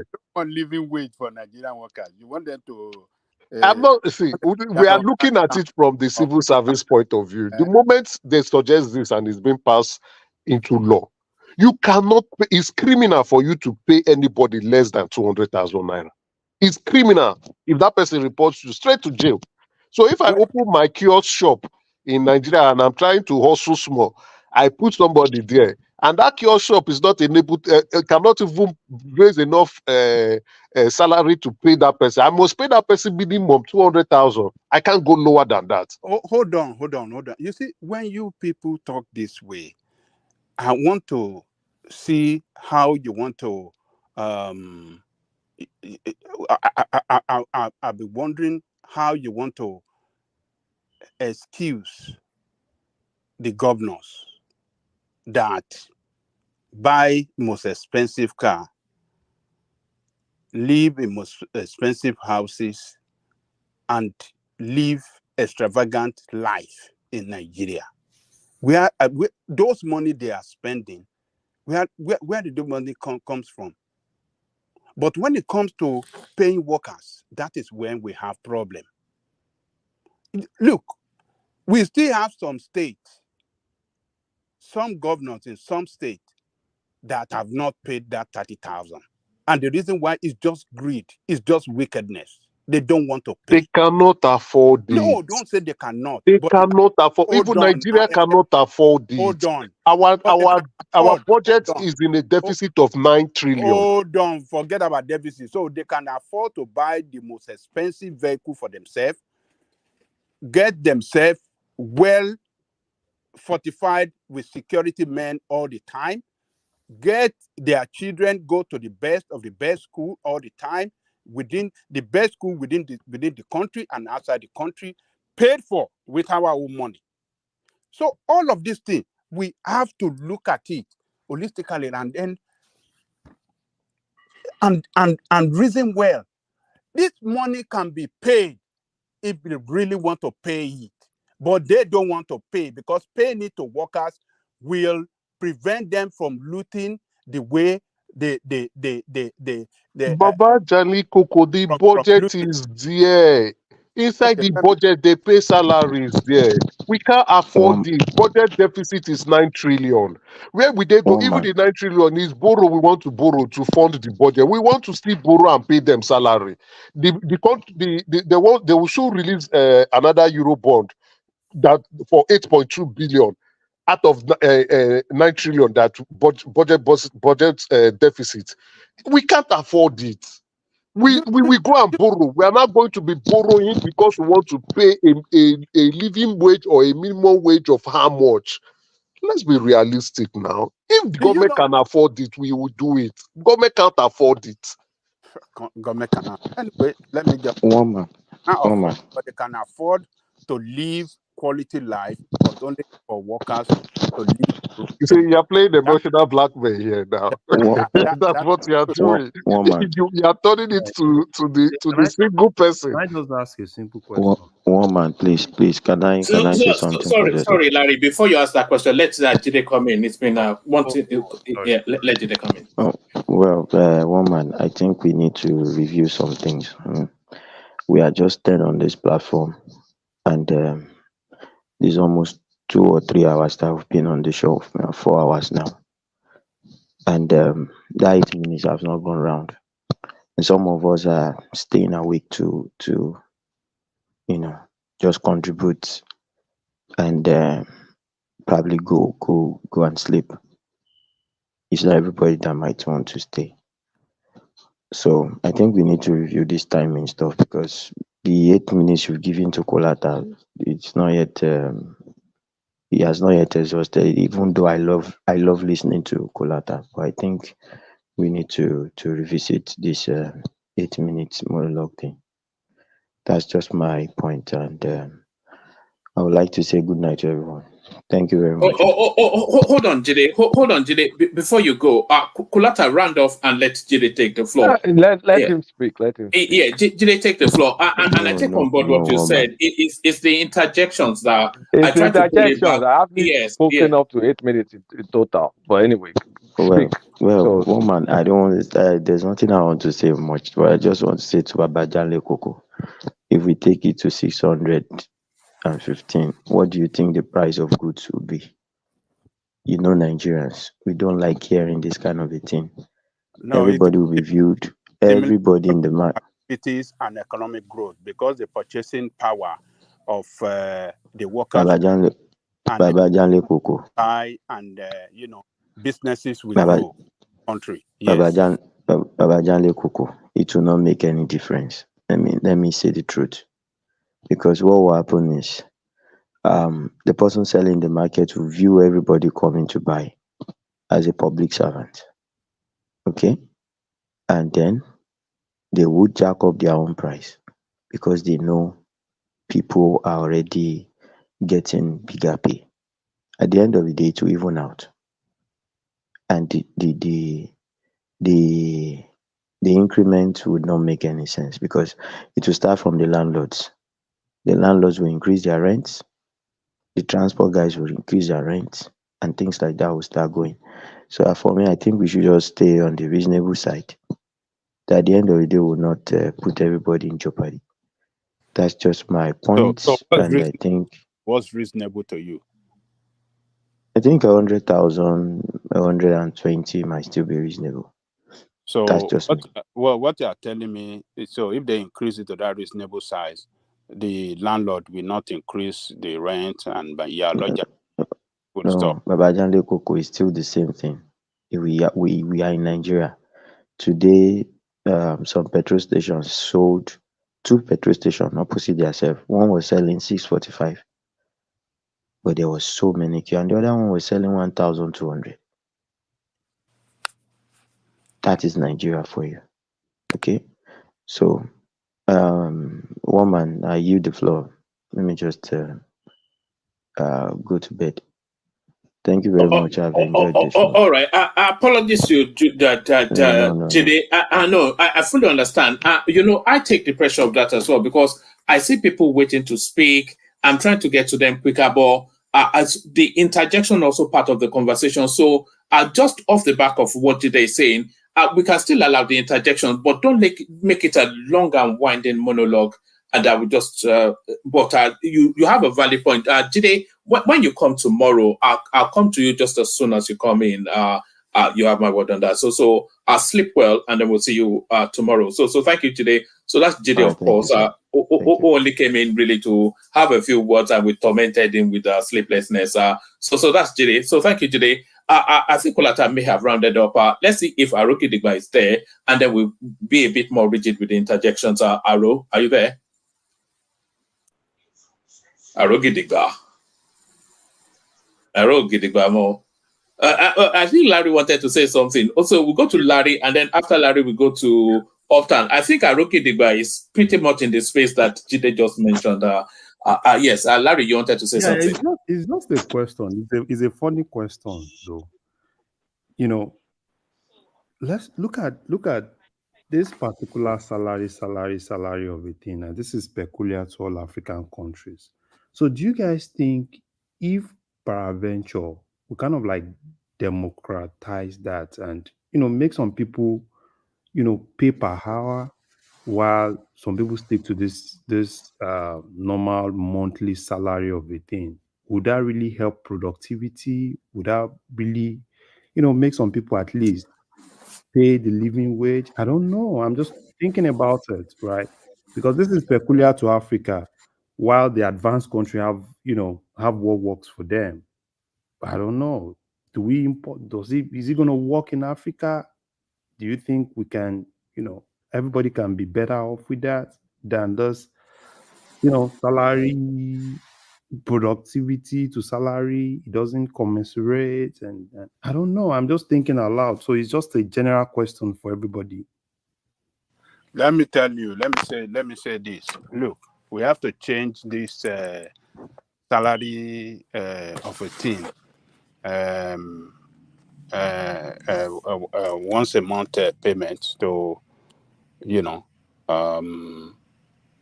hourly payment. You see, let me tell you, the psychological aspect of this hourly payment is that you have to work for your money.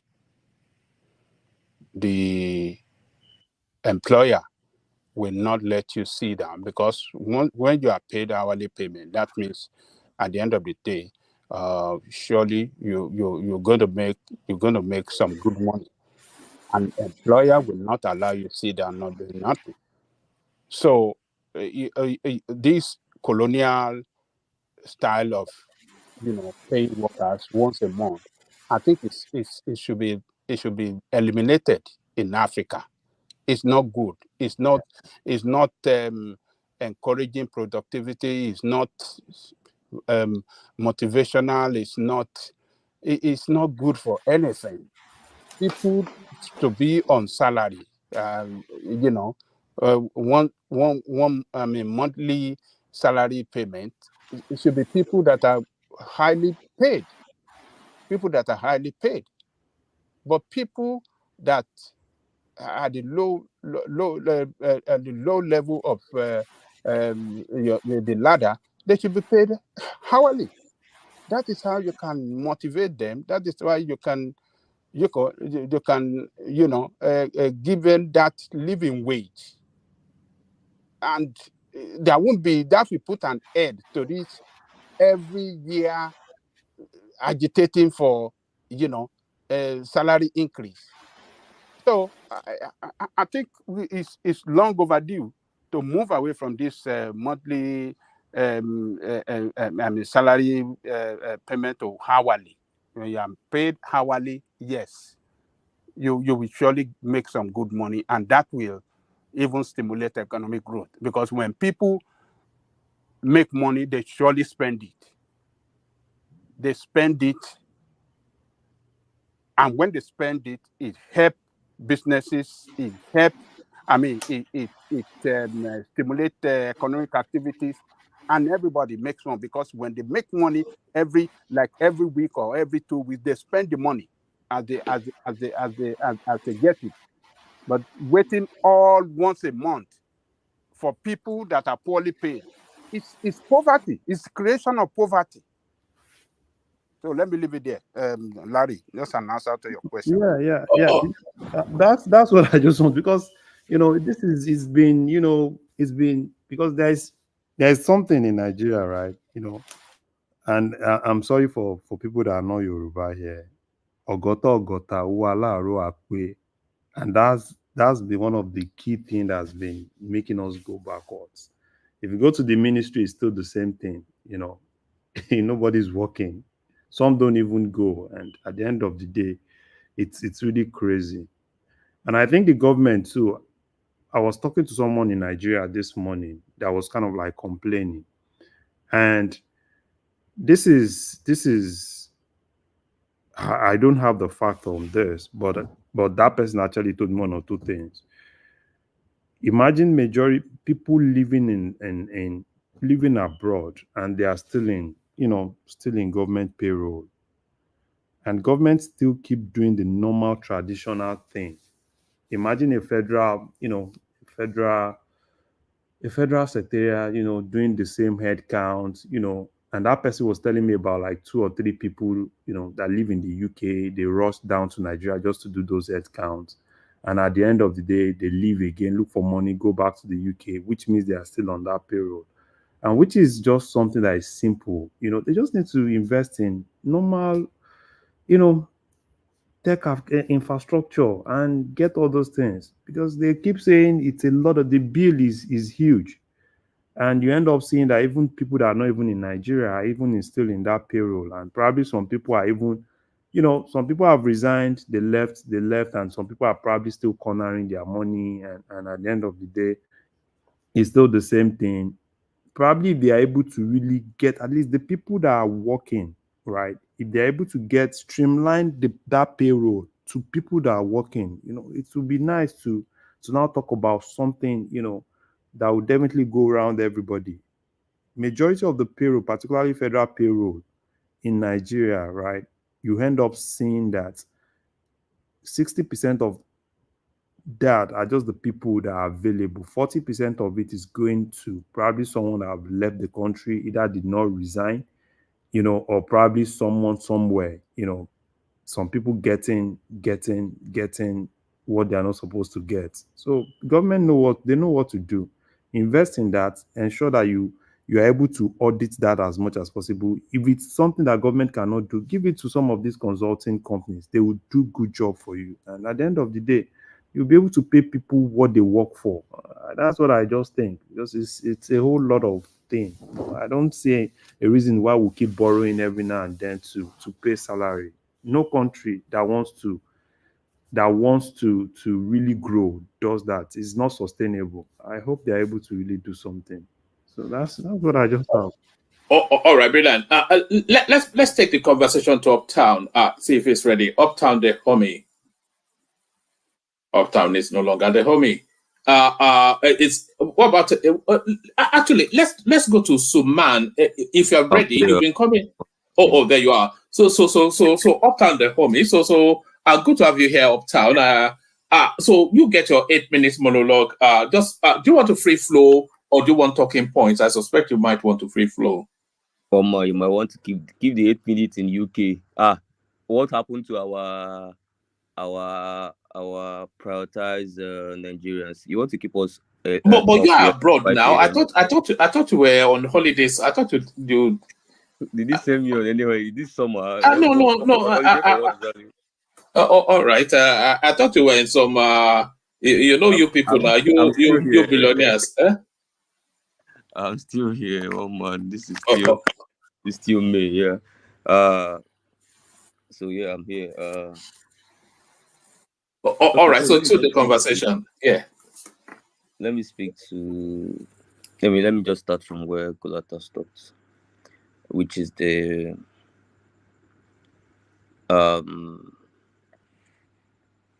the investor space, right? The economy space. So really, I will align with my brother Kulata. But what really made me happy, I was kind of smiling when he was talking and when others joined him as well. I think King Emeka and some other Agbadorians joined him. I was smiling. The reason I was smiling was because I was like, thank God for internet. Everybody must document their voice. After we are all done, we will know the people that was on the right path of posterity. We will know the people that was on the wrong path. Because single thing we do here when we come here and speak, we analyze, we document our thoughts process and our understanding of our individual private studies. People that will come here unprepared, they didn't study nothing, they just come to back and do things. They're always on the wrong side because they always come out wrong. I said here on this platform that when you guys are done with your mechanical economics, by the time you guys are done running round and round and round and round, you return to where we are. That's if you're serious moving the country forward anyway. I don't know if anybody in APC is serious doing that. But by the time you are done running round and round, maybe you want to start the administration with junketing around the world. Very good. Go and junket. Like Emefiele said, you want to fight? Come and fight. So you want to junket around the world. See the disgrace. We are chopping everywhere. They are rejecting us. We are making jokes of ourselves. We have resorted to creating fake investments just to make ourselves feel good. But really, you won't say that people are not talking. Every day you turn on television, real economists, not be all these ones, this political clique where they carry put for there. The real economists, the people you listen to, they reel out agricultural plans. They reel out, you see how development works, step by step strategy, what can work, our comparative advantages. People are speaking to real issues. They don't listen to those kind of people. They prefer Lagos boys, people that wear fancy suit and ties, no people that don't know how to roll up their sleeves. Let's go there and start manipulating the boards. Hey, he's coming down. No, he's going up. Oh, this week, Bajo economics. Thanks to Professor Wale Soyinka for introducing that word. I think this is the time the word is very important. Bajo governance. You might be fantastic with politics. I give it to you. I'm not going to drag you, Chichi. I think you've done well. But it's time for governance. They'll say this is time to show working. But then again, what you need to do is on the space. So let's even forget about politics now. I'm done with my political banter. What you need to do is on the space. People speak to these things. A lot of people, you're talking about agriculture. You can go back now and access a lot of documents that Akinwumi Adesina prepared when he was here. You could read through a lot of the plans. So even if you don't have the brain to come up with your own, there's a lot on the shelf. But these guys are incompetent. And then there is no clear leadership. Like Baba Ajali Koko said, there is no defined till today, no defined agricultural policy. No defined agricultural policy, and we are wanting to move from the oil economy. And even on the oil, it's not like you're doing anything very super significant about boosting the volume of production, fighting oil theft. I remember the word he used in Chatham House. I'm talking about the president. He said, there is a giver and there is a receiver. A lot of people call that rubbish. But me, I placed a meaning to it. I tried to say, okay, this guy is going to take it from double fronts here. That's where he ended. He ended in Chatham House. You're not boosting the production. Oil is selling for over $100 now. But we're not benefiting in anything. So it's really simple. Like even my principal said, it's funny enough that most of the things I say here, my principal say it either I say it first and he says it later, or he says it first and say it later. But once you have a clear governance ideology, if you and I, one man, has the same governance ideology, it's most likely that if you lock us up in two different rooms and ask us questions across different stratas in terms of methodology or strategy or way to attack development, it's most likely that we'll answer very similar, we'll give very similar answers, even if we didn't have meetings together. Because it's an ideology thing. And I know when I speak to some of the things, people don't like me calling Peter. I mean, he's my principal, and that's my leadership alignment. And because there's always an example from that space, I always carry this uplift the example to use it to make my own personal point. December last year, Peter said to them, because I hear some of them coming here to say, oh, they did not reply him. They reply him a lot of times. The other times they don't reply because they're dumb. They don't know what to reply. Because what he's telling you is as clear as heaven. This will be that wow. No, bro, allow me, sorry. So, because what he's saying is clear as this thing. December last year, he said clearly, junketing around the world will end in disaster. He was very clear about it. He didn't mince his word. If you quote Vanguard, what did he say? They say seeking for investors abroad will be a waste of time. He says nobody goes around searching for foreign investment in a situation as ours. And then he went ahead to use the honeybee analogy. He said, come back home here. You have to come back home here. The work begins here. If you listen, which is still my stand, and anybody that listens to me from even when this administration started, I just somehow I wish we can go and be reversing through our other videos from back so people can actually be, but then we just talk and then the next day we move ahead. I said it clearly. Why is this guy going around the world? There's a lot of work here for you to do. First, you have to send a signal from home first. Like my principal said, he said, I'm going to begin my presidency if I become president today by touring the entire 36 states. That attracted me because I understand that is a way to go. Tour the entire 36 states, make your plans for each state very clear to them. What I'm coming to do is a national tour of what? Hunting comparative advantages across states. Number one. So once you do that, no president has ever done that. That's first of all, you're sending a memo to everybody that, hey, I am in your state. I am in your state. I'm in your state. This is the plan. This is the plan. This is the plan. Governors, we have agreed on this. Draw up a plan. We're going to come in as federal government. What is the comparative advantage of Niger State? Are we going to focus on dates? Taraba, are we going to focus on flowers? What metric ton are we looking at per year? How can we come in with the Bank of Industry? He said in Kaduna that he's going to make Bank of Industry the biggest bank in Nigeria. He's going to put effort to make it the biggest bank in Nigeria, getting other stakeholders to partner with that bank to actually do very constructive loans, very low interest loans, and very specific fundings and finances. And it's very clear across states. You go to Anambra, go to Ebonyi, everybody knows what their duty is. You don't even need to wait for National Assembly to do some fancy legislator on restructuring. We've been saying that since 1999. Get down to work, roll up your sleeves. So it's very simple. Tour the 36 states, talk about the comparative advantages, partner with the governors on one-on-one basis, let their state members know exactly what the direction and the policy direction of the federal government versus their state is on production. That's the point of consumption to production. Then, security.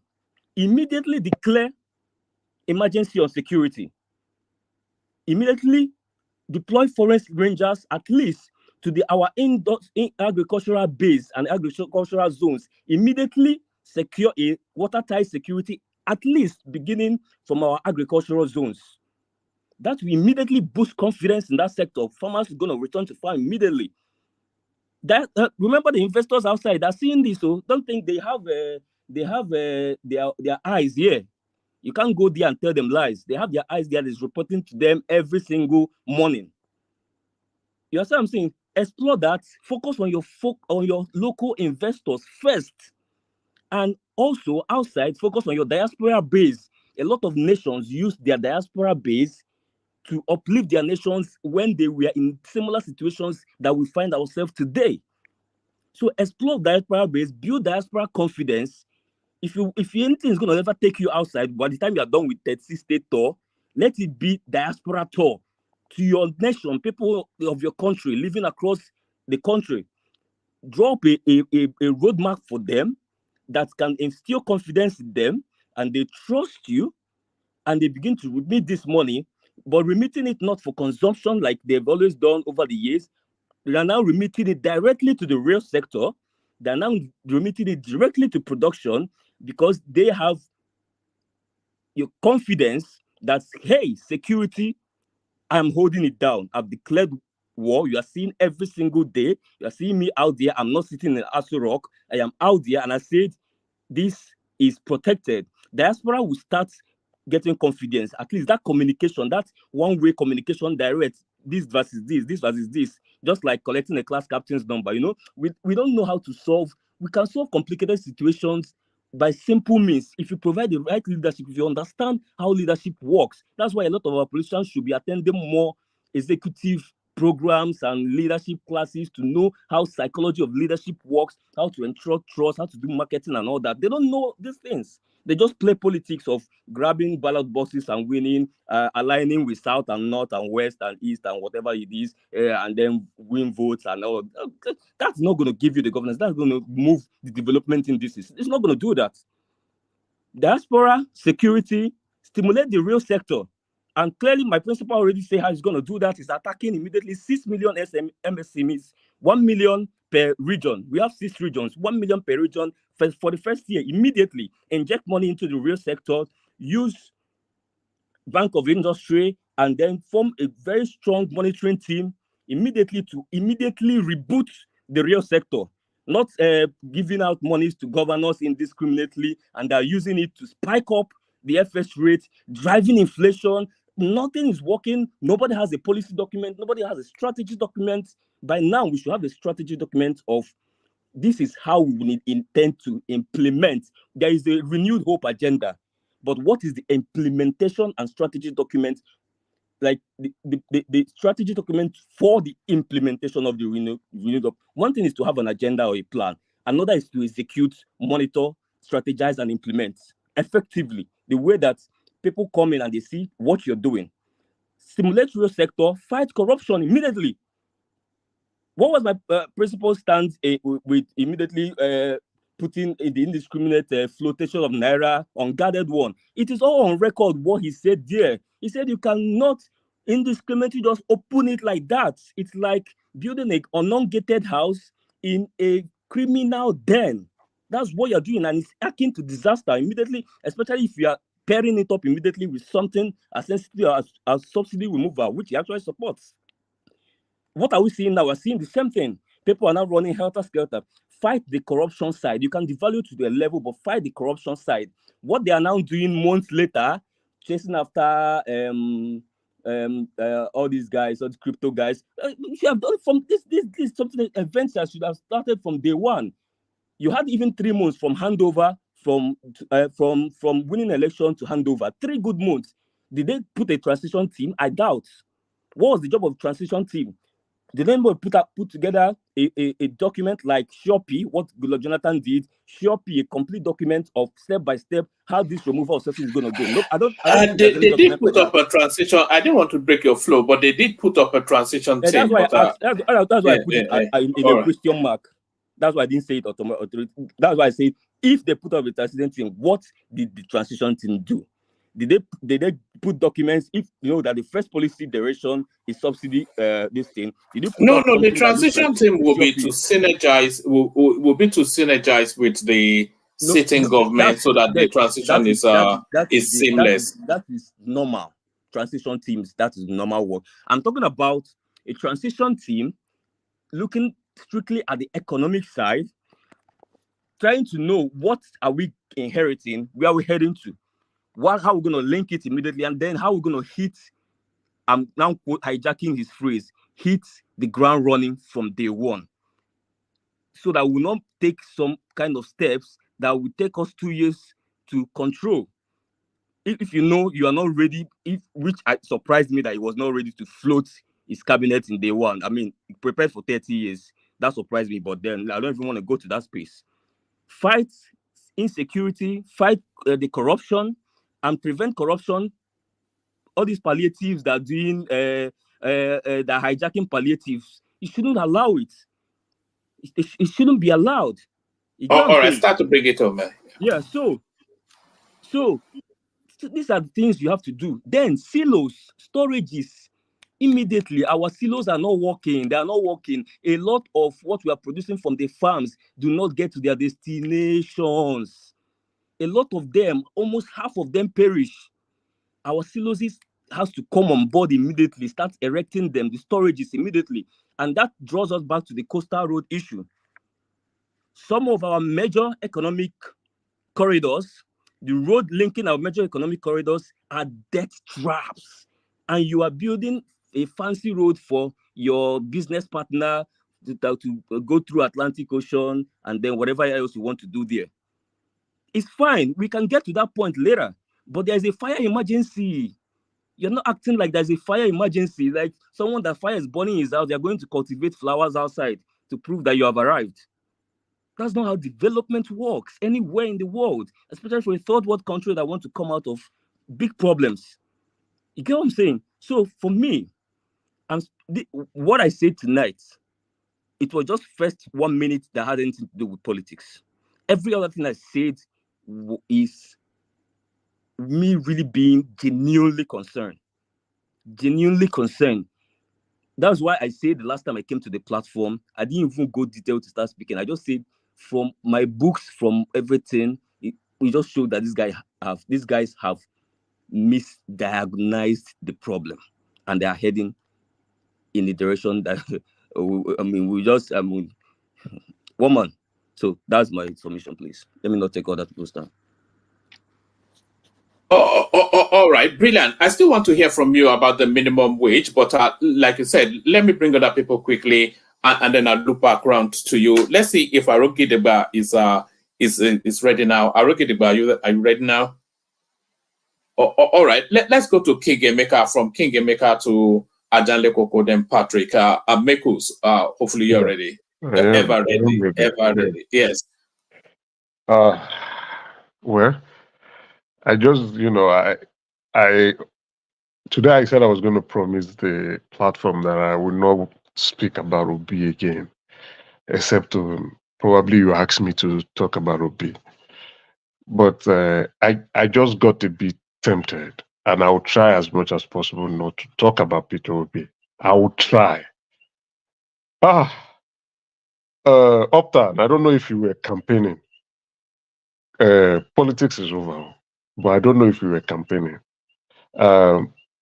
Like we wanted the conversation to flow, and you were saying things. There was transition thing. There was a transition document.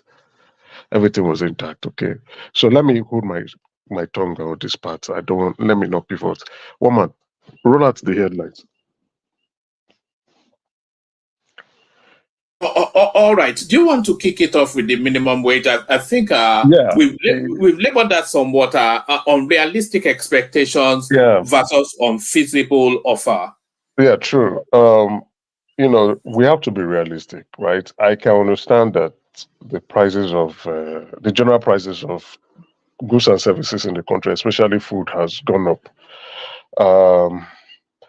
And a 615,000 minimum wage will only push the inflation further, right? Not only that, it's not realistic. The government can't afford it.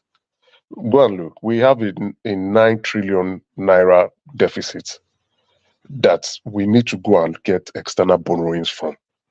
Whether we want to borrow from Nigerians or we want to go and borrow outside, but the government has said they are going to borrow $8.2 or $8.7 billion, right? the president actually said it when he was reading out the budget. So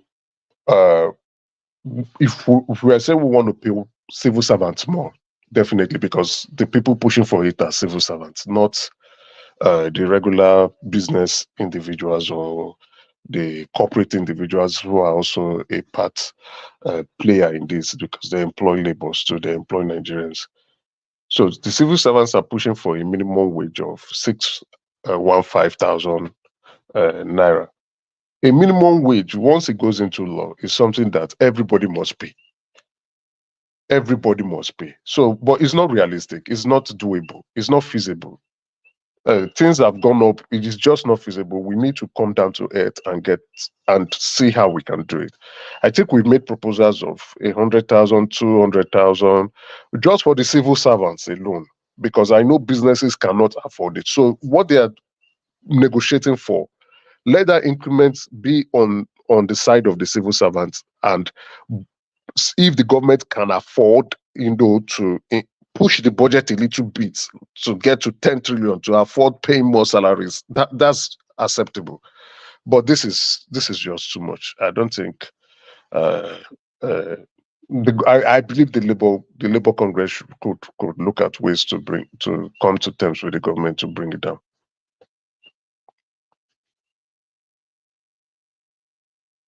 Yeah, woman.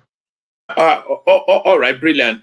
So Dangote refinery kicking the can down the road now July, and of course when it gets to July, he will only kick we only say that because it's been kicking that can now for what, 4 years. Yeah, I don't know, right? But when he started, or before he started, he said he gave Nigerians the snippet of how he's going to roll out supplies. He said he's going to start with diesel, jet fuel, kerosene, then fuel would come in later on, right? So I don't know whatever is growing. I think, Larry was hitting or expressing my opinion on that space. That's come July, maybe he's been pressured to ramp up refinery for fuel or petrol.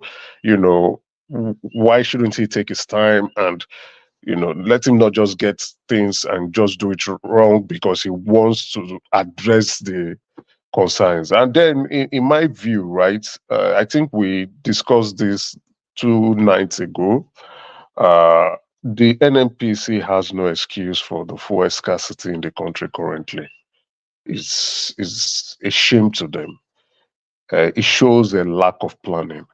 You can't begin to make such blunders and giving excuses like, the Europeans are doing a turnaround of their refinery. You should have planned your inventory to cover for that, and they would have, like, I think, Woman, you rightly said that in on that space, that the Europeans would have communicated to you long beforehand what their turnaround maintenance period is going to look like and how long it's going to last.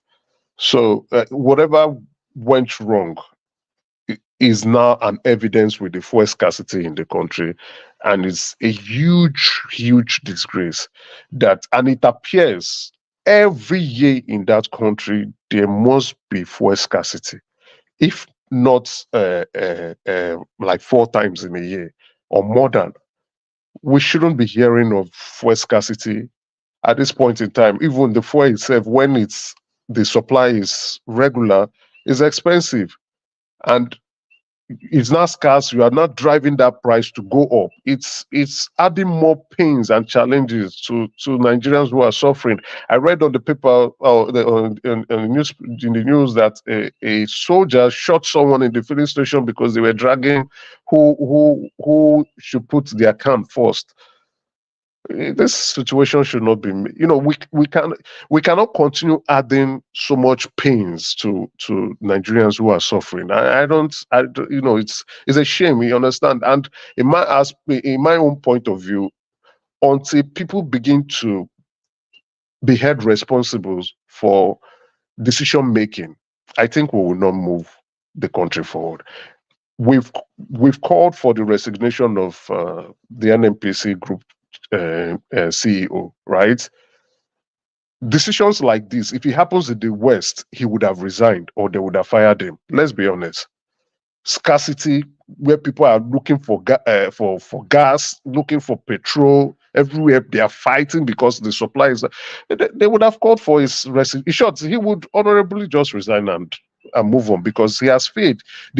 So that way, that the CEO, the group CEO, would sit down, right? And when the press asks him such question, he's telling Nigerians, poor suffering Nigerians, middle class Nigerians and Nigerians in the diaspora that the reason for the fuel scarcity is because the Europeans are doing a turnaround maintenance. Oh, Jesus Christ, come on. So now it appears we are putting all our hopes on Dangote for him to launch the refinery of fuel into the economy. It appears. That's why when Kolata was saying, I just spoke, I said, was it Kolata or Larry? I think it was Larry. I said the guy is managing Nigerians' expectation. That's what Kyari is doing. He's just managing Nigerian expectations, coming up with excuses of refineries, maintenance, and the entire hope is on Dangote working. Why they themselves cannot focus on selling crude oil either to Dangote and some to international markets. That's the goal. If you ask me, they want Dangote to take over that place and begin to run it efficiently because it's a colossal failure. Colossal failure. So if Dangote come July, which is just Sorry, 3 months. Mogalu actually came out, I think yesterday or the day before, to again repeat that NNPC just must be sold. We're getting to that point where that decision has to be made. We clearly cannot manage it. So the selling is, I think, is completely out of it now. So they are trying to build that place up to go into the public market, right? Selling it now is a foregone decision. So maybe due to the listing requirement coming, or I don't know what market they want to list their shares, whether it's London Stock Exchange or Nigerian Stock Exchange. I don't know. But the rigorous listing requirements would probably get them to do things proper. Because for the very first time in a while, well, they just became a corporation in not too long ago. They released an audited financial statement for the very first time. At least Nigerians could go in and read that financial statement to even have an idea of what is going on in the NNPC. It opens up their book, it opens up their business strategy, it communicates to Nigerians what they are doing. And that's going to list to the market. I don't know if it's, I would be hoping and I'm praying it should be the London Stock Exchange where they can hold them to very stringent listing requirements rules. Will only make them open themselves up and, discuss the hard topics that they have refused to want to tell Nigerians on. That place is just an opaque, like you are talking to a wall. Nobody really knows the inner workings of NNPC.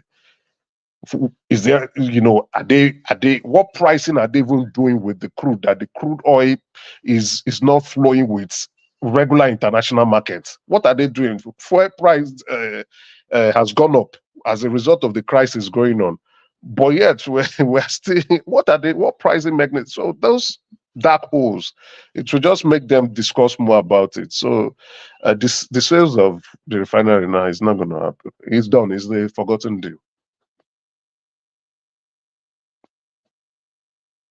All right. Do you want to take us to the chief priest phase? Kulata dropped that because he's more interested in, but we like celestial stuff. I think I'll do that and do landmark, right? All right. Olga was saying we didn't talk about that. Chief Kovana, right?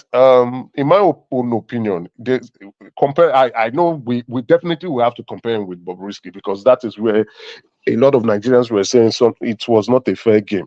It is an evidence of you having the right lawyers, getting good lawyers, right? When Bobrisky was invited to the EFCC, I don't know what gender I can refer him to now. Let me use he, because he said he's a male. The judge asked him, and he agreed that he's a male.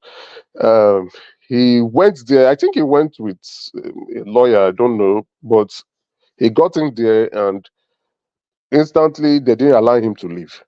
From EFCC custody in Lagos straight to the court, where he pleaded guilty. Right. So with the evidences the EFCC brought before him, they probably he just got scared and petrified, and they decided to own up. But you have another individual who similar situation, if not worse, because this guy was literally throwing money, on several occasions. It was just they were stoning themselves. So the guy, he decided to arm up himself. He went with a lawyer to EFCC, and definitely there will be he's entitled to bail. It's a bailable offense, so you can't just keep him. You can't just keep him. So he went with a strong team of lawyers, and he came out. From there, say, okay, we'll go to court. He met them at court. He pleaded not guilty initially. And what do you expect? They saw, the team of lawyers are already making their case, and EFCC is probably looking at the situation and is getting weaker for them. And not only are they saying they are actually settling out of court, not even are they going to even take him. They will withdraw the matter. They are settling out of court. It's not like he's going to plead guilty and is a plea bargain, and then he's pleading guilty but with lesser sentence. Probably him not going to jail, but he probably paid the fine, and that will go into his record as a criminal, as a convict, whether he serves or he doesn't serve.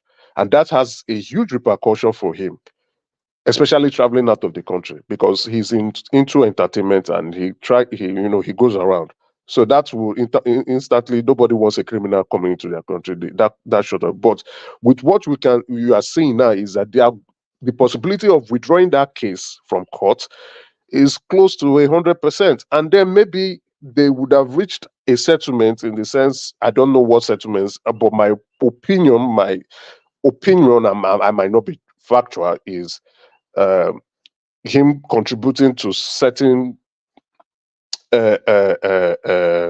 programs for the EFCC, just contributing, and then like, okay, fine, you're good, don't do it again next time, and he bounces. But that's my own guess, because what is the out of court settlement you are trying to do here? That's what I want to understand. So for one individual, he didn't go with the right lawyer. The other one went with a team of very good lawyers. He went with Sans, right? That's an intimidation. He was coming right there too, and you have to give respect to Sans. Already they are bringing out their experiences and the knowledge of the law, and looking at striking a deal between the EFCC. So it's just a clear case of you having some good amount of money, and you are good to go. Then for Landmark, you see, I feel very sad for Landmark. Doing business is very difficult in Nigeria, right? Just on a human level, just if we set all of the politics aside put yourself in that guy's shoes. No, man. It's a painful experience. And I think he's handled himself with a lot of dignity. I've seen his margin. It could bankrupt him now, if not almost actually will bankrupt him. This with the news going on now, Nigerian patrons or his Nigerian clientele, they will not want to go in there anymore, even though the road construction has not even started, but they've broken the shanting and the overhead cover, right? So the place is attracting a lot of negative publicity. And to the mindset of like, okay, I think the place may be shut down. Let me look for somewhere else to go hang out. It's painful. The man was expressing his pain. you putting money into a business, you've invested heavily, and not just you are investing heavily in that business, you're also trying as much as possible to keep that business sustainable in a very difficult economy in Nigeria, right? Keeping people employed and keeping your clients happy, trying to break even and stay profitable, because the lifestyle, recreational, and what do you call this? The food business is highly competitive, highly competitive everywhere in the world. There are now talk of where you are in Nigeria when things interest rate is like crazy. You understand? And then with the level of poverty, because and the markets he's selling to are those who are doing well. The market is he's trying to his clientele are people middle class to the elite within the island environs, and probably possibly those who are on the mainland who can afford his services will come over. So it's a sad reality. And like I was trying to be very conservative with my words, but I think that road will kill his business. It will run him down. It will run him down. So It's an inevitability. Let me it's remove this thing from let me make it a bit large. If you see, so it's showing us a before and after. yeah, So if you look at it now, it's just it's a sprawling edifice of fun yeah, and debauchery on the yeah, seafront. yeah. And all of this, you see all these buildings right there.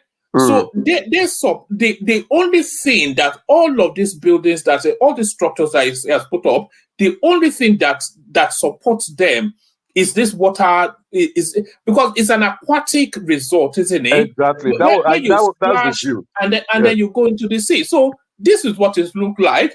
But after David Umahi's visit, this is what it looks like. Oh wow. That's the end now. It's It's the finished. end. It's done. It's There's done. no. Like I said, the ocean is his key selling point. That's if he's trying to raise capital, that's what he's selling. Not just raising capital alone. The people patronizing him, that's what they enjoy. Not just for the view of it alone. It's also you get engaging with the water itself, right? Enjoying the ocean breeze. You understand? You're eating, you're listening to music, or you're dancing, and you can go around and play with the water, and you come back. That's the beauty of it, especially if you're a beach lover. But without road, I think from that place, there are a lot. How many beaches are there? It's still the same um, uh, um, scenery, right? From here down to the aquatic, you curve over to VI, even down to Ikoira. But you have like 4 or 5 people operating different gates. Not but the landmark gate is really standard. Then you have from the Oniru side, from the Elegushi beach. Then you go to some clubs, some nice settings, some just still very whack, but it's still that same water, right? Providing that, yeah. Elegushi is not on that corridor. Elegushi is not under what? It's not on that corridor. Where's Elegushi? Elegushi is at the other side. Elegushi is behind, is at the back, right? Sorry, yeah, you're right. It's Oniru Beach. Yeah, Oniru yeah. Beach, yeah. Elegushi is at the back of Lama. You're right, the Lekki area. So within that point, that place, right? So I don't know if throwing in money. I don't know if that man will survive this situation. It's done. So his fight is not you demolishing my business. His fight was you are killing my business. Putting the road will kill my business. I think was it Jide that said they could do a flyover. Even a flyover alone, the sight of it, vehicles will be plying that place to and fro, right? Yes, a lot of people who want to go to Lekki would, instead of using the main Lekki toll gate, and I believe this one might be free. They would. I don't know if they are going to do some connectivity anyway. I believe the Lagos state government will want to connect it to the this road. They will be plying this road to go to Lekki, and it's going to be a very busy road.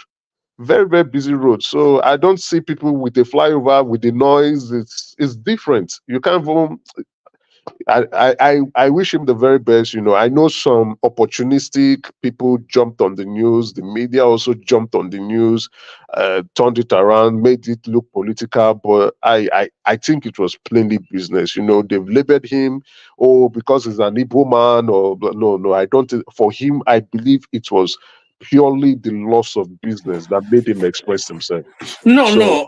You know, I saw him on an interview. I think it was on Arise, and they were trying to guide him towards an ethnic. He said, "No, now don't do that." You know, it's quite clear that he's just fighting for his business yeah. and nothing else. He is not. I've not. I've seen about 2-3 interviews of him. He's not ethnicizing anything. No, He's not trying at to all. save his $150 million. That's what he's trying Exactly. to do. Yeah, you know, and I think he said he just got the fund, right, to expand. It's a sad thing. It's a sad reality. Oh, it's really painful. You know, But let's be um, honest. It's one painful. man, you know the favorite camp, the Agbado camp. You know they're taking him to the cleaners, saying he's Korean ethnic, this whatever. I was now asking this, where did Paul ever say anything ethnic since this thing started? But they are taking him to the cleaners on Twitter, No, insulting it's him, ignorant people that will be making such kind insulting of him, No, and I think tribalizing, it's doing because tribal thing on him. Obi ran commentaries on him. That's why. Because Even Obi Obi seems to didn't make be it ethnic, so I mean no, but everybody. Obi ethnicizes most things now. So when Obi comes in, then it becomes ethnic. Can you give an example of what he ever ethnicized before? Just one. Is that not his politics? No, I just asked for hold on now. No, so Ludo just told one us example. now. Let's be no. Let's just Umahi told us that's his politics now. one example. One. Don't Just one, whistling. not two. No, One don't worry. example where he Don't worry. ethnicized It's late in the whatever. day, but You see exactly. if You're just behaving exactly the way those guys that are dragging Paul on Twitter is behaving. Because when you no, ask them, it's because I don't want to I'm get coming. into it. No, Yeah. now because no, if you have it on top of your head, you always say it. Because when you engage them and ask them, can you give me in all Paul's commentary about this coastal road? Can you give me where he made it? They will start insulting you. No. I'm not saying anything about Paul because I understand, and Emeka expressed it eloquently, that this is a man fighting for his empire. And to his credit, he's not, in fact, not only has he not ethnicized, he actually recoils from it. When people try to ease him into that space, he pushes it back quite heavily. But that's different from Obi. Let's take the demolitions in Lagos State. Okay. When Obi came, what Obi does is he will ethnic theme. Well, I can give you examples. Yeah. Don't badger. Just if you want the conversation, you can have it. Okay. When what Obi does is it will ethnic theme something. It will nationally theme rather something, but with an ethnic overcast, and that's what it does. So I think that's the best way to express it. English now. You didn't just quote him now. Say that demolition Igbo people. Well, what are you eating? So yeah, this time of the night, you're going to lose that 6-pack very soon. No, that 6-pack you're going to lose it very soon. Man, I'm a sports person. I can't lose it. But for one man, it's really unfair. You can never quote Obi when he said demolition. He didn't even say Lagos. He said demolition across states in Nigeria. Yes, but under what currency? Under what flavor? What was the flavor when they were saying that? What do you mean by flavor? Like I'm supposed to like put it on my nose and smell the tweet or what? No. The flavor then was there was demolitions going on in Lagos State and also in Anambra. Hold on. Was demolition too. There was demolitions going on in Lagos State. Now I wasn't even aware that nobody was, but there was certainly demolition going on in Lagos State, and especially in Festac, which took an ethnic coloration, and Obi then leapt into the media space and then made a broad national statement with that always that ethnic overcast, and he did the same thing with this chap again, that he made a broad national statement with an ethnic overcast. And that is his raison d'etre. That is a stocking trade. It makes a national statement with an ethnic overcast. Is a conversation. We asked for this conversation. Hold on. Folake, do you want to jump on? We've not heard from you for a while. So if you're awake, Folake, I can see you in the comment section, jump on, maybe to break up the testosterone in the... Yeah, but carry on. We have a Folake. Wow, I wanted to leave, but I'll stick behind a little bit. The last time she came on, she was bullied by who was it, Ganiu, and she never came back. Folake, you're safe with me. I'm here for you. So one man of all this English, Oxford Dictionary English you are bringing in is just to use to back up something that is not factual. I told you, can you give me a quote where this guy ever spoke to demolishing Igbo people's house, Yoruba people's house, or Efik people's house? So that means that there is nothing in this life that Obi will do that somebody will not pull it into an ethnic whatever, just like what Umahi did, where somebody constructed a tweet clearly pointing out what his grouses were in terms of prudence, in terms of timing, in terms of visibility studies, and so many other things. He was clear what he did there, and in terms of scale of preference, where he scaled it with other major roads also and all that. He was very clear and objective and everything, very presidential. And the only reply he gave to that entire thing was to drag it to ethnicity. And I love what Peter Obi answered him. He told him, I won't concede as low as people that are flourishing themselves in ethnic politics. And that was how he ended that reply. He didn't even mention Igbo or try to reply him. There was no Igbo written on his tweets. Southeast was not written on his tweet like he always does. You know what's going on? The vultures are circling around that Obi space. Yeah, now we are seeing them now, very huge ones. No, because you know what have you heard the phrase "the jig is up"? The jig is up. JIG.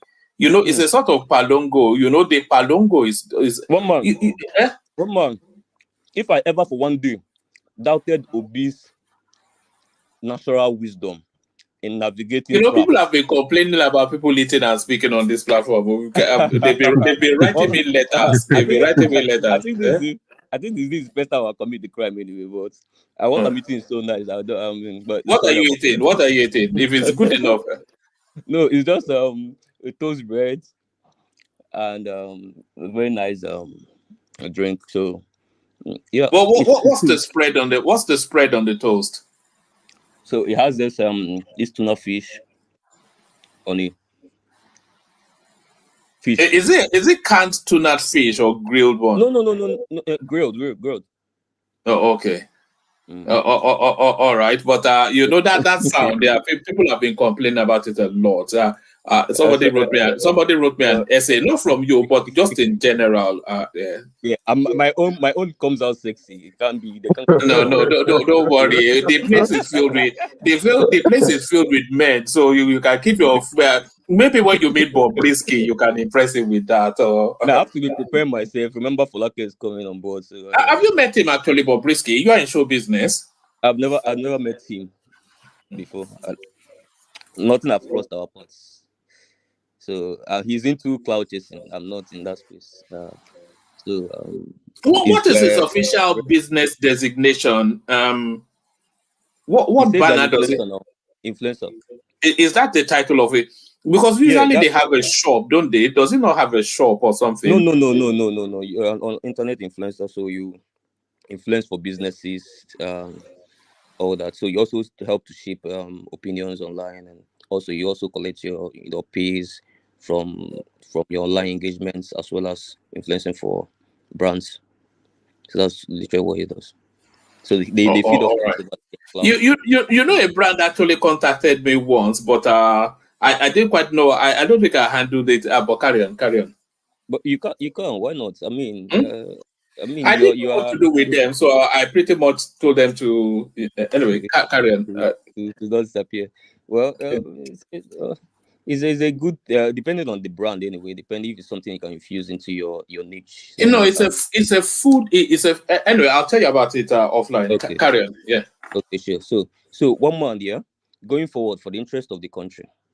I know you guys have been making attempts since 2000 and by you guys, I'm not speaking directly to you, but people I'm speaking to knows themselves. They're also on this platform.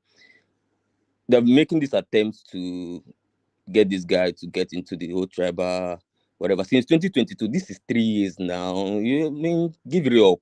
It's not going to happen. Obi is too smart for to enter your trap, because even when before he declared clearly, he made it clear to them in Agolo where he declared that I don't want to run this race because it's turn of the Southeast. I want to run it strictly on my records, and that's what I'm going to do. He also told Umahi when they went to Enugu, when they did the Afeni Ohani Ferry, a combination of Ohanes and Afeni Ferry, whatever they did in Enugu to promote Igbo presidency. Ngige went there, Umahi went there when they were all running for primaries. You mean Ohaneze? No, Ohaneze and Eferi Ferry did something combined they called Ohani Ferry, if you remember, before the primaries. So it was hosted in Enugu, where they invited all the people, all the Igbos running for presidency in their different parties. That's before primaries. Ngige, we know Ngige was running, Umahi was running APC, people running in PDP, Ekweremadu, a lot of them, Peter was there as well. Everybody came to the podium to advance, Rochas too, to advance why it is turn of the Southeast. Only Peter, the guy they love to hate, he's the only person that came to that podium and told them, well, what you guys are saying is good, though. But for me personally, I insist that my declaration and my running, I want to run it completely on my record. I don't want anything to do with You tone. see, there's You can one go back thing. and watch it.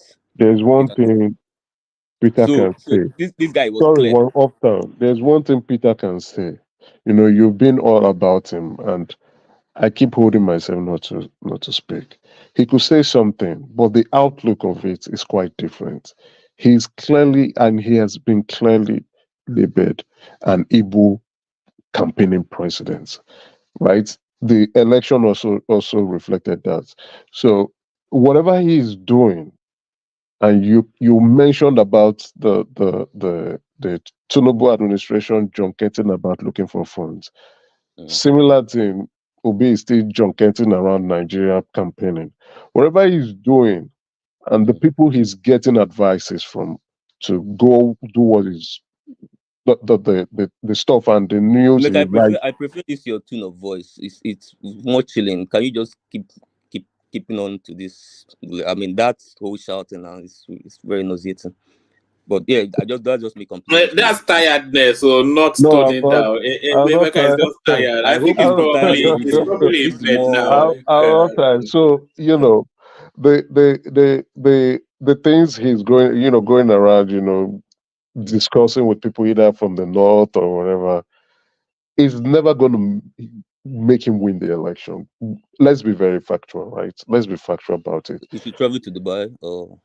It doesn't matter whether he wants to go international, but it's up to him.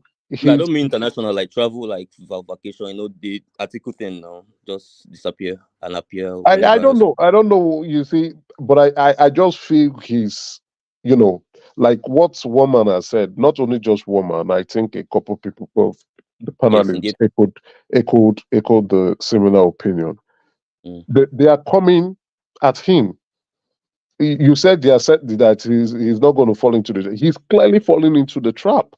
They've been keeping him quiet. He's going to write a tweet that I'm not talking about arrest. You saw Charlie Boy saying, "Oh, there are plans to." No, I don't think the government intend to Yes, arrest him. I saw that. I wanted to bring it, but I thought it was too big. Yeah. Charlie Boy saying they want to arrest him. I don't think they want to arrest him. But what I think they will do now is that's a nonsensical tweet anyway. they'll begin to call him out of some of those things, right? Not the big weights, but the smaller junior politicians will start to call him out, and possibly even from the southeast. You see, there might be the pressure now. Umahi has said, Emeka, have you forgotten? Sorry, Uptown. I want them to be. I don't want them calling him out on ethnic lines, though, because that will rally. It's too divisive, one, and then it will rally some sort of even people that are not loyal to him. They will feel okay. We're being attacked, so we're. I want like the way they called him out on. Thank you for giving them that advice. No, hold on. The way they called him out on this just the rank, because he has a backdrop in governance, so he cannot now rebrand himself. So the way they called him out on this particular demolition thing when they went to bring out clips of him demolishing, Exactly. and it was there was a bit of glee in his voice as well, as though Exactly. he was delighting in it. And I will not Yeah, give you, with real yeah, venom, yeah. We and then here also now he's now a man of the people. So that they can get him with, but the ethnicity, no. also with what Reno did, right? Calling him out, not building any school, not starting and initiating anyone, right? That But that was the press. that ended in Obi's favor. Sorry, Uptown. You know the person that will ultimately demystify Peter Obi, do you know, is going to be Reno Mockery. Yes, Because because they are going to use Reno. stopping him up bit by They are bit.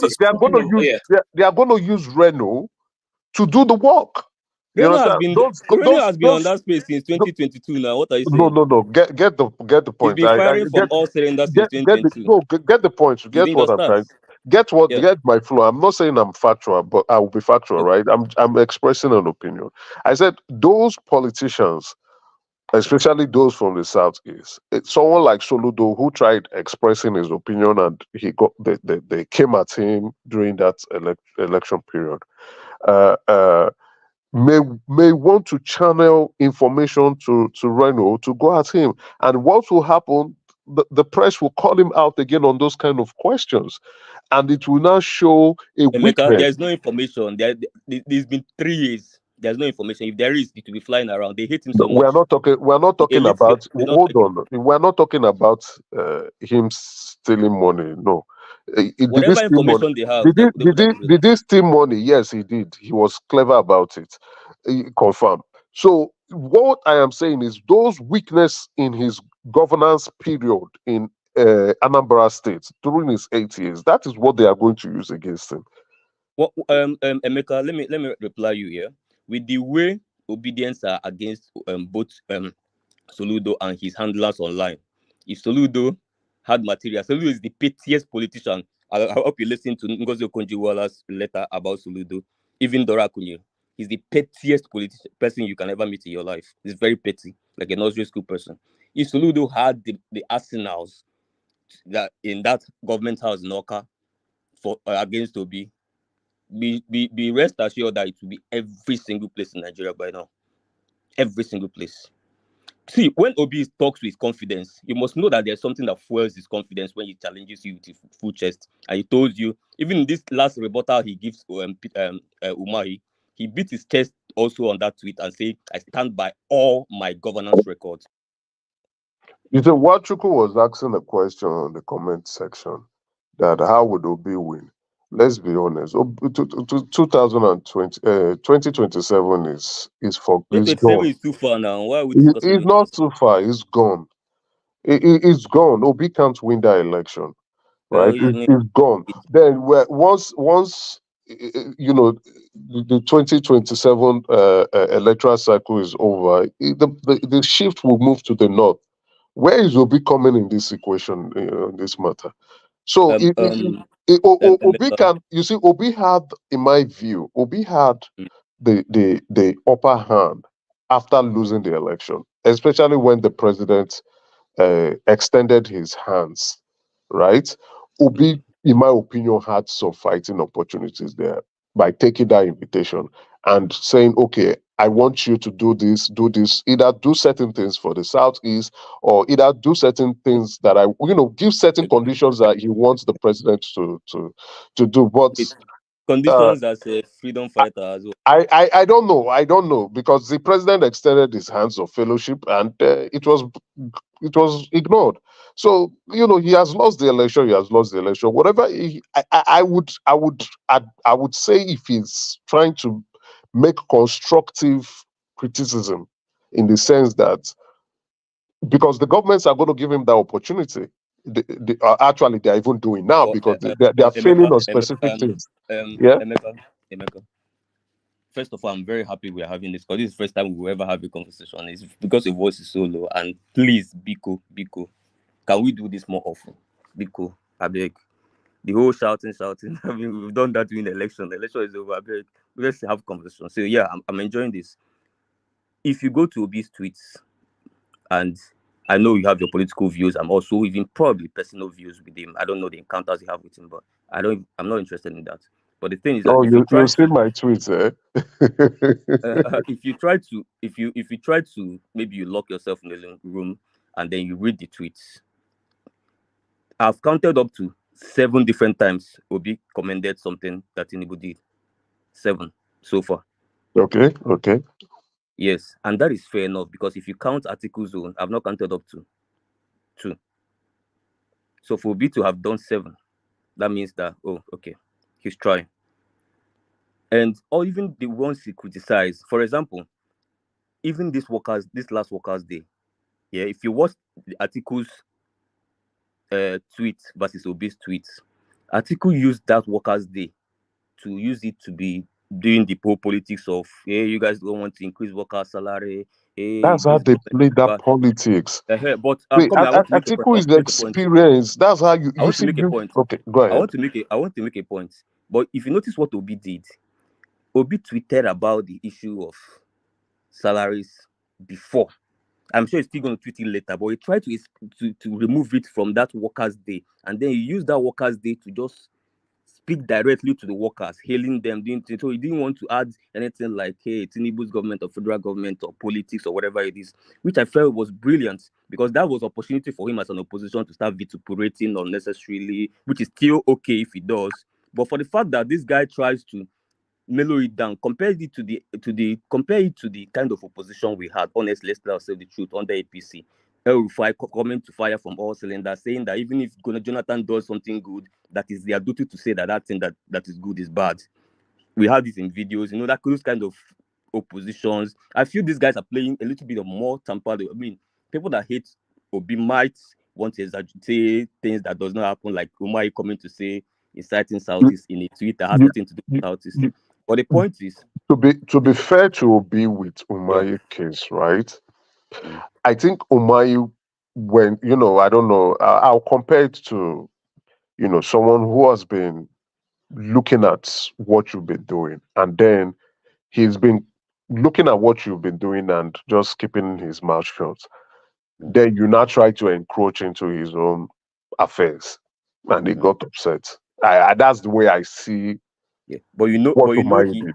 even in that tweet, both the first one Umar replied, even him replying to Umar, everybody thought he was going to go ballistic on Umar, because Umar said something about his governance. So everybody thought maybe he would refer to, Ebonyi is the capital, Should be poverty capital of South. He didn't even say anything about that. He didn't even mention Umar directly. He just kept to that issue. He just said, okay, this is what happened. This, and just, which is you really see, very civil for Uptown, somebody Uptown, that has been Uptown, provoked like that. Uptown. Let me So be let's honest. give it to him. Uptown. Let me be honest. Obi is too seen. Obi is too head. What Obi is doing is what the Labour Party should have be doing, except maybe he's trying to leave the Labour Party.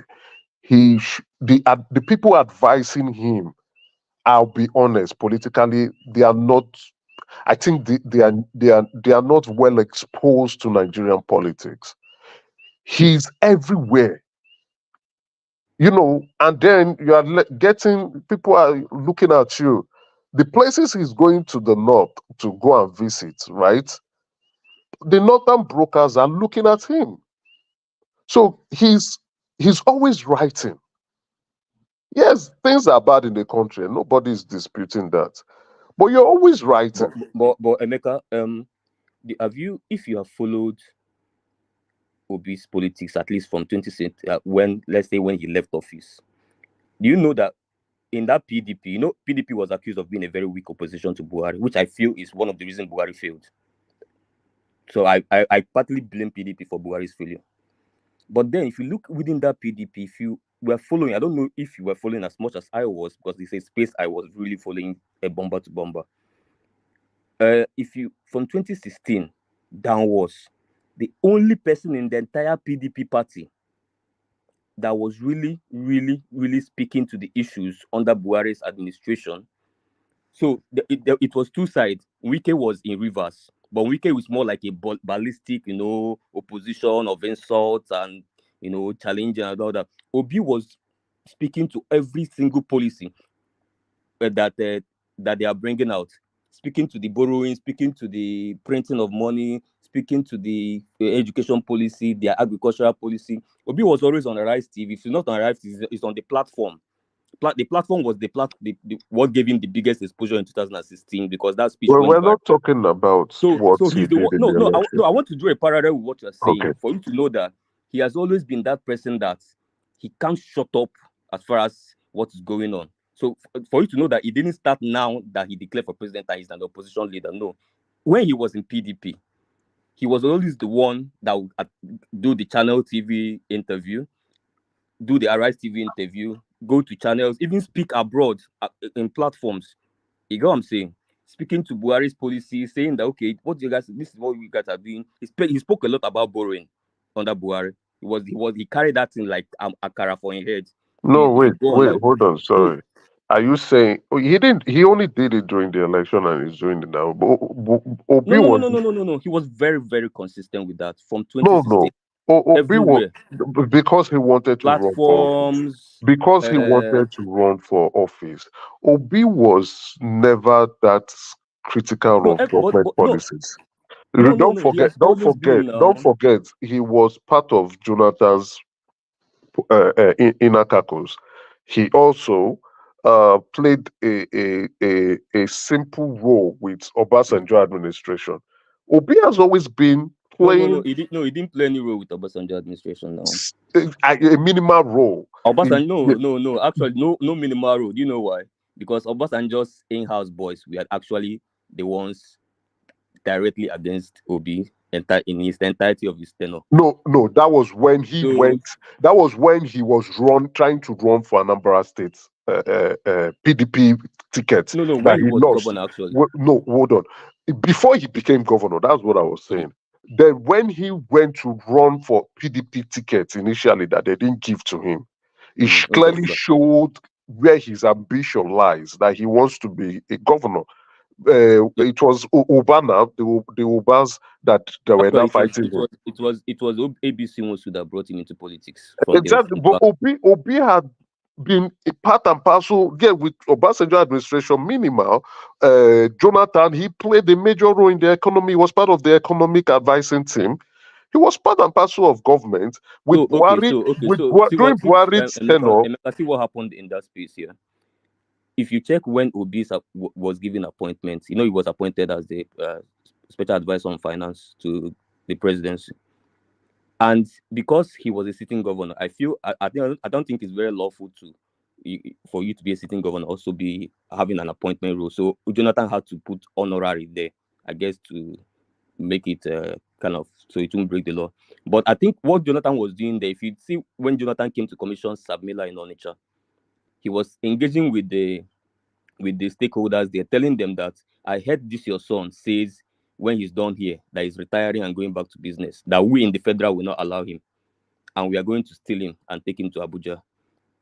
So what Jonathan did then, because Obi was really serious about retiring when he was done, Jonathan said, okay, I'm going to preserve this guy for my second tenure, to be part of my team in second tenure. And the reason why I'm going to preserve him, which PDP people fought against, because Obi was the biggest nightmare they have. Obi made them lose Anambra forever. So they were against that. So Jonathan had to bring him into his economic team to save him, to hold him from slipping off his finger, so that second tenure he can be part of his administration in terms of finance and economy and all of that. That's what he did. Sadly, they lost the election. But Jonathan really, really, really valued him. And if you listen to when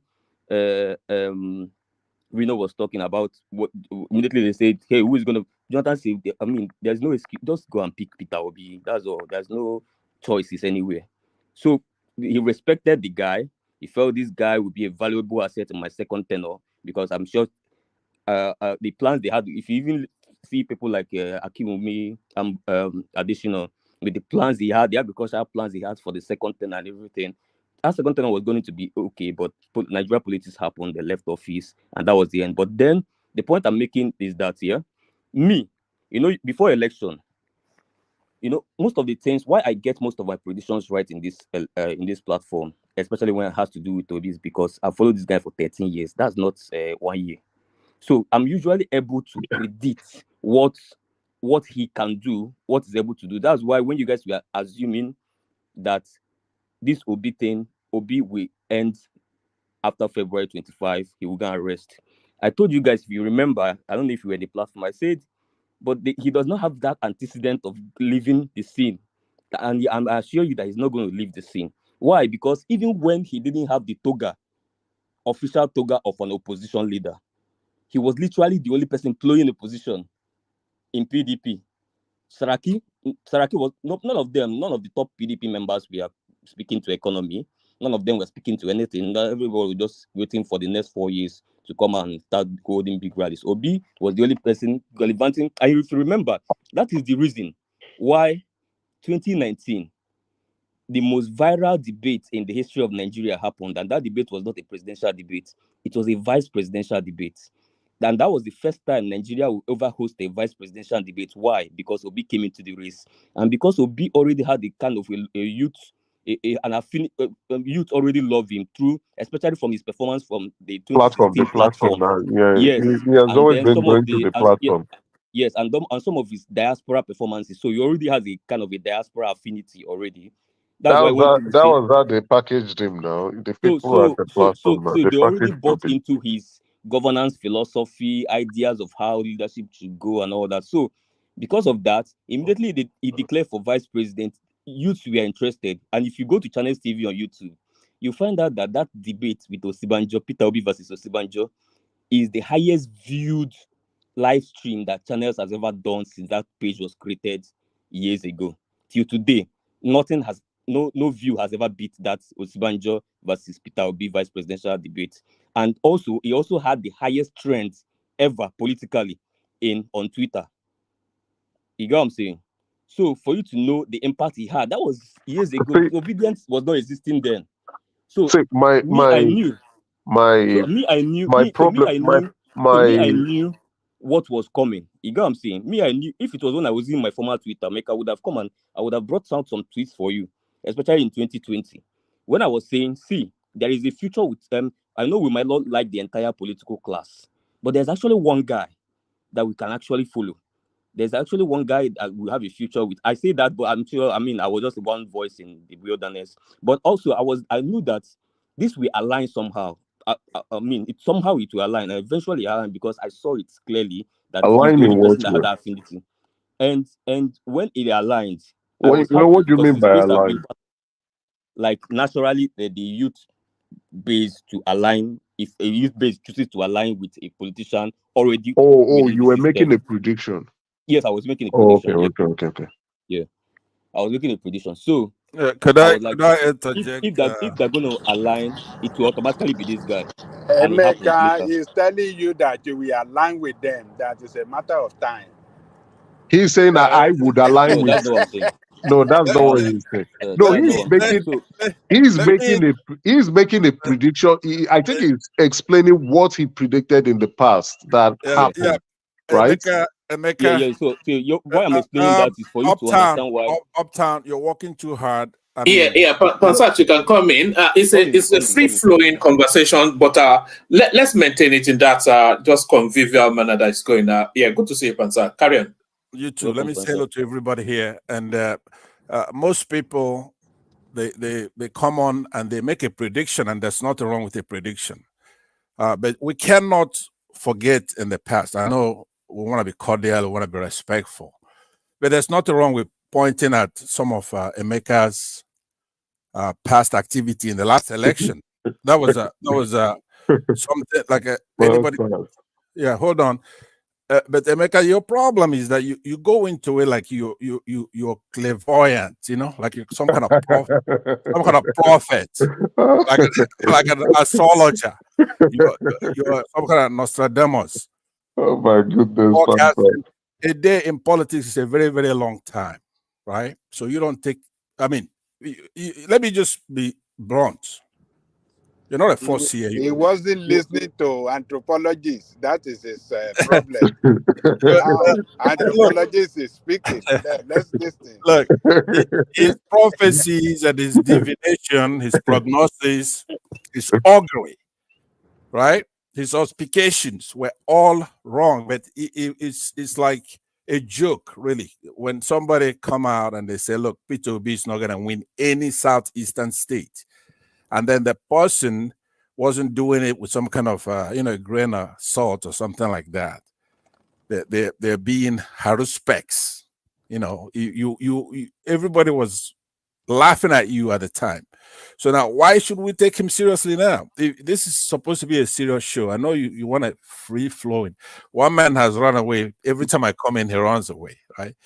But still, everybody on this platform right now remembers what you did. They make you have to apologize if I'm gonna take you seriously. If I'm gonna be here kicking it like one of the guys, and we just running our mouths trying to get along. But the point is that when we're discussing this thing, sometimes we're very serious. When we're looking at what's going to happen in the future of our country. If I asked you right now, Nigeria is a three-legged stool. You have to capture two of those legs to stand. Right now, Peter Obi is doing very well in all areas. He's not winning everybody. He doesn't have to get 100%. He's made no errors. Virtually everybody who voted against him is regretting it. If they have if they have any brains. Now, one man, I'm very disappointed that he ran away from here, because I came in yesterday and I was talking to one of the guys that he has here as a lawyer, and I gave him a bunch of stuff in the private chat so he could then look it over, so you could actually see what's going on with Tinubu. I can tell you now, I'm not going to take forever. I'll talk for maybe another 2 minutes, and I'll pass it back on to you guys. What I'm saying is that Tinubu is in deep trouble. Now, if he's just running to govern for 4 years and give it over to Shetima, perhaps, but because it's not covering up anything he's doing at all you have to go Google, and you're going to see the depth of nepotism and corruption, including this road here. I gave one man all the links yesterday. If you guys want, I'll give you links. Go into Mr. Shagore and High Tech. And this Mr. Shagore lives in France. And that's why he's going to France. And the corruption stinks to high heavens. So now the Hausas are not happy. In essence, I was saying three-legged stool. You have the Igbos, you have the Hausas, then of course you have the Yorubas. And sensible Yorubas don't want them. If you go to the marketplaces, market women, taxi drivers, the youth, nobody is benefiting from this man. He's not doing anything. Listen to Pansato. It's actually true what you say. I think he has people on ground. No, it's absolutely true. There's nobody. The only problem we have is that we're not a united country. So it makes it very partisan when somebody is identified as coming from the Southeast and they're speaking. It's like you're aligned with Obi. Ever since I've been going on platforms, I've never actually gone to a platform to defend Obi or claim Obi. I'm a Biafran. Obi is a Nigerian. Obi coming in is not really good for me. Tinubu doing good, it's not good for me. I mean, doing bad, it's not good for me. You've been speaking. You have several times. You spoke in favor of Obi. You defended him. You promoted him. What are you talking about? What are you saying? I have. When I'm being up. Hold on. Let me tell you the difference. Listen, look. Doing in Nigerian politics. What's the interest of Biafra in Nigerian politics? One man is back. One man is back. Yeah, very good. One man, I wanted to talk to you, so I'm happy you're back. But what I'm saying is that there's a difference. Hold on now. I'm gonna answer it. Hold on. You ask your question, but don't tell me how to answer it. I'm gonna answer it. You heard what one man said. Let's be fair here. There's a unbiased, objective observation. And it's non-partisan, but you still have to tell the truth. Because if you don't, then somebody can poke holes. One of the best gifts I might give you is to come here and lie or say something that's not true, like Emeka does, right? It's a foolish thing to do. Because if I come in here and say 2 + 2 is 5, you can actually prove that I'm wrong. Do you understand? So I'm going to avoid that at all cost. So what by your question though, what you mean to say is that when somebody says something good about Peter Obi, that person has to be from the southeast. Now that's not logical. I said 2 minutes. Let me ask for an extension of another 2 minutes to address one man. One man, yesterday I came in here and I gave you a bunch of links to credible sources, some of them firsthand, responsible people who gave. I mean, I am stunned that you were not shocked at what revelation is out there. What this Tinubu is doing is so foolish. I mean, What you gave was Wikipedia, and then you gave something to the State House, which I think we've addressed. Chigori, right. I think, is this something to do with lobbying American elections or some towards whatever it is? But yeah, what I'm saying, like Shagori, like saying the owner of the high tech, right? You didn't give us anything that was potent or anything. Do you want me to proffer them here and you show it? Because that's a subjective thing. Okay, let me ask you this. If I gave you a link that shows that Shagori Group owns high tech, the one that's constructing that road you're crazy about from Lagos to Calabar, right? If you know that Shagori Group owns that company, high tech, and that Tinubu's son was just appointed a couple of days ago a director. Do you understand? And that Shagori is in the state departments where he was convicted and he paid a bunch of fines for all kinds of stuff. And he lives in. Convicted for what? Number one, he gave money. He disobeyed the laws of the United States elections. He gave money and he was convicted for that. Now, in UK, that's not a big deal, but here it's a big criminal offense. Right. So in Nigeria, it's not a big deal, but Yeah, here. it's subjective now. Excuse me? You just said it's subjective. It's subjective to the United States. No. I'm saying that if somebody gives you a link and you look at it and say it's not really heavy stuff, that's subjective. I'm going after what you said. The Shagri stuff that you're mentioning. That I think he lobbied, right? That was the stuff. I'm not so clear about the news. What But do you mean? It's not a crime it's not a crime in the UK, like what you said. It's not a crime in Nigeria, but it's a crime in the United States. It's a crime in the United States. I'm saying I don't know if it's a crime in the UK. It has to be, because you should not interfere in any country's elections. They do it to us, though, right? This Shagori. Now you have to know, one man. This Shagori was also like an ambassador for some islands, right? So it's a common thing that he does. He's doing it in our country. It's not like he's a citizen. He lives in France, but he's also been like ambassadors for other. He's Nigerian born. He was born in Nigeria. He's a Nigerian Lebanese. Right, but I'm trying to say to you that he holds those kind of ambassadorships for other islands, other countries. Yes, it's a ceremonial. It doesn't have the citizenship of that country, so they are leveraging his influence to. So where's the smoking gun? Where's the killer? Okay. Where's the killer? First of all, let me post over here. So you could do a show on him if you have energy. You could do it tonight.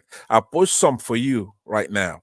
The smoking gun is that he violated our procurement laws by going and having this. The guy that we're talking about yesterday that you featured here today, who is insulting Obi, do a no-bid contract, right?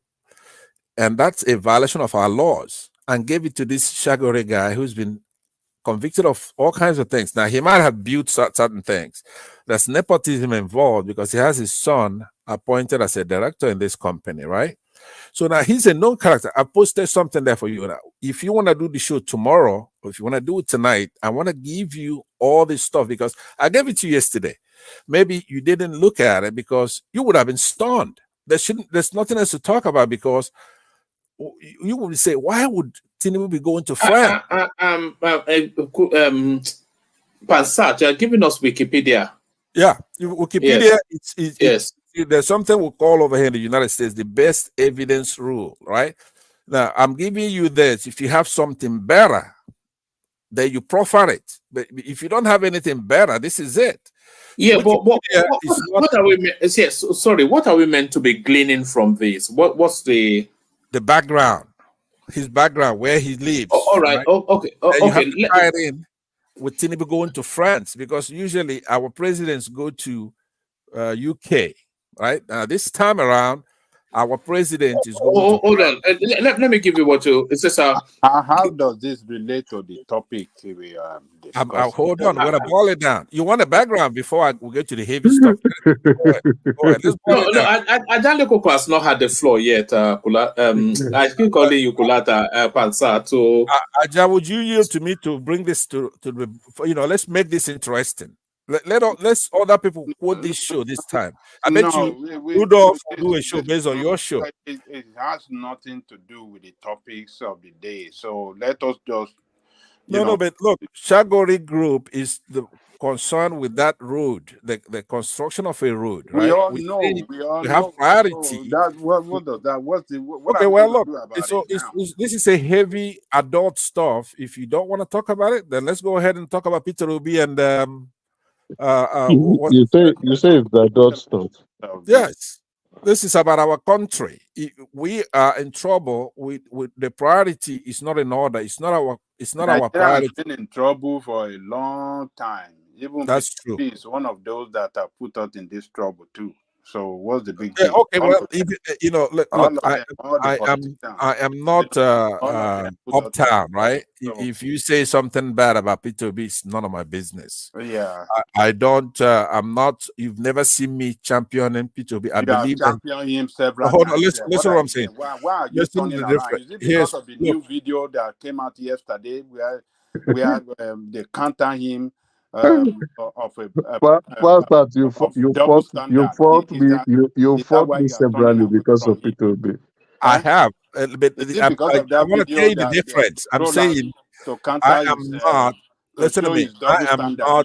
I am not gung ho about anybody, right? I am more of an ideology related kind of thing about our progress in the country, including breaking it up if it's the best thing for us. Obi will not be for anything like that. I believe that if we could get a unified country is the best, but if we cannot, we have to break it up. Now, the way I was going about it last year was I went about it like somebody who's seen the movie already. I already know what's going to happen in the country, but I'm way ahead of everybody, light years. So now I have to slow it down, right? I know that the solution to this thing is war. That's the solution. All this trouble, I had a guest. You said the solution is what? War. War? Yes, that's what the solution is. We shouldn't be going through all this nonsense we're going through. It's the long route. I told the guy it was a what do you call it a guest to Rudolph show who's like a pacifist, and I was telling him, I said, you know what, war's been given a bad rap. You know, Who are the people that are going to fight this war? Who? War between who and who? I hold down. No, listen to me. Between who and who? War between, Look, one man, I was gonna say, Ajay Lekoko, listen to me, right? War has been given a bad rap. We're in a state of war. We suffer what other countries who are at war suffer. As a matter of fact, certain countries are having fun. You see, a lot of people think that when you're at war, you cannot get on the internet or get a girl or get an email or send one. So Right? war is a good thing. It's not true. For you, it's a good thing. It's a good thing to No. If it's avoidable, but it's not a topic tonight. I'm just trying to tell you what the solution is. But it's okay. A lot of our people were not in that mood. All right. You see, one night just going talking about we need security. We do this. We do this. Now, I wanted to remind him yesterday. I said, you're looking to get security. Countries such as United States are dealing with what's called neutrinos. I don't expect you to know what that is. These are particles that have mass close to zero with half integral spin. This as you see there right now. All right, Pansat. Ajale Yeah. Kuku has still not spoken. He started the session with me. So Let me see if he's gonna yield to me now. Aja, would I you? was just enjoying what he was Would you talking yield to about. me, Ajanleko, would you yield to me with right to ask me questions and interject? Go ahead, Pansa. Go ahead. Okay. So what I'm saying is that you have the United States who by now Go ahead with your double standard. Yeah, no, I don't don't. worry. Tomorrow you'll be for Obi. We will put it No, out. you misunderstand me. As far as I'm concerned, Peter Obi is the best candidate that's emerged in the In the history of the country. Oh, in Africa. in Africa, and then because of that, the best that's emerged in the world. Because I believe we're better than the rest of them, right? Well, who have they produced here in the United States? Obama, Clinton, Bush, all these people. They have a screw loose. They're unfair. But Peter Obi is the best we have coming out of the country. He's fair. He's a Nigerian. He's non-aggressive. He's non-threatening. But he's got a jaw of chin, right? A jaw of steel. He's a man. So, but he believes in Nigeria. He doesn't want too much trouble. He doesn't want people to die in that kind of sense. Besides, he knows his stuff. He goes and he studies it, especially the contemporary issues that we have in the country. He believes that China did it this way, Egypt did this way to get light. Just your bread and butter stuff. He listens to UN, right? I differ with him in certain things, including listening to UN, but he does. And he does it by the book. I wouldn't do it by the book, right? I will be more aggressive than he is. But as far as when you look at a picture, a dictionary, you go to a dictionary, you're looking for the candidate for Nigeria to solve the problems that we have right now. Peter Obi is the man. There's no doubt about that.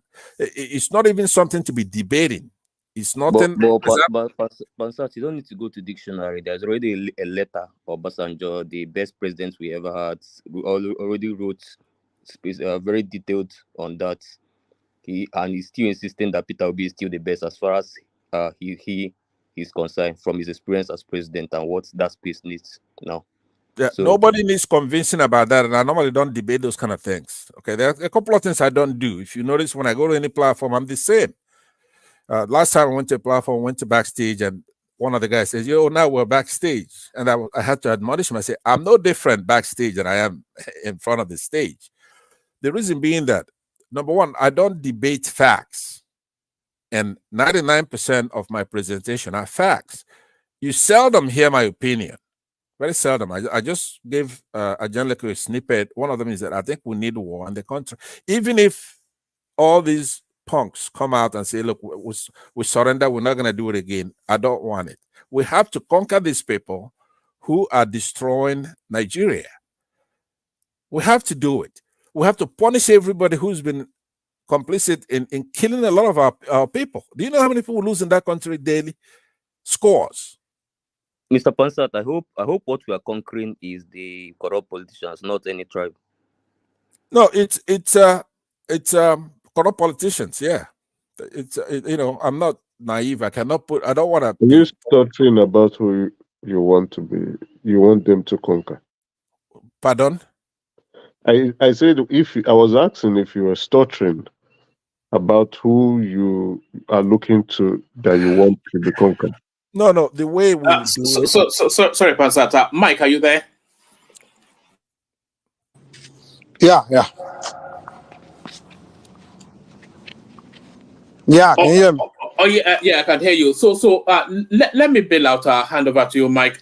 Mike, Ajale Kuku has not spoken at all. He started the session. So as soon as the window opens, go straight to Ajale Kuku. I think your guys are starting to assemble. So that's my cue to leave. Lato Rich comes in there. Ayo, as you know, we always mention. Just Emeka enjoyed Enigmatic so much. He just couldn't help himself. So that's Just Emeka right there. AB passed by Man of Prestige, Super Charts, Ayo, of course, again, and Man of Prestige. I think he was enjoying Larry so much he had to do to Super Charts as well. So thank you to all those Thank you, everyone. See you tomorrow. I'll get to Ajale Koko as quickly as you can. As the conversation carries on, Kampasa, keep it 100. You know that Mike's threshold for tolerance is maybe not as much as mine. But carry on. I'm in the background. Thank you very much. As a Yeah, matter of sorry, fact, Pastor, we're gonna let's dial it back to, to actually why I sorry, was here. Pastor, Yeah, sorry, I have to yeah. also exit alongside one man. So thank you guys. Especially thank you to Emeka. This is the first time ever we'll converse. Please let's do it more often. So thank you guys. Thank you, Mike, as well, and wish you guys Thank you. Please yeah. don't bank on that. Emeka is quite a character. You know that next time he come, you know exactly what he's gonna do. So, and I hope you don't try to have a truce with him. It's not good for the platform. Anyway, so let me dial it back. Ajanle quickly. It looks like you still have to speak. What I wanted to talk to just Emeka about is that because of your woeful failure and your vaticinations, your auspication, you should probably just be guessing. If you say, hey, look, I'm here to guess what's going to happen, nobody's going to, somebody like me, I'm not going to care about that, right? So you predicted that P2B would not win a single southeastern state, and he won them in the 80 and 90 percentile. He won all of them, and actually took a nibble at the major Yoruba states, including Lagos, Abuja. So first thing you should do is to, first of all, come in here and confess it and apologize about what you did.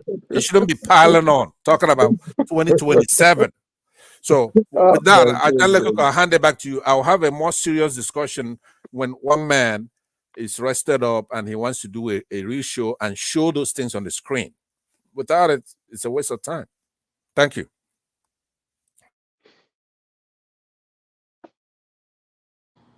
I think that was just it. You let Pansat express his opinion. I think Pansat is a bit upset. Me saying P2B is not going to win the 2027 election. And is really not happy about that. But let's be factual, right? You see, if you are very knowledgeable about Nigerian politics, you'll be able to tell and predict right how 2027 is going to go like. So if P2B is still looking at attempting, that's fine. That's okay. That is right. But is he going to win the election? No. Many of us already know. P2B clearly, I think he knows. So what I think P2B is doing that always writing all the time, it's reducing the influence, that personnel, that's mystique. You express your opinion at certain times. The government failures would give you that opportunity. Who's Obi going to run against in 2027? Who's going to be the main candidate he's going to run against? The president. Okay, where is he right now? What do you mean? No, just answer me. I want to know if you're keeping up. Where is Tinubu right now? What do you mean, his physical location or what? Yes. He's a rock. No, he's not. See, I posted a link for you. He's hospitalized right now outside of the country. He's in France. So when you are prognosticating on a daily basis, you have to. What are you saying? Like, let me land. What are you saying? Are you saying that the president, his health is so bad that he's not going to run in 2027? Is that what you're saying? I would pray, like I'm one of those. I don't pray for anybody's demise. Period. However, when you have to be a realist when you're making predictions. You don't have to base it on your emotions, what you want. You have to make it based on the actual Tinubu you have, not the one you wish you had, right? If you don't even know where your president is, you don't know his whereabouts. I posted a link for you so you know that he's in a hospital in France, right? So let me land now. Let me land. Yeah, I'll let you. The question will let you land very well. Sure. How do how does this news now affect 2027? Please relate it. Okay, because it's a long time from now. And when you are making predictions, you have to put everything into account, right? Because 2027 is a long time. You have Northerners who are not happy with. Oh, Let me land. okay, go ahead. Let Go me ahead. bring Yeah, political. go Okay. ahead. Go ahead. Go ahead. For example, I haven't been verbal in my prediction. I don't think, unfortunately, that Tinubu is going to be there by the end of the year. It's not going to be Peter B's challenge, right? It's going to be others, including Shetima. What they've been doing, listen, what they've been doing, if like I was yesterday, let me tie it together now with what I've been doing yesterday. I was showing you that Tinubu is not hiding what he's doing. He's doing nepotistic things that are just unbelievable, foolish, right? He's pissing off people that ushered him into office, right? So, for example, he's abandoning Wike with Fubara. He's abandoning former governor of Kaduna State, Erufai. He's abandoning even the Kano, the chairman of his party. He's more into getting contracts, money. And like in the Calabar Road, Lagos Calabar Road, he phased it into 3. And the very first one, he's got about $1 trillion just for that alone. So now, what an analyst would do, such as myself, I will look and I will see what's going on based on all those factors I'm giving you. Pastor, I want to pull you back, right, to what you said on the president's health. Are you saying the president is going to be like? I'm not saying you're making the prediction. Are you saying the president is not going to contest the 2027 election? Okay, now listen to me. Let me answer that delicately because it requires a little respect when you answer that. By the way, did you click the link that I gave you? So what I'm saying to you is that, unfortunately, now do you think Americans are stupid? They don't have their president coming and lying down in a Nigerian hospital and going through intrusive surgery. No country does that. It's a high risk thing, right? National security. This Chagori that he's dealing with is a bad character. Bad. He was like Abacha time. He's probably complicit in Abacha dying and all kinds of things because he's already got the loot outside of the country. So, he's got the loot. See, what they do is once you have that dough, if you're Noriega, if you're any of those people, Saddam Hussein, once the loot is out with the international bankers, right, they can deal with you. But especially if you don't go and lay in a hospital outside of the country, like European hospitals, where they could do intrusive surgery on you. Now, somebody like Tinubu, they got him, he's gone. Forget about that. Especially with this Chagori is coming. Once they get that dough in the first term, he's done.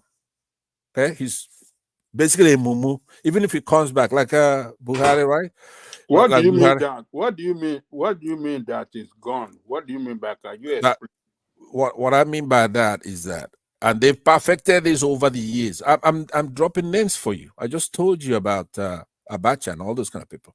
What kills them is that they got the loot outside already. We're still recovering the money that this guy had outside, okay? But in the case of the French, what they're doing here is actually alien to Nigeria.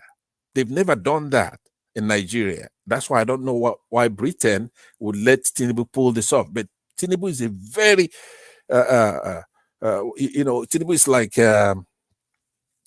Omahi.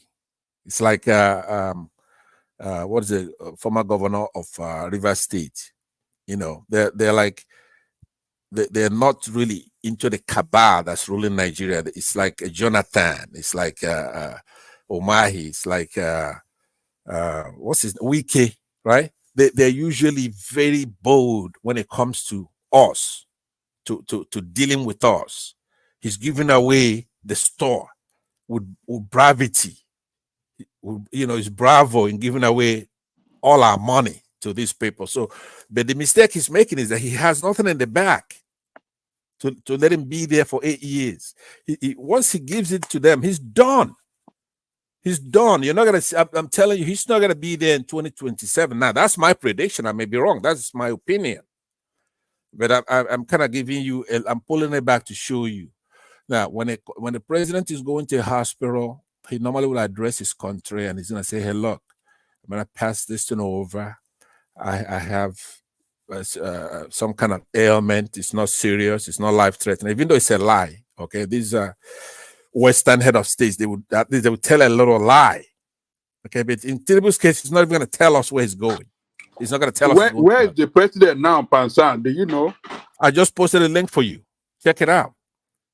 Click on it. If you cannot click on it, then Mike, show it. I posted it. I could post it again. Actually, if you want, I could post it with headline. I just posted the link. What of the listeners? Can you tell us so that the listeners can enjoy it too? Okay, let me post something on the real the other. There won't be any link on the public section. I just post this from Sahara Reporters. Okay. Oh no, I'm banned over there. So let me post it here for you, so you could then post it over there. Sahara Reporters banned you. Yeah. It says Tinubu lands. Sahara Reporters is a credible source. Now, they lie a lot sometimes, but not about things like this. Tinubu lands in France for medical reasons as presidency keeps mute on his whereabouts. When it comes to B, that is when they lie. But when it is on Tinubu matter. Look, I've told you, if you're trying to wind me up with OB stuff, I'm not an OB guy, right? I only talk about OB objectively. If I'm against OB, which I am, the way you are against OB is the way I talk. You're not against OB when you come and say he's corrupt, because you look stupid when you say that. He's not corrupt. You cannot come and say OB is IPOB. That makes you look stupid. OB is not IPOB. Is OB a Nigerian or Biafran? He's a Nigerian. Okay, so you listen to me carefully. You won't answer that. Won't answer that question. Why are you Biafran supporting Nigerian? I'm a Biafran with a difference. I'm not like Nnamdi Kanu or Simon Ekpa. I believe that Nigeria is a part of Biafra. We got the independence in 1960, so I'm not going to let you come and take it from us. It's our birthright. We brought the country about. It's our country. You said Nigeria is part of Biafra, or Biafra is part of Nigeria? No, Nigeria is part of Biafra. Including Yoruba land, part of your Biafra. Exactly. Yoruba land, west, southwest. If you wanted Nigeria, you should have fought for it. No. Answer that question. Here's the question. If you wanted... We southwest, are we part of Biafran? You are part of our Nigeria. You're not part of Biafra. But you say Nigeria is part of Biafra now. If you wanted Nigeria, you should have fought for it. Are part of Nigeria. Yes. Nigeria. You're part of Nigeria, which is our property, right? But Yoruba people are part of we are owned by Biafra too. You're part of Nigeria. We are owned by Biafra. Yes. Do you remember Nnamdi Azikiwe? Do you know who Nnamdi Azikiwe is? Do you know who that is? Zik of Africa. Yes. Self-acclaimed Zik of Africa. Why are you abusing Zik now? Make you just stop for me now. No, abuse Zik. What did he do you now? Zik is Zik of Africa. With help of others, he brought Nigeria about, right? He went all over England, America, and argued and wrestled the bridge to the ground. Now, there are some Obomedia kind of guy from the South that... So he was the only one. He was the only one negotiating for Nigeria, right? Basically, only Zik, right? Yeah. Only Zik? Yes. He had help. No, Ajale Koko. I just told you there is where are you coming Obomedia. With this, listen to me. Midnight propaganda. No, listen now. Let's not deviate. You were asking me about Tinubu's whereabouts. Don't you care about Tinubu? Read the thing now. Make we do them one by one. The point I'm making is that I'm not... I think it's just here to lie, okay? Continue your lie. No, but let's... Oh my you God, guys... what kind of man are you? Listen to what I'm saying. If you hear what I'm saying, you know it's good for Honestly, you. I'm just enjoying it. And the way Pastor is flowing with these lines, I'm enjoying it. It's good for you because, for one thing, I'm for all of us being one. I'm a Pan-Africanist in essence. I want not just Nigeria, but I want Ghana, Cameroon, all those people to come together as one country. But we have to do it the way United States did it. See, in the case of the United States, They started off with 13 colonies, but they were so successful and they had soft power and they had a constitution that was fair, that it attracted people to apply. So, okay, I'm going to join you. If you go to Nigeria right now, you build out Nigeria from Lagos to Aba, from Aba to Zamfara, you build out south, northeast, nice roads, we can afford it, nice hospitals everywhere, right? And you give students the money to go to school, build fancy laboratories, right? And construct everything that you need for the elderly so that they will be taken care of. Pay good, nice wages, but secure our borders. And then you left it open for Ghana, Cameroon to join, apply, and they meet certain standards. And we say, hey, look, if you once you have XYZ and you remove XYZ, you could join the union. You could be a state. They will do it. You don't have to fight. You have to do the right thing. Same thing I'm telling people in the Southeast. All you have to do is to build out that country very well, get the lights in there, get students to go to school, put in laboratories, nice hostels for students, nice barracks for the police, for the get the firefighters working, get nurses, get hospitals working. Once you do that, a lot of the Igbo goes all the way probably into the heart of Yoruba land and goes all the way to the north. Igbo is big, but they're denying it. Nobody Can likes. you just keep quiet? Hold on. Nobody. You Not see, hold on. success You breeds keep success, quiet. right? Can If you you, please if now? you, Mike, Mike, can you bring another topic, please? please, Can you bring Mike, another topic, please? Mike, We are could you tired of all this. mute this guy Mike, until are you there? he's Or you recognized? change the topic. This is not certain. You're gonna hear the truth today. All right, Bastard. Yeah, you're doing a monologue here. Let's hear from one of you.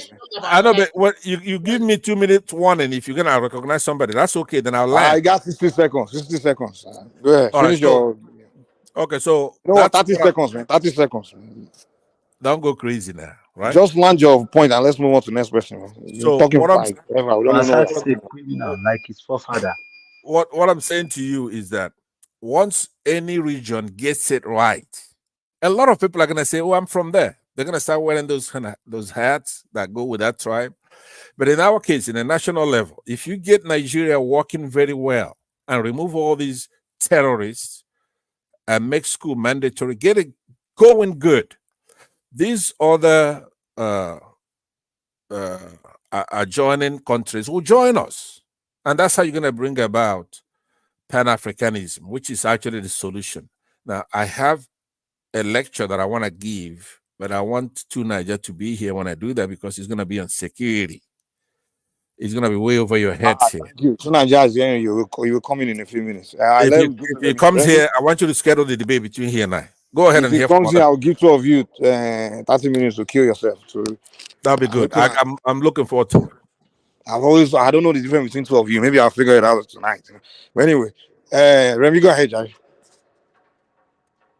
So what's the topic, please? Because we are tired of all those. I don't know how many people come and start asking for Baba talk. Jale to cool stone. It's true. Let him quiet. No, Remy le law. Okay, let me go ahead. Okay, yeah, I've been listening while I was a little bit awake, not to Fansat. I mean, during Kulata and the rest, talking about the economic situation of Nigeria and something like that. Everybody have a good point, but one thing we must know is that it's a rot of several decades, and it cannot just be upturned in just 1 year. Some of the policies they are churning out there are right policies. Some they need to work on, and some they need to introduce. And somebody mentioned of orthodox situation. I always mention here that we are saying we don't have, the problem of Nigeria is not because they don't have food. The purchasing power has been reduced by virtue of the removal of subsidy and other policies. So me, I say that all those times that we go for youth service, maybe instead of spending 1 year as a teacher or 1 year as in anywhere, we can push people to 6-month farming. And where we can force all these state governors to give us like 100 acres of land, in their domain. And every year we have people that will work on it. It's part of national service. But if we just want to continue this democracy, it's only about policy. And the guy I think it's Larry, he said, Nigeria is predominantly informal sector more than the organized sector. So when you look at it that way, we cannot totally copy the democracy of the Western world. We must find a way to push our people to farm. And we must find a way about the insecurity. And unfortunately, because of democracy, the president can only appeal to the governor. He told them, you have forest guard. Let them man the forest. None of them is listening because they are just stealing the money. I think maybe the House of Assembly should help us to dissect it, or I don't know, because first, everybody is right. Insecurity must be taken care of as quickly as possible. And this central policing is not also working. If you want to regionalize it, or probably you want to put it to 3-state command, that you are in charge of 3 states and you do everything by yourself, you don't need to go to the IG of police. Maybe that will also work. So for me, I think we must use carrot and stick because we have huge population. And most of them are docile, they're not doing nothing. We can force some percentage of them to farming. Probably, even if we are giving those people 100,000 every month, it's even better than this civil servant. Then they don't work, they don't go to work, or most of them just sign in the money and off there. They didn't do nothing. So we can push our youth to farming, and from the proceeds we get, we can also export. So there must be in short, there must be a national, a national cohesion and national support from every region of the country. And when we talk about minimum wage, as I said, they are working, before yesterday I said they are working towards 100,000 naira. But the point is this, we should sit down and ask ourselves. Some states are paying as little as 17,000. Some are even paying 10,000 as minimum wage. And when you ask, how many people even constitute the civil servant in a state? Are they up to, the highest civil servant state in Nigeria will probably be your state and Lagos State. How many are the others? So in terms of minimum wage, I think anything like probably 70 to 80 to 100,000 will be fine because of inflation also. Because you cannot, then the private sector cannot pay 100,000. I'm not talking about organized private sectors. Organized private sectors like banking, insurance, they're already paying a little bit above that. But in our informal private sector, a person that have a small hotel or have a small business of just employ 2 or 3 people, you want him to pay 600,000. I don't understand. So in terms of minimum wage, probably between, I would say from 80 to 100,000 will be okay for now. And with a caveat that in the next 3 years, they can also increase it if things improve. And Kulata and the rest talk about the fiscal policy by the the Minister of Finance. I don't know, maybe the work is too many for him, but we hope that probably they find solution to most of this problem. But as I earlier said, it's a problem that has been there several decades, and I think with time, little by little, if we all give our support instead of castigating one another. Today, Umar is doing a wonderful job. If the so-called Obi have supported him, at least you want to rule this Nigeria. Are you happy seeing the country going down? Because every time negativity is from your side. Why don't you support him as your clan's man? It's my man. Let's support him. Why not you supporting him? What he is doing is fine, and what he has done in there, boy, is good. Why don't you support him? Nobody is even commenting about the proposed road from Aba all the way to the north. Nobody is talking today about Aba to Port Harcourt railway that I've already commissioned. No one is talking about that.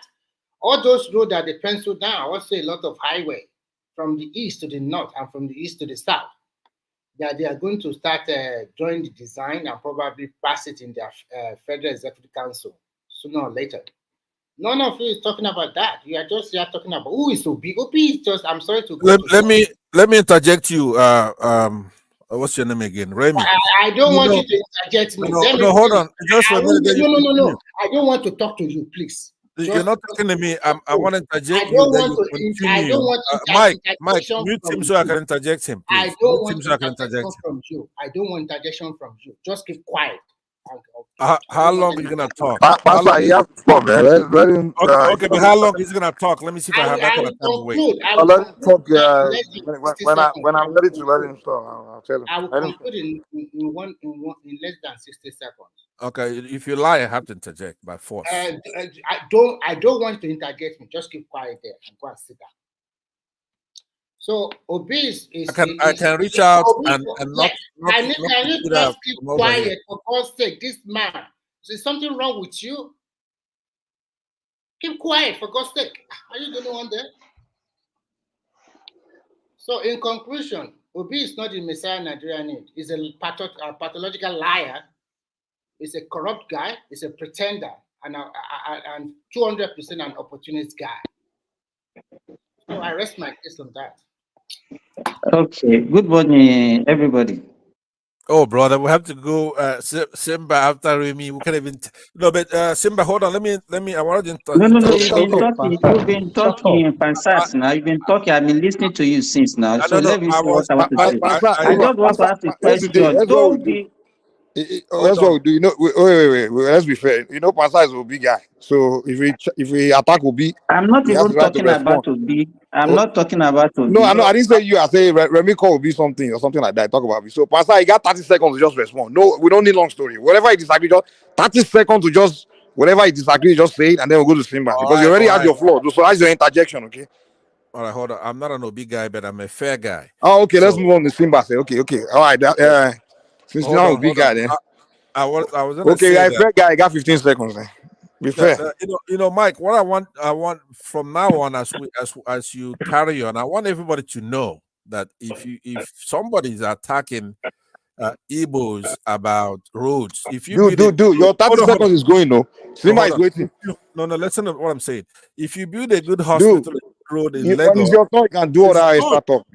It's good for the Igbos. If you build it in okay, fine. All right, thank you. 30 seconds is up. Simba, let's hear from you. Okay. Simba, Good morning, everybody. Yeah, sorry. Remy, you are talking about the purchasing power of Nigeria. What I want to ask a question. It might sound foolish, but I want us to look at it. Is it possible all this money that we are spending on subsidies in Nigeria, subsidies on education, subsidies on health, subsidies on petroleum and all those things, to remove all those subsidies and increase the salary astronomically of Nigerians, so that one can increase their purchasing power? Because all these subsidies actually, to me, majority, especially the one of petrol, we are wasting a lot of this money, and it's not only Nigerians that are benefiting from this. So is it possible to do it like that, so that even private sectors, you can even sell your goods even at a higher price and people will be able to afford it? Because if you look around, if you compare the price of goods and services in Nigeria, it's actually very low. It's only that Nigerians doesn't have purchasing power. So is it possible to increase their purchasing power by removing all this subsidy money, pay it to people as salary, maybe use it to also, help the local industry to grow and all those things, and then see, let us see how it goes. Is it a reasonable thing? No, Simba, if you want to do that, that means then we have to change the total method of Nigeria. We have to let everybody push them into organized sector. So if you are selling something in any market, you have to have a company and a tax number so that everybody will have a record. So you cannot just go there because, okay, I'm selling I'm not saying we should be giving people free money, no. I understand you. If we remove the subsidy, then we must have a good accountability and we must hold people responsible. For example, no, what do you mean by accountability? We are not spending money on something. What I'm trying to say is very simple. Like, for example, what you mentioned, you remove all the subsidy. But when you remove the subsidy, we want we want it to be in an organized sector, so that if we remove the subsidy, even if we jack up the price to wherever you want in your mind, then how do you? You are not. You don't understand what I'm saying, Remy. I'm not saying you should jack up the price of things. No, I'm talking What about I'm saying. the minimum wage. You said that they should leave it at Yes. whatever. So if you do that, there must be an effect immediately. Because if I know that the public servant are receiving 600,000 per month, you know your people now. Immediately the market women will also jack up their price. That's what I'm saying. No, just hold on. If you look at it this way, wait, Remy. If you look at it, what is the price of a bottle of Coke in Ghana? Is like times 3 the price in Nigeria. Do you understand what I'm saying? If you look at even just recently, Ghana increased their minimum wage. The salary of their workers by 23%. And so, if you look at the wage of an average Ghanaian worker, is far higher than the average Nigerian worker. And if you look at the cost of living in Ghana, is actually also very high. The cost of living is higher in Ghana than in Nigeria. But if you look at it relatively, and that's the same way what you experience even in developed country. You cannot compare how much do you rent an apartment in Nigeria? How much do you rent it even in Finland where you are? Even here in Saudi Arabia, the one-room apartment, self-contained I'm spending like 350,000 naira, paying 350K per month. But Simba, can I ask you a So question? that is just wait. That is what you pay for a year in somewhere in Ilorin, Nigeria, for an apartment for 1 year. What I'm saying is, because to me, that one will stimulate the economy, because all this useless subsidy of a thing and people don't even see the effect. Give the money to the people. Let the people have it. Let Nigeria have the money. So my point of contention with you is very simple. What is the percentage of civil servants in Nigeria? Let me tell you. It's not about civil servants. It's going to spread across. Let me give you for example. I think 2 days ago I was having a discussion with Kaizo on this Kenya issue, and we are comparing the cost of labor in South Africa, Kenya, and Nigeria. They said at least an average laborer in Kenya earns about $11 per day. You understand? But if you look at it, how much did they earn in Nigeria? Maybe probably $3. You understand what I'm saying? So if people can afford to pay for, if people have money, then the laborer, the people that are rendering services, the one-man business, everybody will be able to increase their home services, cost of their services also. It's because people cannot afford it. That is why everything is low. Simba is going to be very difficult, man. There's going to be hyperinflation. You can't just increase their minimum to how many percentage of the whole population. How many percentage of people working in the organized sector in Nigeria? What about the rest? It don't seem. It's like you are just fixated. 720,000. The 10% what I'm saying, even the people that are working in the informal sector, they still depends on the people that earn salary. That is it. If the government don't pay salary, those people also don't have work to do. That is it. So if government increase salary, okay, when during Obasanjo regime, when the salary was increased, people were buying cars. That was what led to the proliferation of car dealers in Nigeria, and they were selling. So don't just look at it as, okay, what is the percentage? What I'm saying is that if Pansat is in US there, can you compare the price of goods and services in US? How much do you earn per hour in US? How much do you earn per hour in Nigeria? How much do you rent an apartment in the US? How much? Because in US, people get paid and they can afford the price, and that is why the price is high.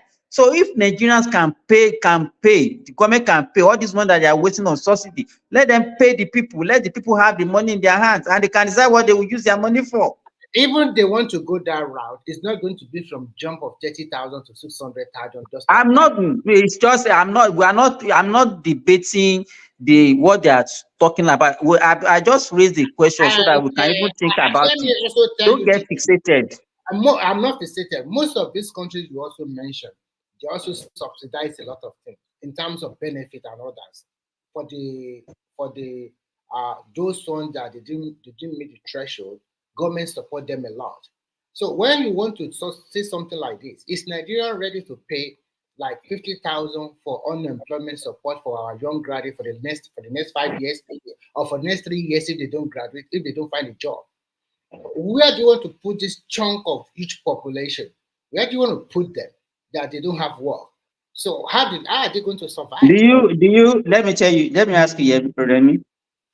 Do you know how much Nigerians pay on all these subsidy on education, subsidy on this, subsidy on that? I know it's subsidy huge, on but there's also electricity. corruption in there. Now, it's huge corruption. I understand you want them to release it so that no more subsidy. But what I'm trying to tell you is that you have to factor in your country as a whole. Is it well organized? No. Is capital? No.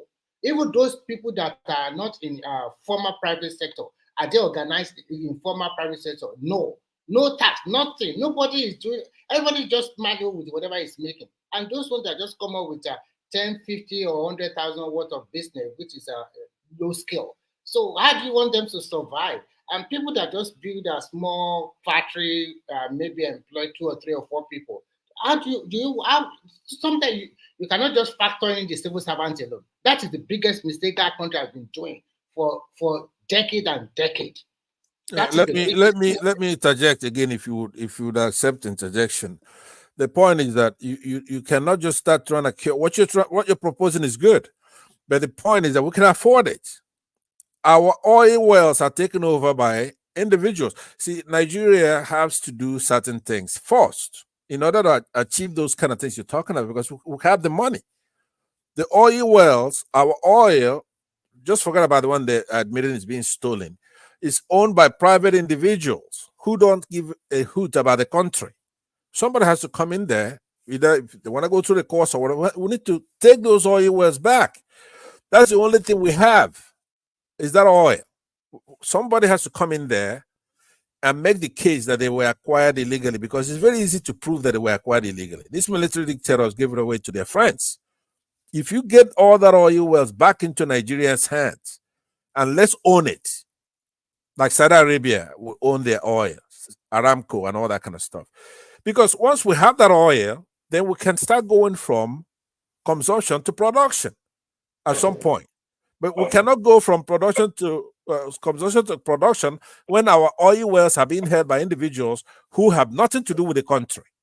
If you get that money, we could match United States dollar for dollar, whatever they're paying for labor. At some point in 1980, it was one naira was $2, right? So we've done it before. We can do it again. We need somebody who's going to come in there and stop the madness. First of all, make $1 to one naira without looking into economics, whatever it is. Seize all those oil wells, jail them. Not only just take the oil wells back, but grab all of them, throw them in jail, shake them down, and get all that money they've taken illegally. Now, if you could show that you own that oil well legally, you get to keep it. But if you cannot show, just like you come here insulting that Igbo guys whose house property was being destroyed by the beach, it's the same thing for those oil wells, right? You're not supposed to own that oil well unless you can show your certificate of ownership how you got it. It cannot be willed to you. That was our oil well. I think sometimes you are not abreast with what is going on in that country. Where's your brain? Where's your brain? They already gave them the license. It is being gazetted. They signed document. Not that, okay, No, but wait a minute.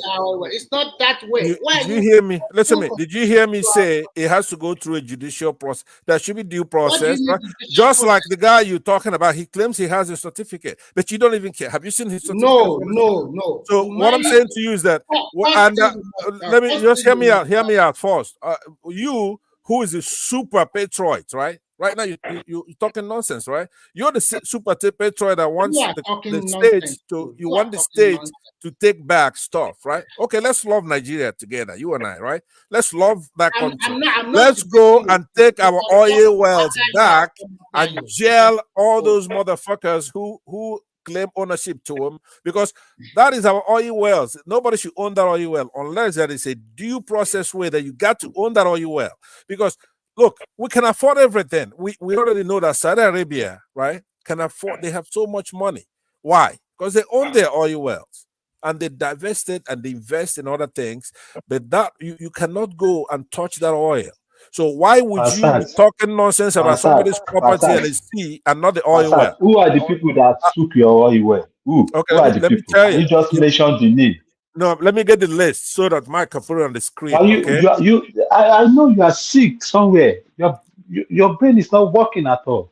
You just come on the platform saying nonsense. No.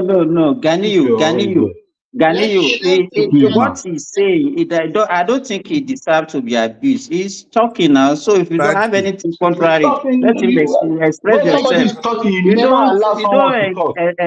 You don't engage in You an never argument allow by anybody abusing to talk. people. He's just talking No, rubbish. He he will doesn't allow you allow to talk. anybody to talk. Okay, Thank you you can very talk much. here. They're taking your Talk oil your well. own They are now. taking your oil well. Okay. Which your Let me oil well post. they took? I'm Who posting. took your Who oil owns, well? here's the list. Here's the list. It's on the private chat. Now, Mike, you could show it on the screen for everybody.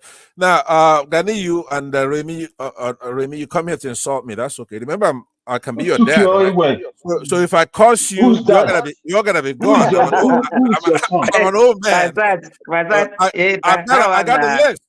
Mike, don't You're worry. not even my grandfather, sir. Hold on. You're my Everybody, grandfather, okay? You're not even my father. You're my grandfather. everybody, Old hold on. school man. Everybody, include here. Look, Ganil, this is going to be the last time you'll do this. The next time you do this, I'm not going to let you on the screen again. Why are you abusing the guy? Every single time you come here, you're abusing somebody just because they don't share your politics. Make this the last time you do it. I'm just imploring you. Just make it the last time you do it. Disagree with him, but why tough Mama Boo now? For goodness sake, man.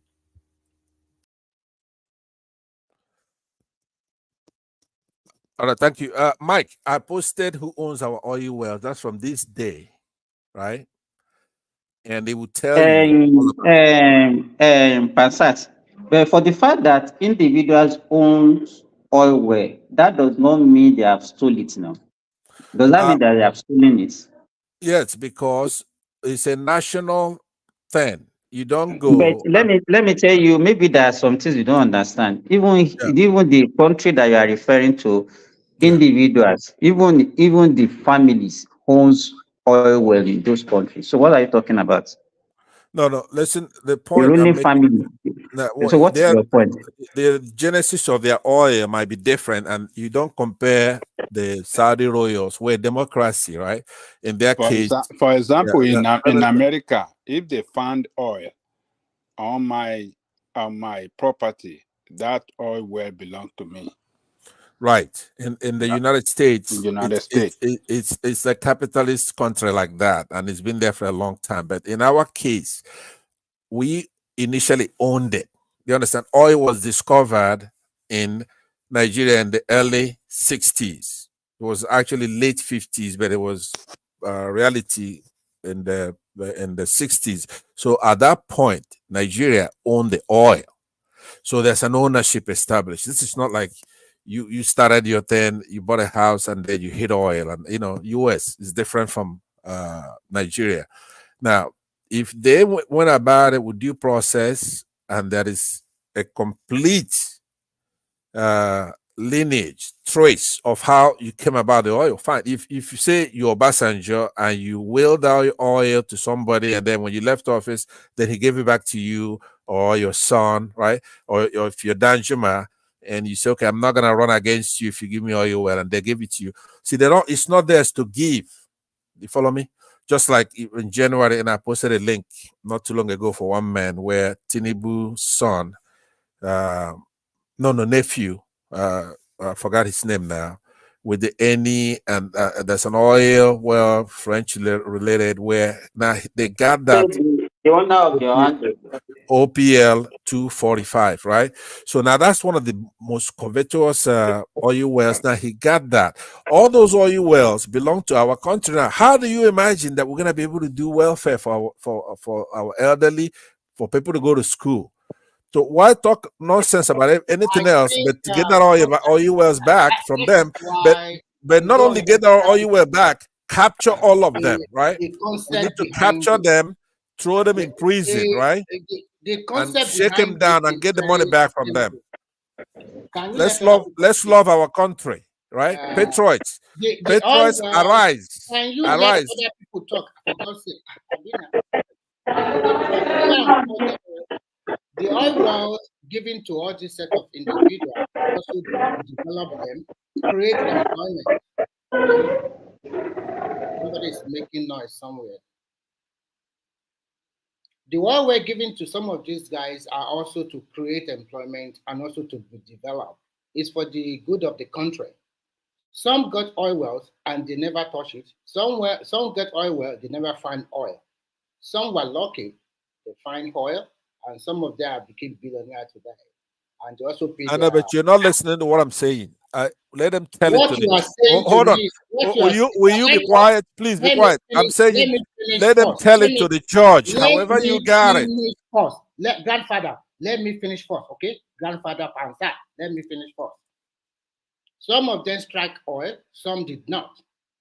And giving them oil well, it's not that at least they still pay tax and whatever royalty they have to pay to the federal government. Instead of lying low, nothing is being done there, it's just there. So everything is about risks of life.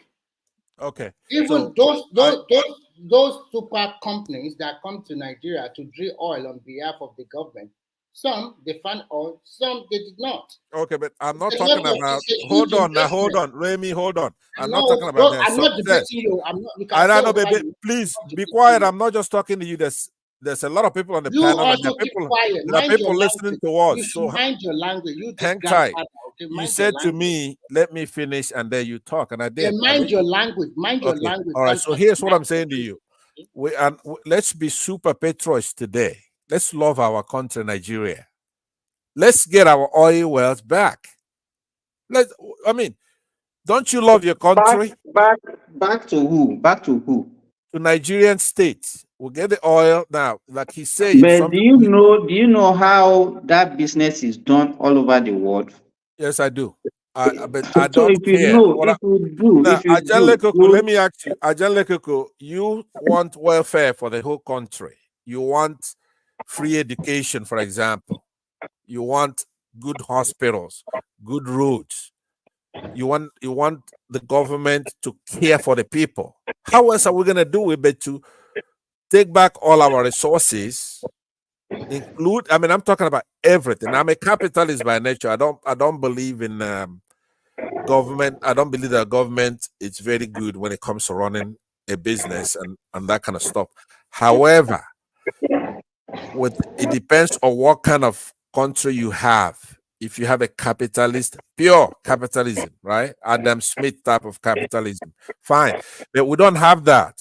What we have in Nigeria is a lot, you hear us talk about it here, a lot of subsidy, a lot of this. So we might as well at least start from scratch, get our resources back, punish those who have stolen it over the years. It makes no sense to be going after Yahaya Bello for mere let's just say $1 billion when you have $1 billion being stolen every day, right? We should get back. If we get our resources back, I can promise you one thing, right? Nigeria would leapfrog. Are you referring to resource control? Yes. That we give individual state and city their own resources and not the federal government. all that too. No, it's not. It's not. It's not referring to that though. It's No, not but even. that's true. It's not. What he's saying is not clear. What Pazat is talking about is not I'm clear. trying to I don't make it think there's simpler. anybody that understands what he's talking about. Okay, first. Okay, let me ask you Trying first. to make it simpler for him. Maybe he Yeah. can, you know, Yeah. Do flow you with support? what I'm saying. Yeah. Do you support Nigeria getting back its oil wells? All of it. Get it back.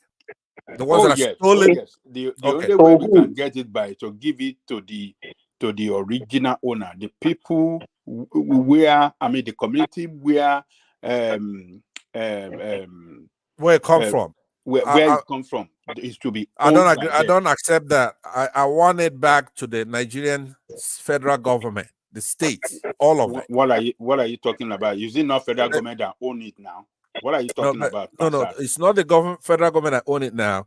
Who The own it? army, the soldiers, the army boys who took off their uniforms, right? After 1999, when we have democracy, they took off their uniforms.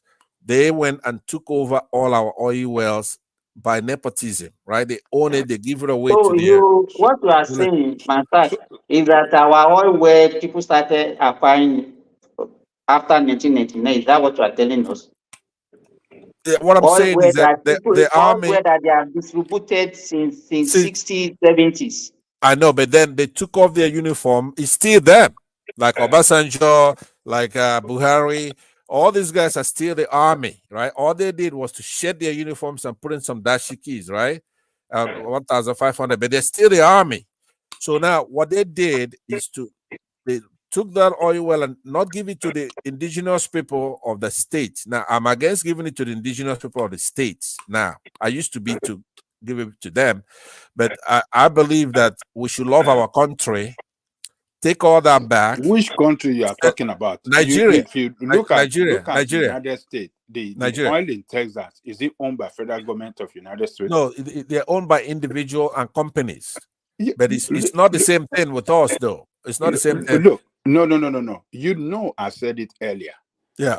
If oil is discovered on my property, yeah, it automatically belongs to me. It's Look, not left for me. You only be paying royalty and tax to government. Sorry, Ajale That's Kuku, it. point of correction. In the United States, if oil is discovered Yes. inside the ground in your property, it belongs to the government, not you. No, it belongs to me. It's my property. Go and look it up. No, go and check it. I think Mike is right. I think Mike is right. Hold on, but, Mike.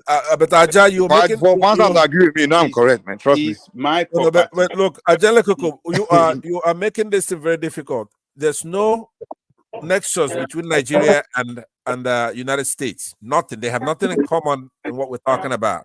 That is the way it used to be. Hold on. No, listen to what I'm saying. A state such as Texas joined the United States in 1845, right? Do you know when California joined the U.S.? The United States started as 13 colonies. These individual states, for example, California is bigger than the whole Africa when it comes to wealth, right? And what they can do. You cannot be comparing United States with Nigeria. It just doesn't make any sense. US, No. We are talking about talking about resource control.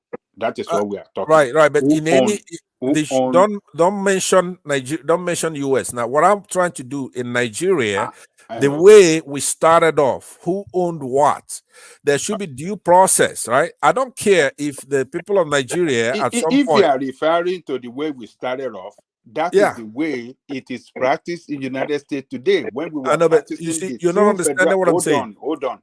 Yeah, you don't understand what I'm saying. Republic, hold on.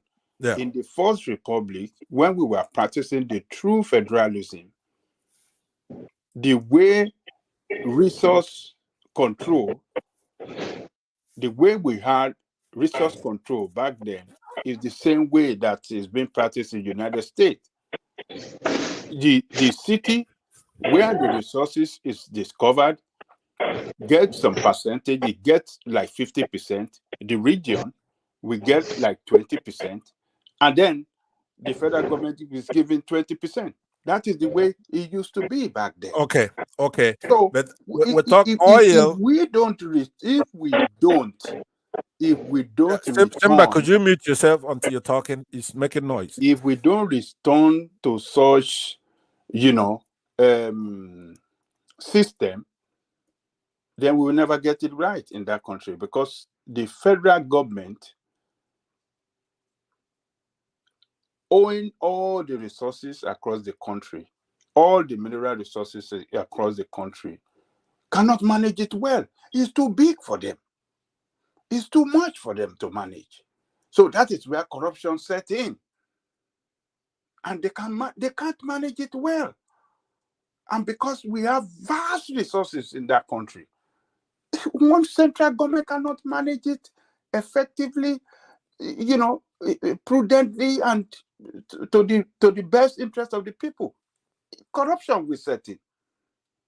Cabal will set in. And all this, I know, what but, do you call it? but All of it will set in. Here's what I'm saying to you, right?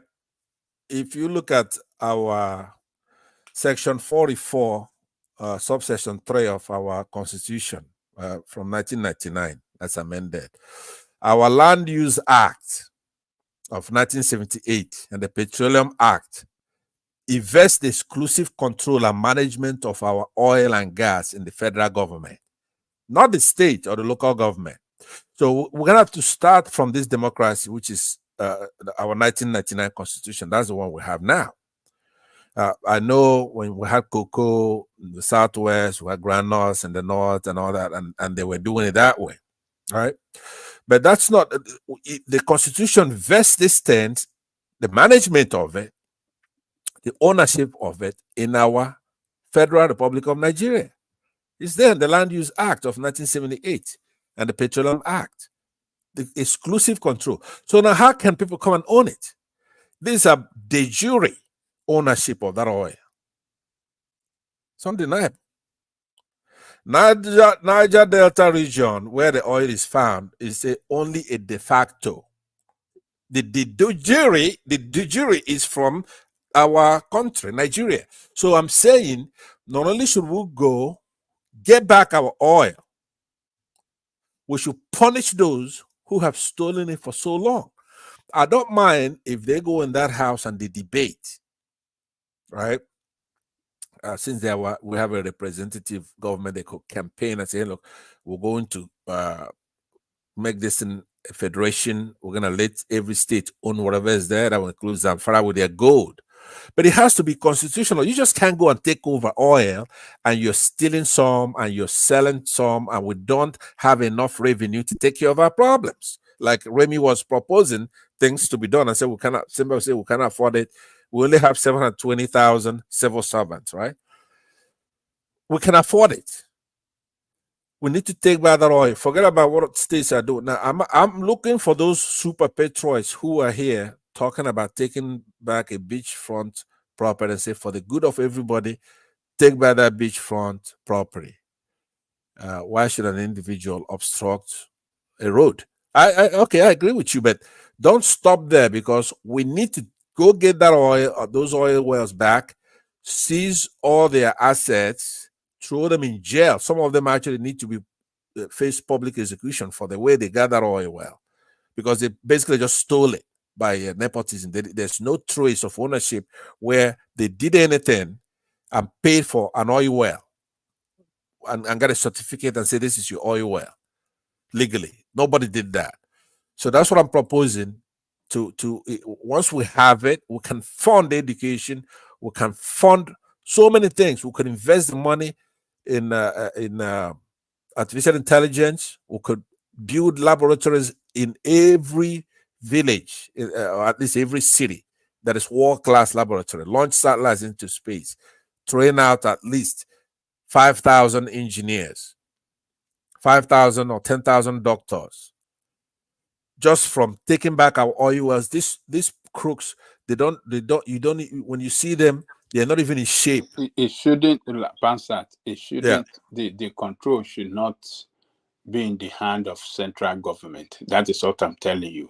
Well, you have to change the constitution. I've cited you the section of the constitution. It's section 44. Yes. Subsection 3. Yes. Oh yes. And that is why you see people like Baba Ayadaba be calling for us as a country, as a people, to sit down, rewrite constitution that will, you know, give that resource control to the indigenous people in their own land. So, and what the federal government just do is just to, you know, have a regulation, set up a agency of government that will formulate that regulatory, you know, policy and collect taxes. And federal government wouldn't have to give this federal goddamn allocation to every state again. So whatever you have in your own state, develop it with the assistance of the federal government, develop it and use it, you know, to the best advantage of your people. I know, but that's You the feel law me? now, right? Well, that's what we have now. Let me just conclude by telling you that in the case of That is not what you have now. that's what we have. The payment No, derivative funds that we have, right? no. Let me land Federal, now. Let me land now. I'm gonna quote you the hold court on. case. No. I'm You gonna are quote you the mixing things case. up, man. Yeah. Let me You are quote you the court mixing it case. up. What do All you the mean? resources in that country, natural resources, belong to the federal government. So federal government give license to, you know, whatsoever, those with the capacity to go and develop those resources. It doesn't belong to the state. The state doesn't own nothing when it comes to natural resources.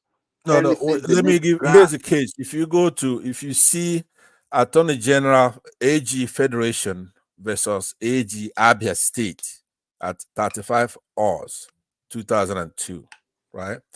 And Attorney General River State versus Attorney General Akwa Ibom and Oz 2011. If you check out that case, you find out that that's how implicitly the court, now this is the court ruling because that's the Supreme Court when it rules, that's case law. It's even more potent than a law that's passed by our National Assembly.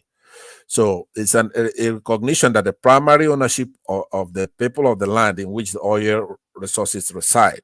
But what they do is to give them some kind of derivative because it's coming from there. So you're right in part and then you're wrong in part.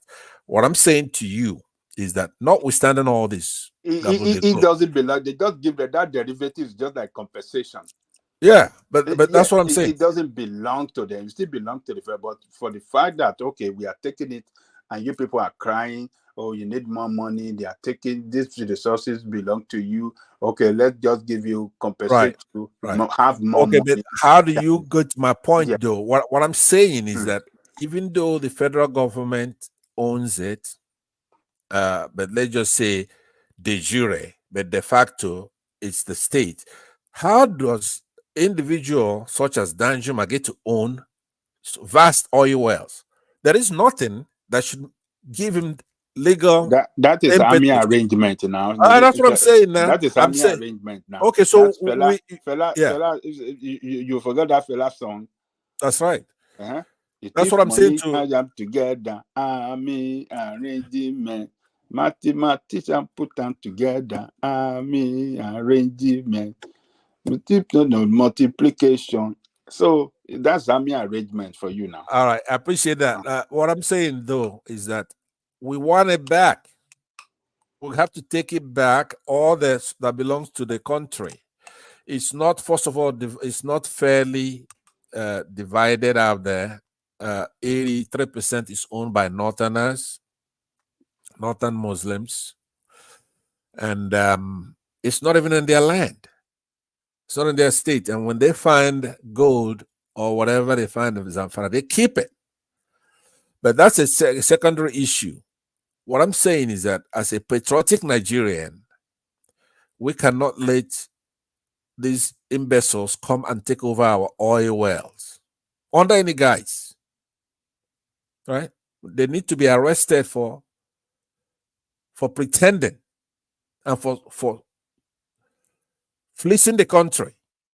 We don't have any revenue to take care of the things that we want. When we had that oil, it belonged to the country. Our money was $1 was $2. So right now we are being humiliated like Zimbabweans, carrying dirty Naira notes, 1,400 to $1 or more. If you're in a party, you want to tip somebody some money, you vertically have to throw a whole box of money at them, and then you'll be arrested for abusing the currency. So what I'm saying is that these people have humiliated us. A lot of hubris on their part. They are all criminals. These are big criminals. For those super patrols that we have that go after Igbo businessmen who obstruct the road, imaginary road construction somewhere, they're being lazy patriots. Because where we need your patriotism is to recover our oil wells. That's what we need. All that oil wells should go back into the Nigerian purse, so we could use it to solve our problems, but not stop there. My thing is that all of them who own oil wells now should be captured. All the monies they've ever made on that, we have Price Waterhouse come and audit it, find out how much they owe us. And anything excess of, say, $10 million, they should be tied on a stake and shot for stealing that magnitude of money and having our people die while students cannot go to school. Our country is gone all the way down. They have no soul. They have no mercy whatsoever. Pitting one little tribe against another one. So that's my proposal. What do you think about that, Ajahn Lekuku? Why don't you chime in? You're a communist, right? This is your time to talk about stuff like that. I told you my own the way I like it to be. I want those resources be given to the indigenous homeland where they are discovered, and not the federal government. The federal government should just concentrate on the monetary policy, on the defense, and external affairs. And yes, external affairs issues, and that is how they can, effectively run the country. Well, that's not fair. What about countries that don't have oil? Like if you go further north, some northern states need help for people to go to school. They need infrastructure. They need education of this, most especially, and they don't have oil. So it's not fair. What I'm saying, you have to go back. You cannot go back to the beginning, unfortunately. You cannot put back the let me tell you this. You follow what I'm saying? You're gonna be fair about it. Besides, these are thieves too in those states. They're not gonna manage the resources very well. They're gonna do exactly what we're accusing the federal government of doing, which is to have individuals steal our oil wells.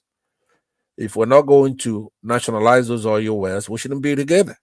We should divide the country, because there has to be a reason why we're together. We're gonna own things together. There has to be homogeneity in developing the country. I don't want a country where the Southeast is so beautiful and then the Northeast is not. That's not fair. A country cannot sustain itself that way. We have to take a hold of our resources for now, all of it. Is it only oil? Is it only oil that no we have as no natural resources in that country? No, let's start with the oil, though. Let's start with that. We have a lot of more resources in the solid minerals in the north than any other part of that country. That look in Nasarawa today, they are mining they are mining lithium. Do you know what lithium? Do you know? Exactly. I They know are what it is. mining it. They have many, It's a new mining goal. industry that are Yeah. mining. They are refining it to pure lithium Right. battery now to be ready to be exported. We don't even need to export it. We can use it.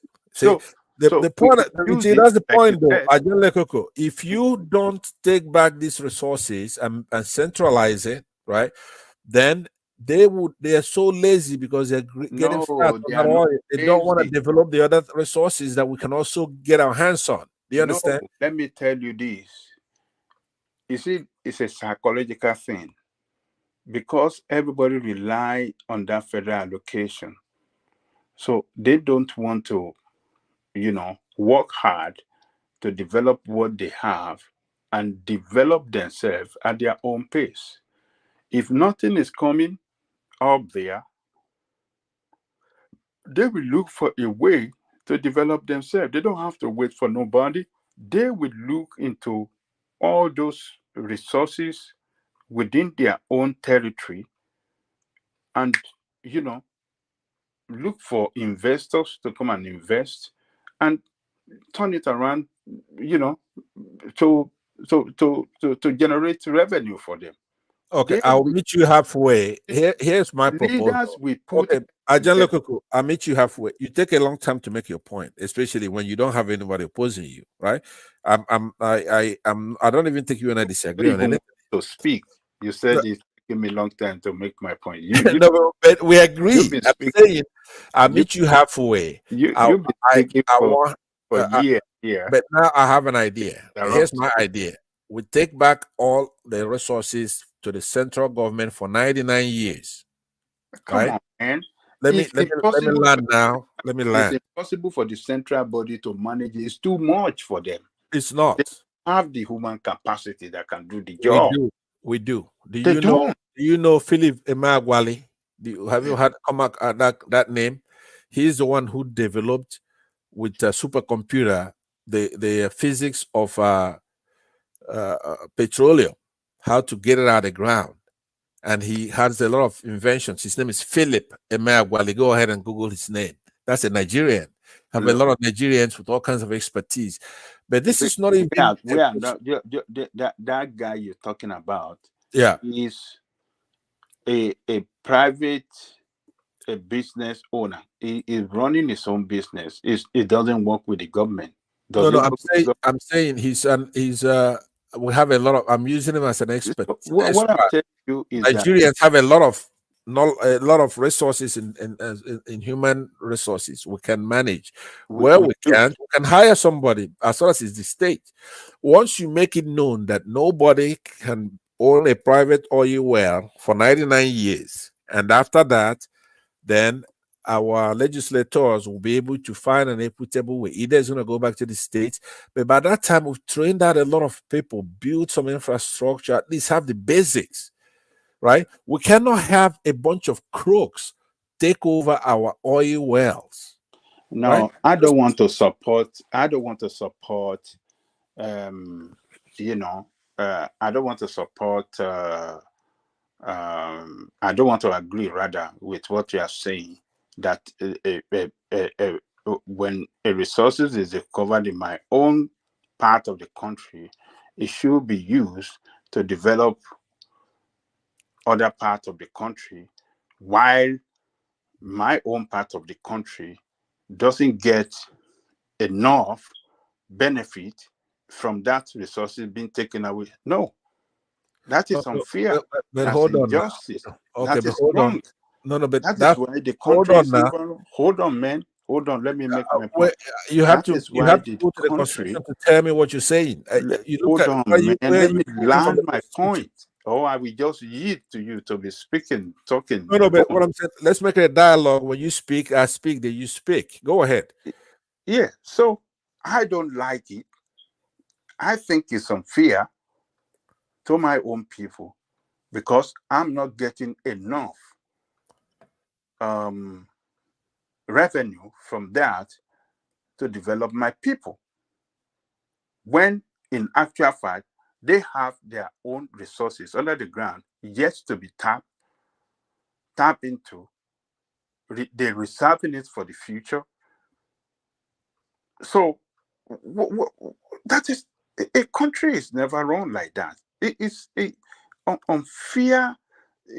That is unfair, and that is why you see problem everywhere.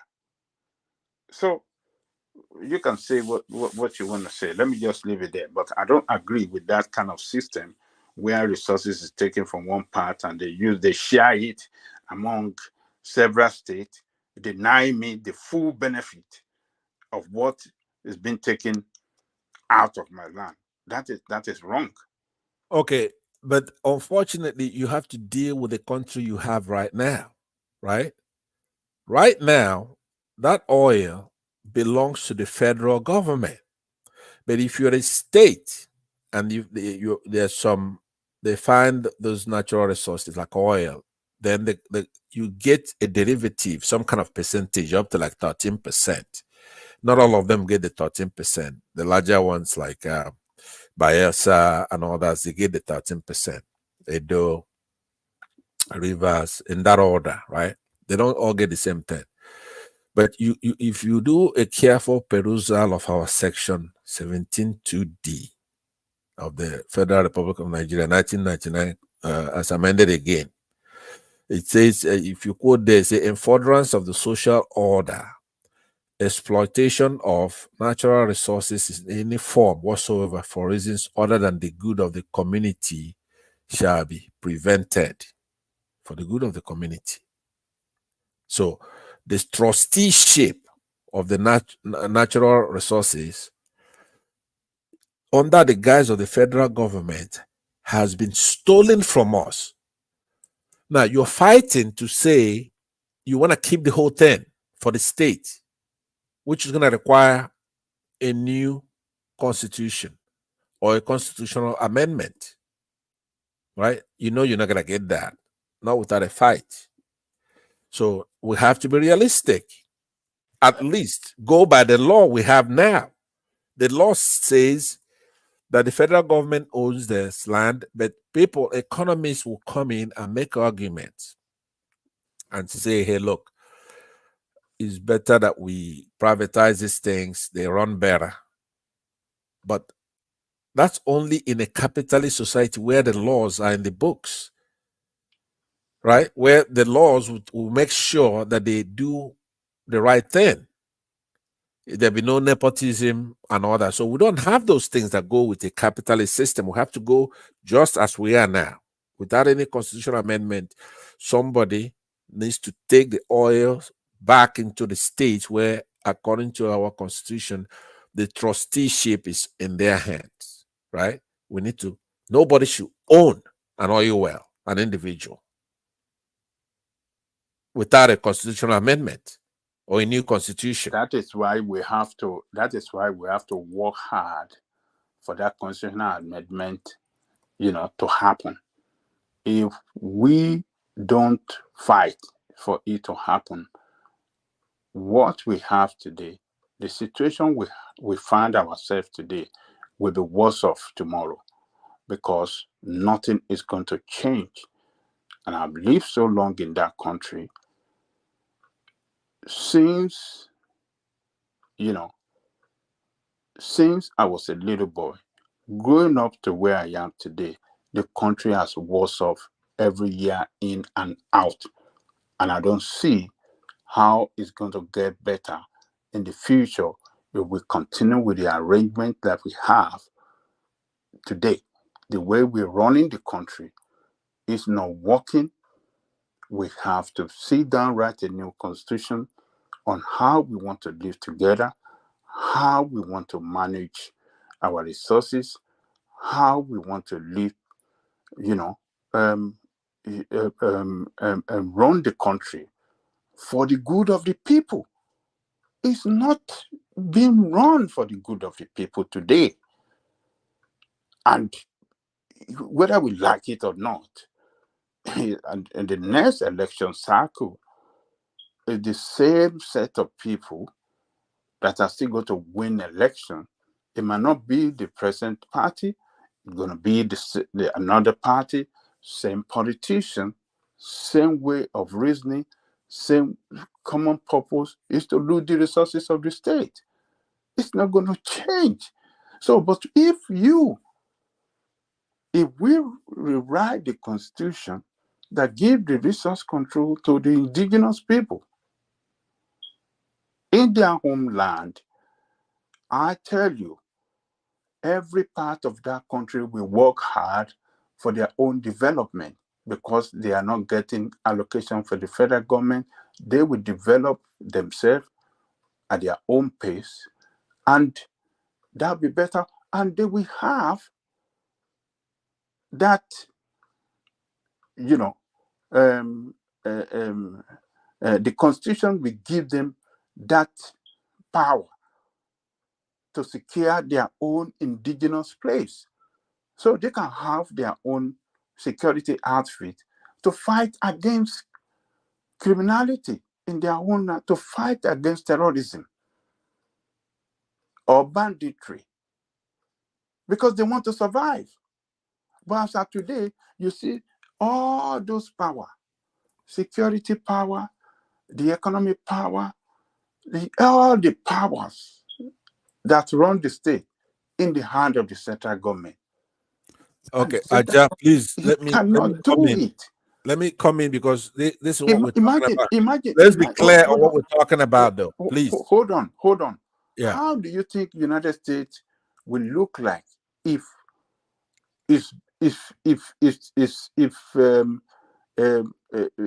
we have the same arrangement in Nigeria running the United States? If we have United States being run the same way Nigerian government, Nigerian state is being run, centralized power, how do you think this country will be the worst country to live in? Who want to go and come here to live? It's going to be worse off. Security, all the apparatuses of security in the hand of the federal government. Say it is the same way it's run in the United States. You think we can live in this country? It'd be hell to live here. So, but Okay. What I'm surprised though is that I think that I thought you would have been for securing those all oil to the Nigerian government itself so that we can then hold them accountable, because 1% of Nigerians control the oil. Now I could give you that. I cite blood oil from VanityFair.com, May 2nd, 2007. It has a very nice article on that to give you the stats. So there's rampant corruption in Nigeria. I know you agree with that. Since 1960, it's estimated that over $300 to $400 billion have been stolen by corrupt government officials. Now, I am citing blood oil from Vanity Fair for that. I think that's woefully small, but let's go with that. There's corruption in all the highest levels of Nigerian government. There's too much poverty in our country and chronic underdevelopment, right? A lot of Nigerians live on $1 a day, less than $1 a day. So now we have this oil, and former military dictators, some they stole when they were military head of state, and some when they went into politics. So what are you talking about? Because the states make money, make noise, not because they just make noise. Some of them went to war by fighting the government to a standstill, and then they were able to get some kind of derivatives. But the deal they pretty much cut is, okay, we'll give you 13% and we'll take the rest and we'll steal it. So I'm saying we should start all over, because these oil wells belong to us.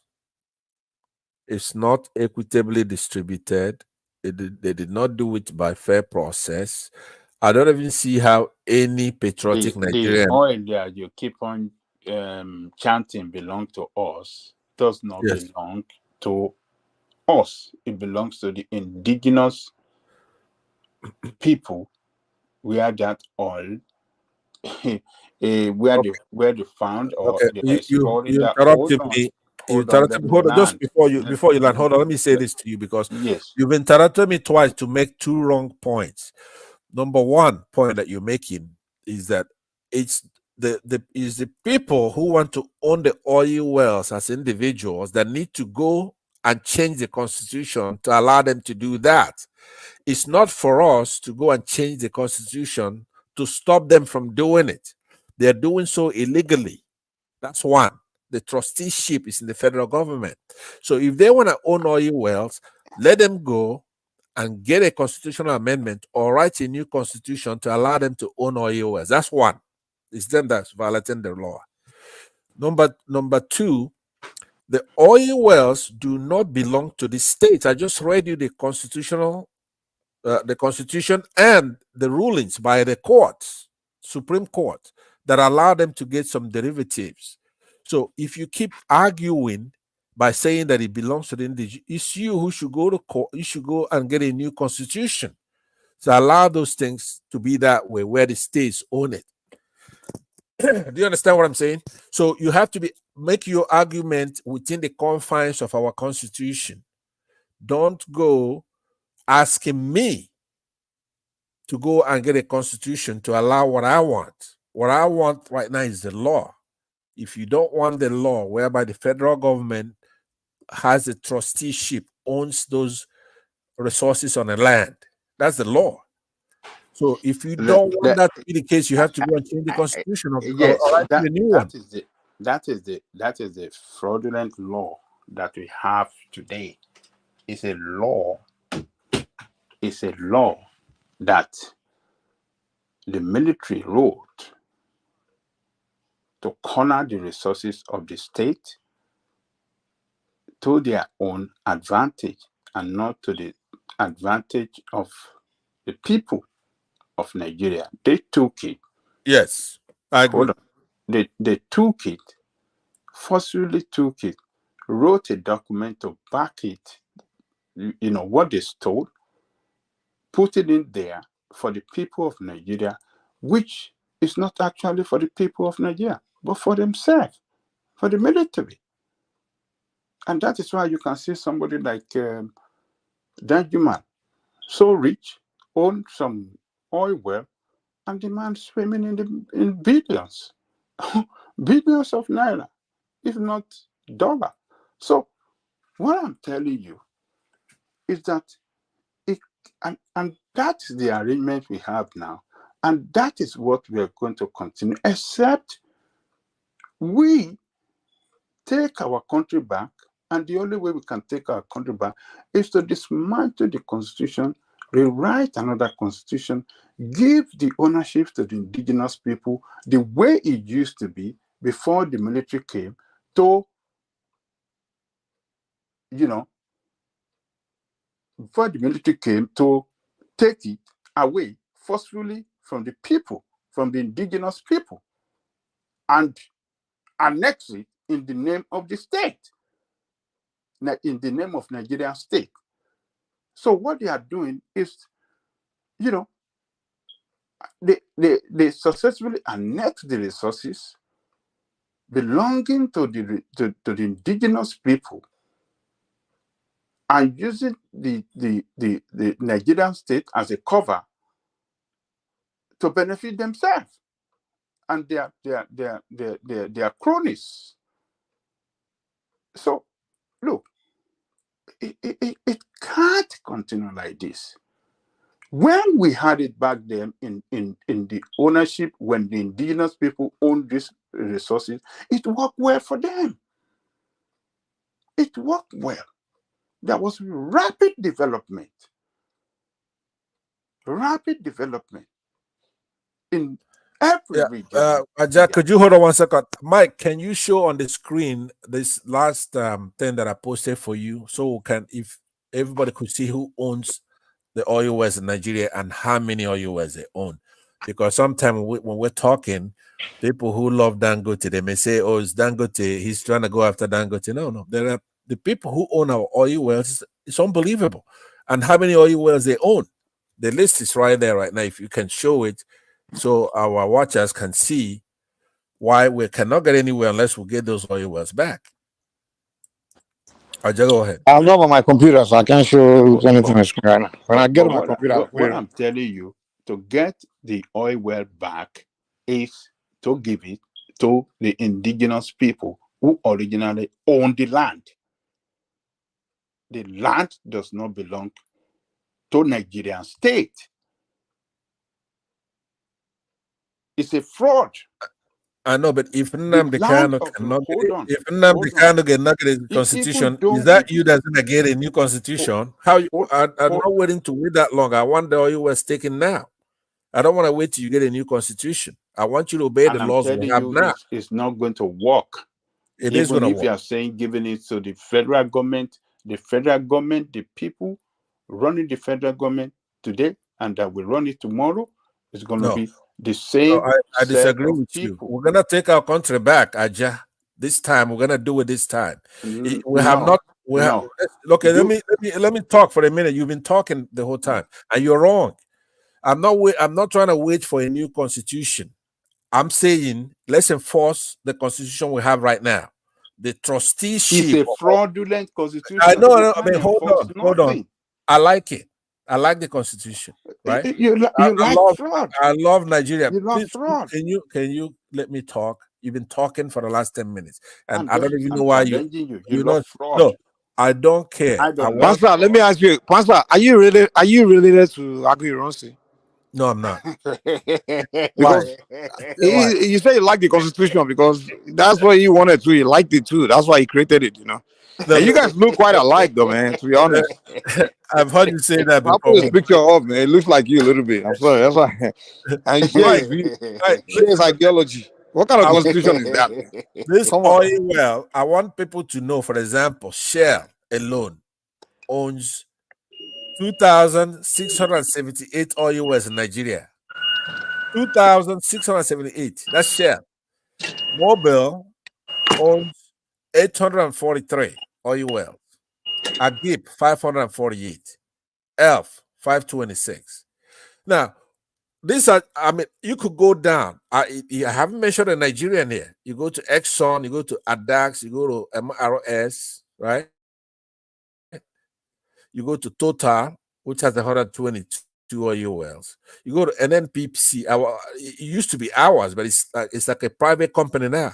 It has 122 oil wells. Our own NNPC, right? Now, there's no Nigerian there so far. Now, when you come to Nigeria, there'll be a bunch of Northerners, right? So what I'm saying is that how can you let that happen? And we're crying that we don't have any money. Are we really that stupid? Are we really that crazy? A country such as Angola has overtaken us now in producing oil in the country, in Africa, actually in the world. They've overtaken us, Angola, and they've exited OPEC. So we're like a captured people. You have all these foreign countries owning thousands of oil wells in our country. So every time somebody bring it up, those who are jingoists, they say, "Oh, if you do it, then one tribe is gonna lose." It's not a matter of tribe, man. Look at the list. You don't even see Nigeria in the top 10, but not even the top 15 before this military dictators start coming in. So I'm saying it should be nationalized. Take it back. Now, I'm doing so at the risk of my life because these guys are not playing. They know that once we do that we're fine. We'll get our country back. We used to beat them before. 1 naira was $2. I remember that. I remember carrying 7,000 naira in my pocket, travel, go through Frankfurt. And when I went to change it, they gave me a lot of money. That's just my pocket money coming in. So why are we then fighting anything else but that? If an Igbo man is erecting a hotel in front of a beach, you are super Petrol. But you did there, somebody come carry your whole resources. You be like Mumu. Top 15, no Nigerian. Not one oil well, not two oil well, but thousands of oil well with one foreign company. Why not?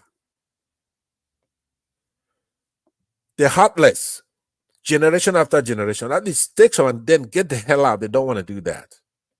Instead, if we talk, it'd be like Congo to begin to kill us. As I talk now, they're gonna say, okay, this guy, if his voice can't reach somehow, you go do this. They want come after me, but thank God I'm strapped. They will do so at their own peril. So that's why You know how they took over your. It's called divide and conquer.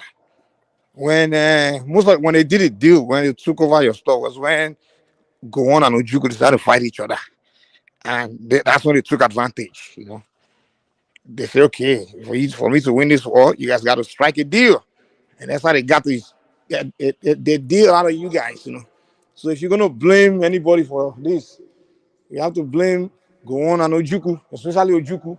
Because Gowon didn't want to fight that war. Ojukwu was the one that was a warmonger. So hey, okay. that's what it is. By the way, that if let me grant you that right now. Let me talk to you about this because you talk about that a lot. As a country, let's just say the Nigerian military of 1965, 64, 65, 66, they did something wrong. Let's just say all of them are Igbos. All of them. 100%. And they did something stupid. They did something foolish. They did something unpatriotic. They did something wrong. What does that have to do with Igbos or contemporary problems and solutions? What it has to do with it is that hold on. The children of you asked the question now. Can I answer? I want to make it so that you can really deal with it because okay, go ahead, finish up. Yeah. So what I'm saying to you, remember now, I'm stipulating to you. Okay, let's give you that 100% of Nigerian soldiers in 1964, 65, 66 did the wrong thing. Violent, kill people that they said they were prejudiced and they did the wrong thing. Could you tell me now what the nexus between that and people of today in Nigeria, Igbos, for example? Go ahead. The fact of the matter is, nobody today is holding action of somebody in 1960 something against anybody today. We are holding action of people today against them. When you just gave example, the people that made decisions from your ethnic group, they are gone. But you still have their people from their children and people of this new generation of their same extraction trying to make the same mistake and doing exactly the same thing. That's what the problem is.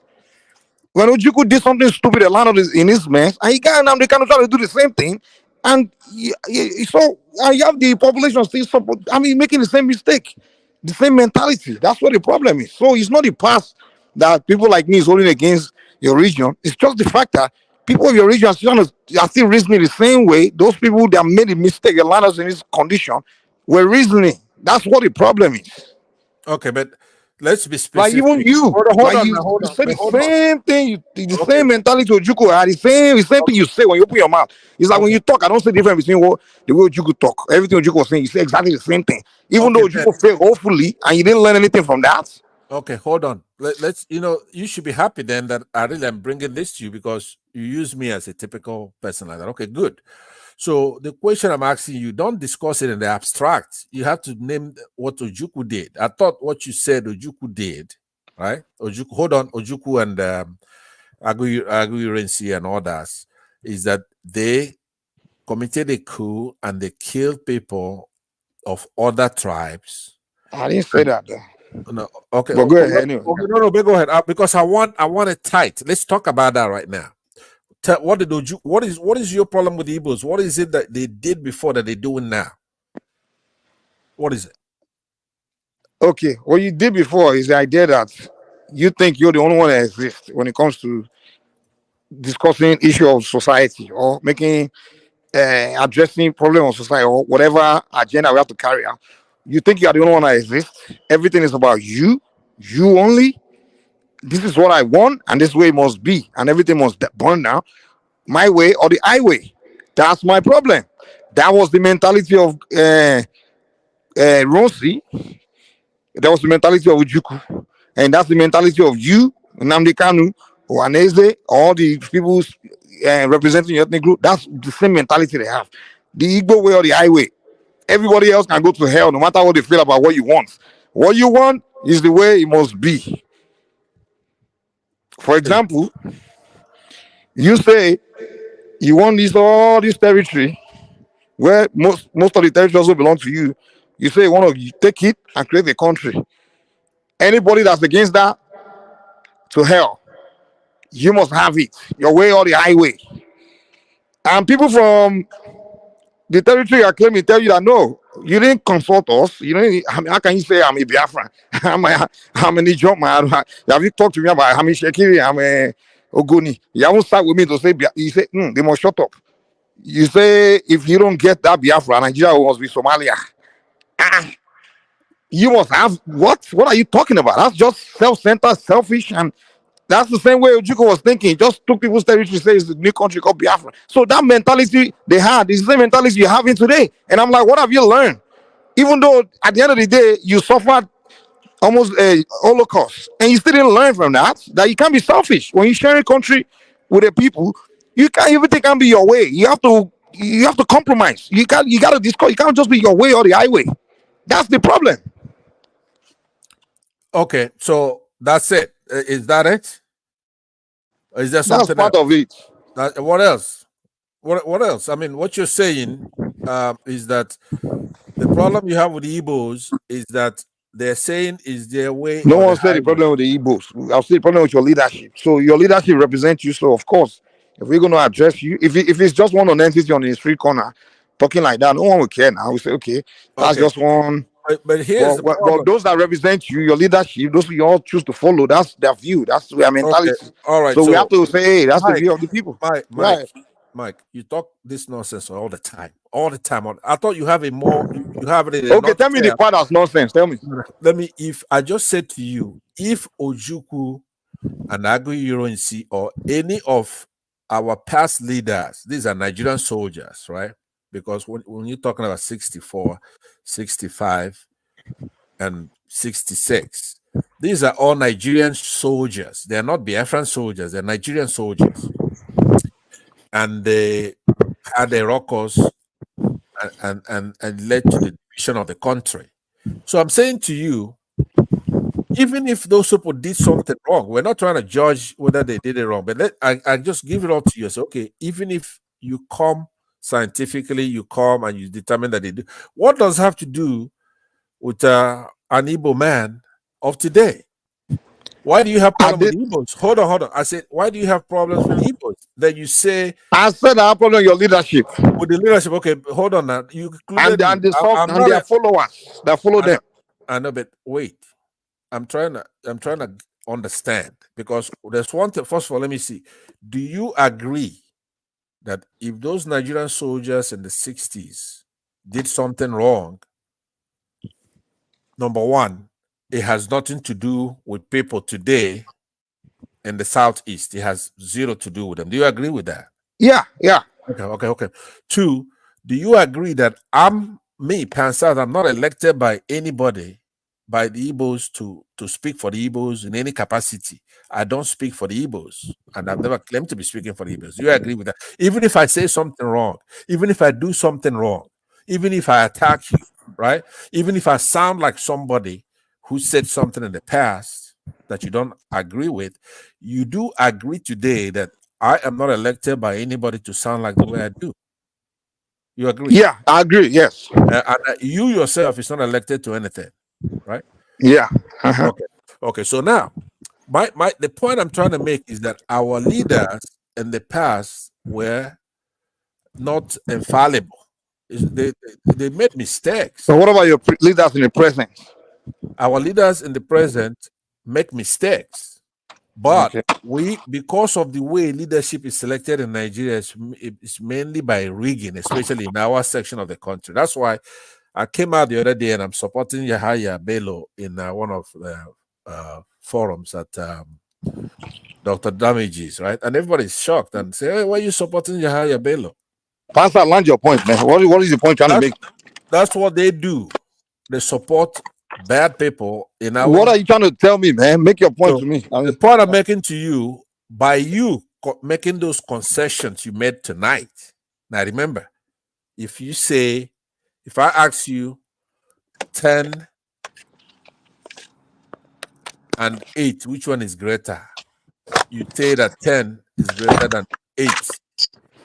And now you agree that 10 is greater than 1, 10 is greater than 2, 10 is greater than 3. Do you understand? So once you agree to something, then we have to determine mathematically what does it mean. You tonight have stipulated that those leaders and the mistakes they made in the 60s has nothing to do with present day Igbos. You tonight have agreed that I am not elected to speak for the Igbos. I'm not an Igbo leader. And I assume you also agree that the leadership of the country is brought in by rigging. That the people who purport to represent the Igbos are not really Igbo leaders. And the people who purport to represent the Yorubas are not Yoruba leaders. Well, I mean, those who are elected, we're talking about here. And then those who represent the Hausa Fulanis, they're all riggers. They rig themselves into office. They're not representing anybody. Truly, we haven't had a plebiscite that we can trust. But then we do have agitators, such as Showere, Nnamdi Kanu, Iboho, and so many others, including Ojukwu at some point. These people agitate. And due to the population, they have the right to choose to support their cause if their cause is just. It's not a plebiscite, it's not an electoral thing. It's just you make your case. If the people don't want to follow you, they won't follow you. Now I can. Yeah, now I can hear you. But so I will let others chime into it, but I am at least happy that you made this Let me concession. ask you a question. Let me ask you a question. Yeah, go ahead. Who would you consider to be the leadership of the Southeast today? We don't do things that way in the Southeast. We're Republicans.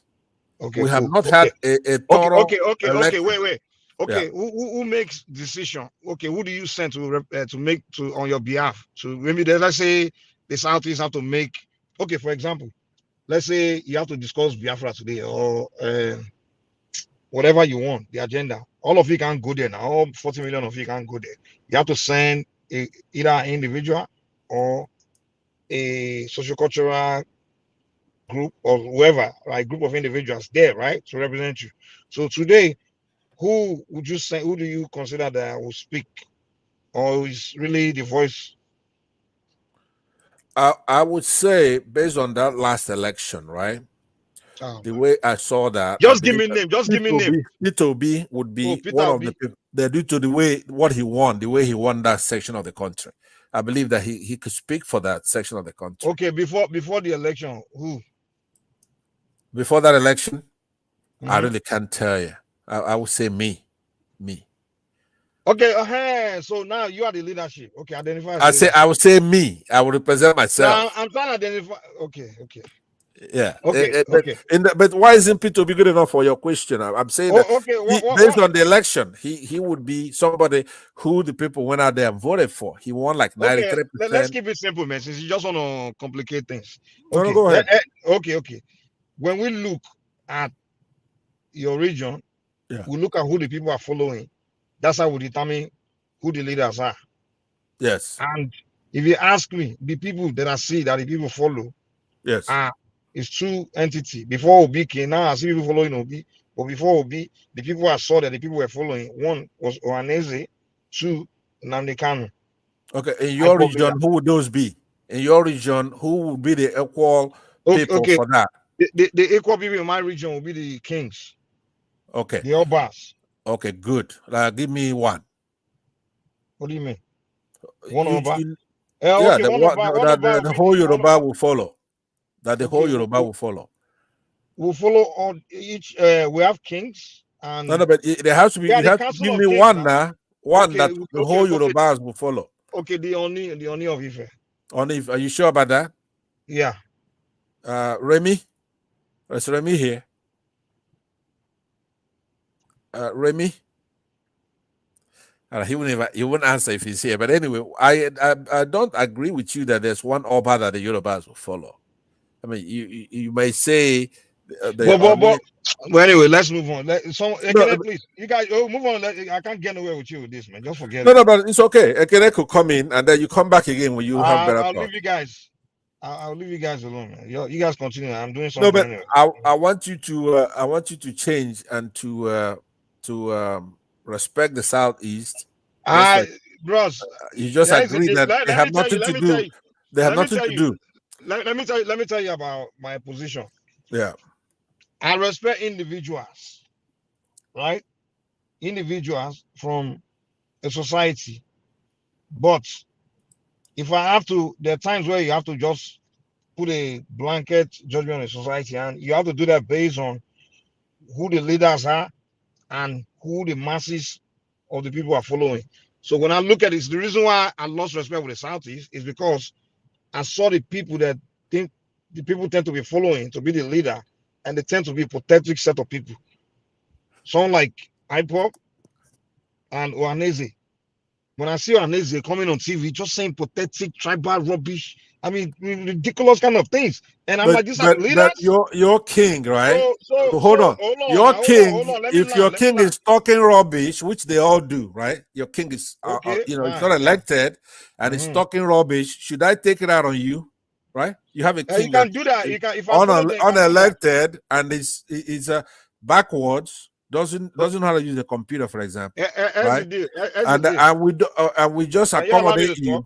No, but what I'm saying, you have to say something that makes sense. It's not a all to the people that makes sense. It doesn't make sense. If we have a king, right, in one particular area, and the king is who I'm following, right, and my view.